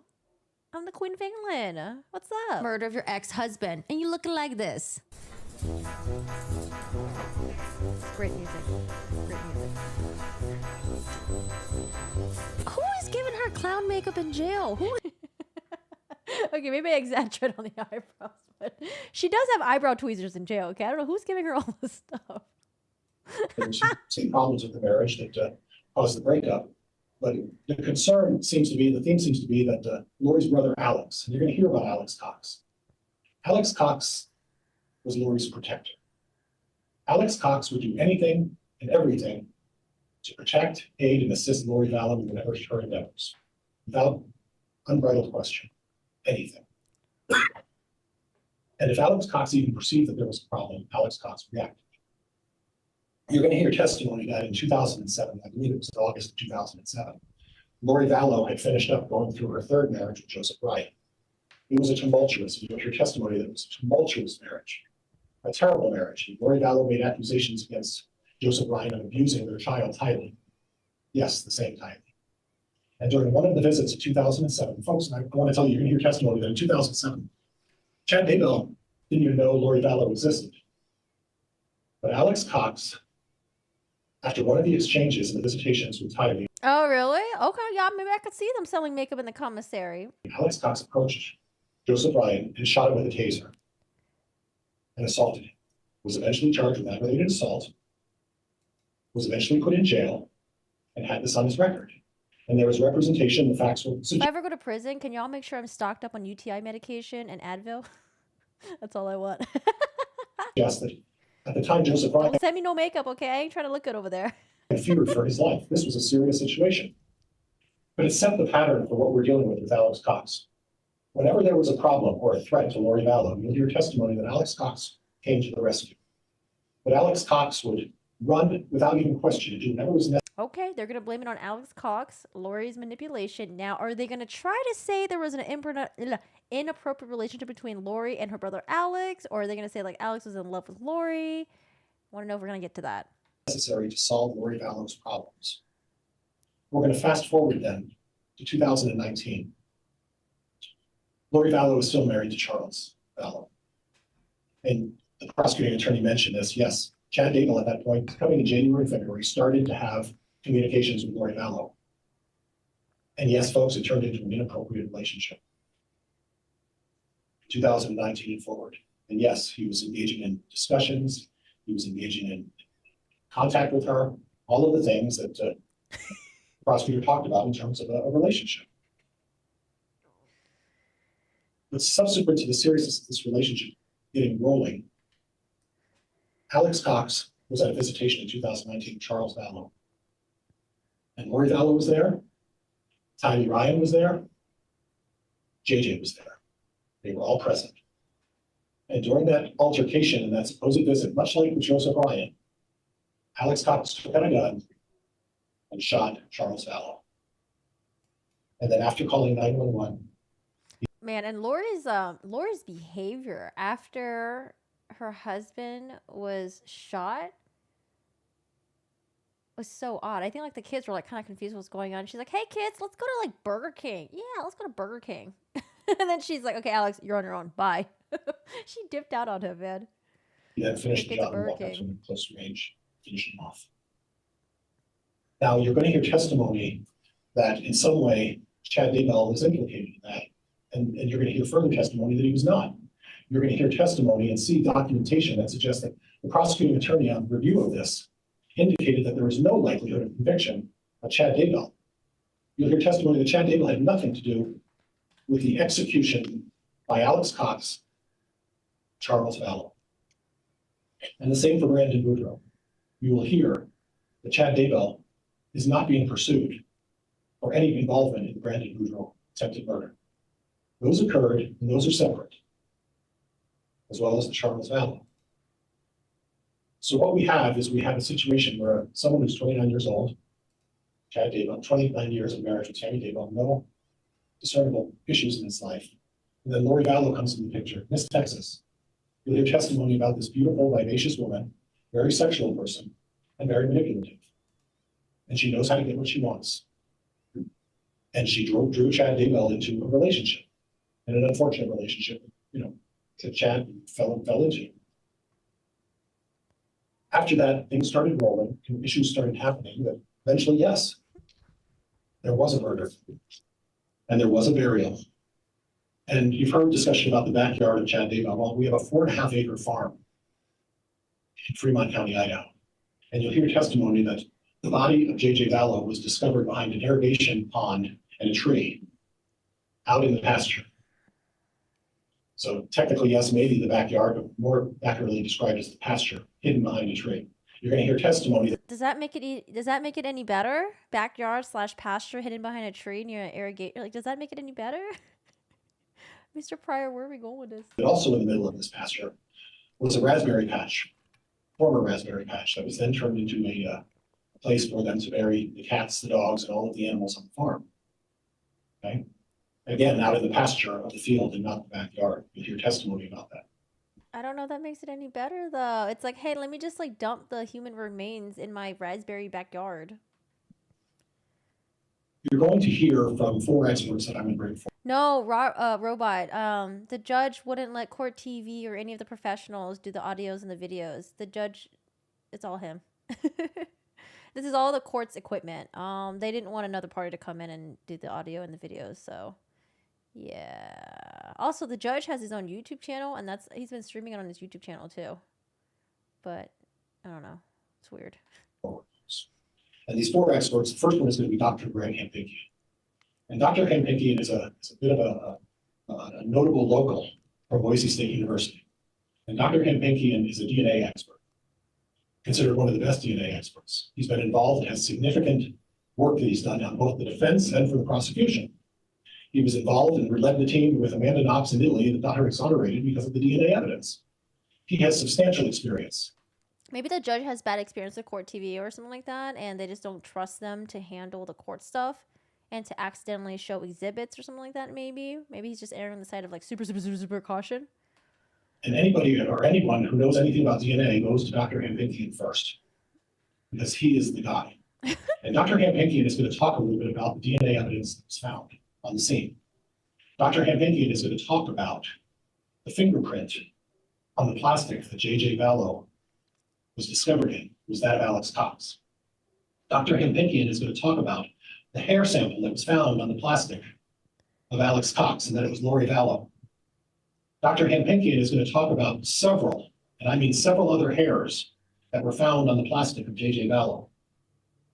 But he's also going to say that there was no DNA evidence, no hair sample of Chad Daybell on Tylee Ryan or on J.J. Vallow. You're then going to hear from Dr. Raven. And Dr. Raven is a forensic pathologist, and she's going to talk a little bit about the circumstances surrounding Tammy Daybell. And what Dr. Raven is going to say is that there's no indication that this is either a homicide or any other crime, and that the only conclusion she could come to is you can't determine what the cause of death was. There's no way No, ask Hannah Reed if it's Gorilla Grip status. to determine it. Tammy Daybell was buried. You'll hear testimony about that. And then a short time later, the police officers showed up and they dug her body up after she'd been buried, after she was laid to rest, and then continued after the body was pulled out of the ground and continued to. Yeah, this is the judge's YouTube channel. Look at this generic picture. What is this? Evidence and testimony again This is tomorrow. YouTube channel. Examine it for Maybe the audio sounds better on his YouTube channel. whatever they were looking for. And what you're going to find is based on that, Dr. Raven's going to say you can't determine what the cause of death is. You're going to hear testimony from the Daybell children, from the children themselves. 4 of the 5 children, I think. 3 or 4 of the 5 children. Testimony. Oh, the kids are testifying? Oh, do they still support their dad? Oh, come on. But, I mean, they're Mormons, right? So they're probably taught to, like, forgive no matter what. Love your parents no matter what. Ooh. They're going to talk about their mother's health struggles. They're going to talk about their mother's use of various medicinal treatments that she would use. So they're gonna say the mom died because she. Oils that she would put on her leg, medicine and different herbs that she would take, and that her mother was suffering from, a number of maladies, and that she would refuse to go see a doctor or get it treated. Oh no. And Dr. Raven's going to enlighten you a little bit about. Do we ever see pictures of the bruises on Tammy? Because I did hear about her having bruising. It was like bruising and there was like foaming as well on the mouth. That looked really suspicious. Konnichiwa, Koriki-sama. Hello, how are you doing today? Did you guys watch the newest episode of Shogun? What the hell? I don't know how. That was the worst episode ever. Oh, so sad. That was like the season ending too. Ugh. Some of the circumstances regarding Tammy Daybell. You're then going to hear from Patrick Eller. He's a forensic digital data examiner. And Patrick Eller is someone who has spent his life in the military working for various agencies, and we'll talk a little bit about that, within the government to do data retrieval and data research. And he's going to talk a little bit about the phone records that are involved in this case. He's going to specifically talk about the travels of Alex Cox, because you are going to hear testimony that Alex Cox went to Chad Daybell's property on the 9th of September. You're going to hear that Alex Cox approached Chad Daybell's property a half a dozen other, 5 or 6 other times. You're going to hear testimony that Alex Cox was there on the 23rd. And you're going to hear where Alex Cox was in a number of other times. Hey, blame it on the dead guy. Places in his whereabouts and his travels for about a 2.5 month period. And Patrick is going to, offer you some information and data to support all of that. And finally, you're going to hear from a forensic anthropologist, and his name's Eric Bartlett. And Mr. Bartlett is going to talk to you a little bit about. If you're Mormon, does it matter if you get? Does it matter if they cremate you or not? I know some religions are very like picky if you're cremated or not. The nature and the nature of how the remains of Tylee were burned. Eric Bartlett is going to talk to you a little bit about the lack of complete skeletal remains and why, when Tylee was dug down in the ground, there was not a complete set of skeletal remains. In fact, there were a number of pieces of that were missing.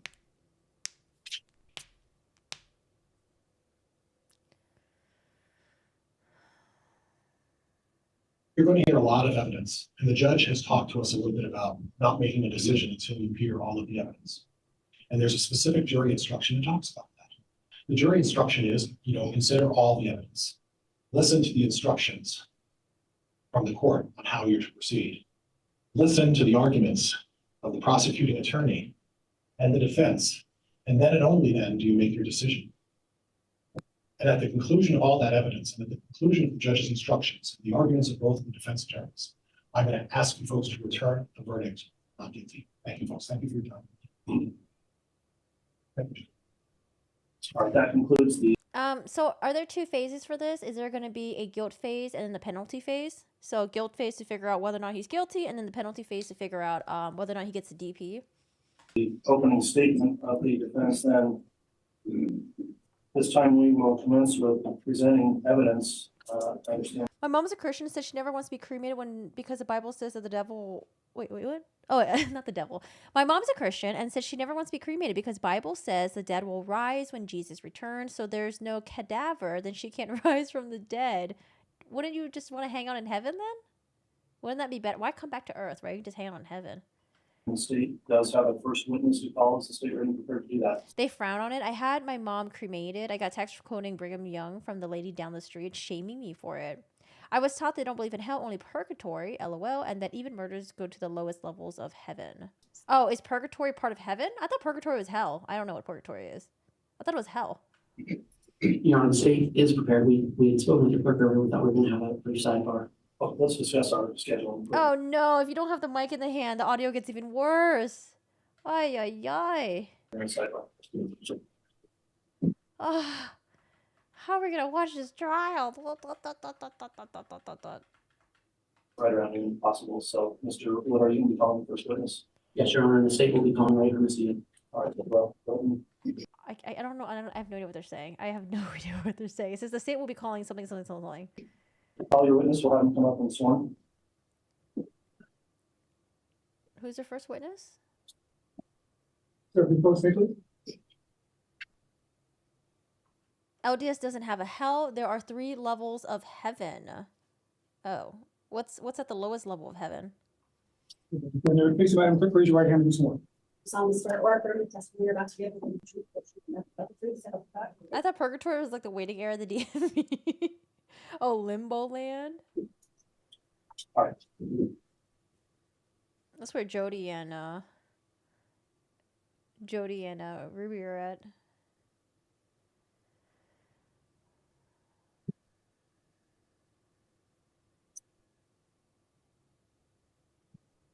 Sir, as you testify, just remember to make a audible response to anything that being questioned. So It's like an in-between land, like in-between limbo. That's neither good or bad. Gotcha. All right.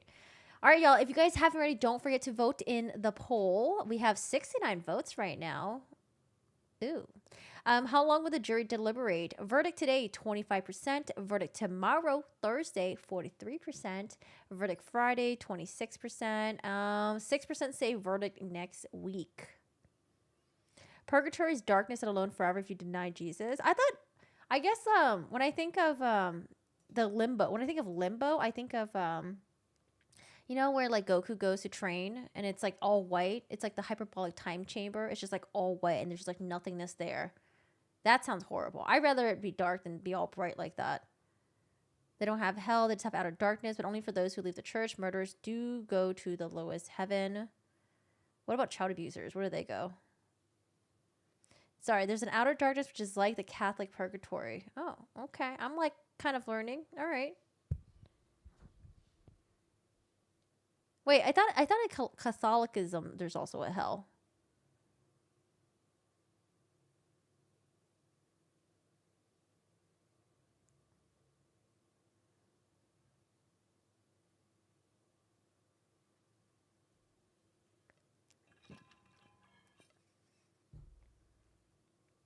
The jury has been deliberating for 3 hours. It is currently 3:30 in Wisconsin right now. I'm assuming they'll probably stay till what, like 5? That would probably make sense. 5:30. And then maybe just call it a day afterwards. I don't know. I'll keep an eye out to see if they do end up getting a verdict today. If they do, we'll go live. If they have a verdict tomorrow, we'll go live. If they have a verdict on Friday, I might not be able to go live because I'll be in Austin by then. But other than that, yeah, I guess that's it for today. I'm gonna go eat. I'm hungry. I'm hungry now. Astral travel. Does it involve the use of Astroglide by any chance? I always thought of purgatory like sitting in the doctor's office forever and then let you into heaven when I was a kid. Oh, that's just a sweet way to look at it. I don't know. When I was a kid, what did I think heaven was? I don't know. Somewhere that was bright with lots of doggies and animals running around, I guess. Thanks, Kogi. Bye. See ya. I hope you guys have a good one. Today we listened to closing arguments in the Apple River stabbings with Nic Miu, and then we watched some horrible audio/video in the Chad Daybell opening statements. Boo. And then y'all say Chad looks like a thumb. Boo. Later, everyone. Looking forward to when we can put Miu behind us with a verdict one way or the other. I mean, I think the last time there were like major disagreements in a trial was maybe like the Gwyneth Paltrow. The Gwyneth Paltrow one. There were a lot of disagreements. But yeah, I think that's it. Nice to meet you, Hungry. Are you getting tired of being called Corgi? Shush your bush. Shush it up. Everyone brush up by reading The Divine Comedy by Dante Alighieri. I totally butchered that. I put in the Discord, true crime for anyone's interested. Thank you. Oh, astral travel is like leaving your body and visiting other dimensions. That sounds like a fun drug trip. Thanks so much for the stream. Bye, Corgi. Yeah, I hope you guys have a good one. Take care. If you guys haven't already, feel free to join the Discord. Follow the social medias. Like the stream. And what else do we content creators make people do? Yeah, I don't know. That's about it. I'll see you guys. Have your notifications on, okay? So when the verdict comes out, you guys can be here when it's live. All right, guys. Have a good one. I'll see you later. Bye, Kiki. Bye, Dominique. Thank you for hanging. Go Lucky. Thank you. Burrito Crunch. Eclair Fondue. Catholics mainly pray to Mary, not Jesus. Those rosary beads are mainly praying to Mary. I don't get Catholics? Oh, I didn't know that. Interesting. We're learning. All right, cool. Have a good one. Bye. Ooh.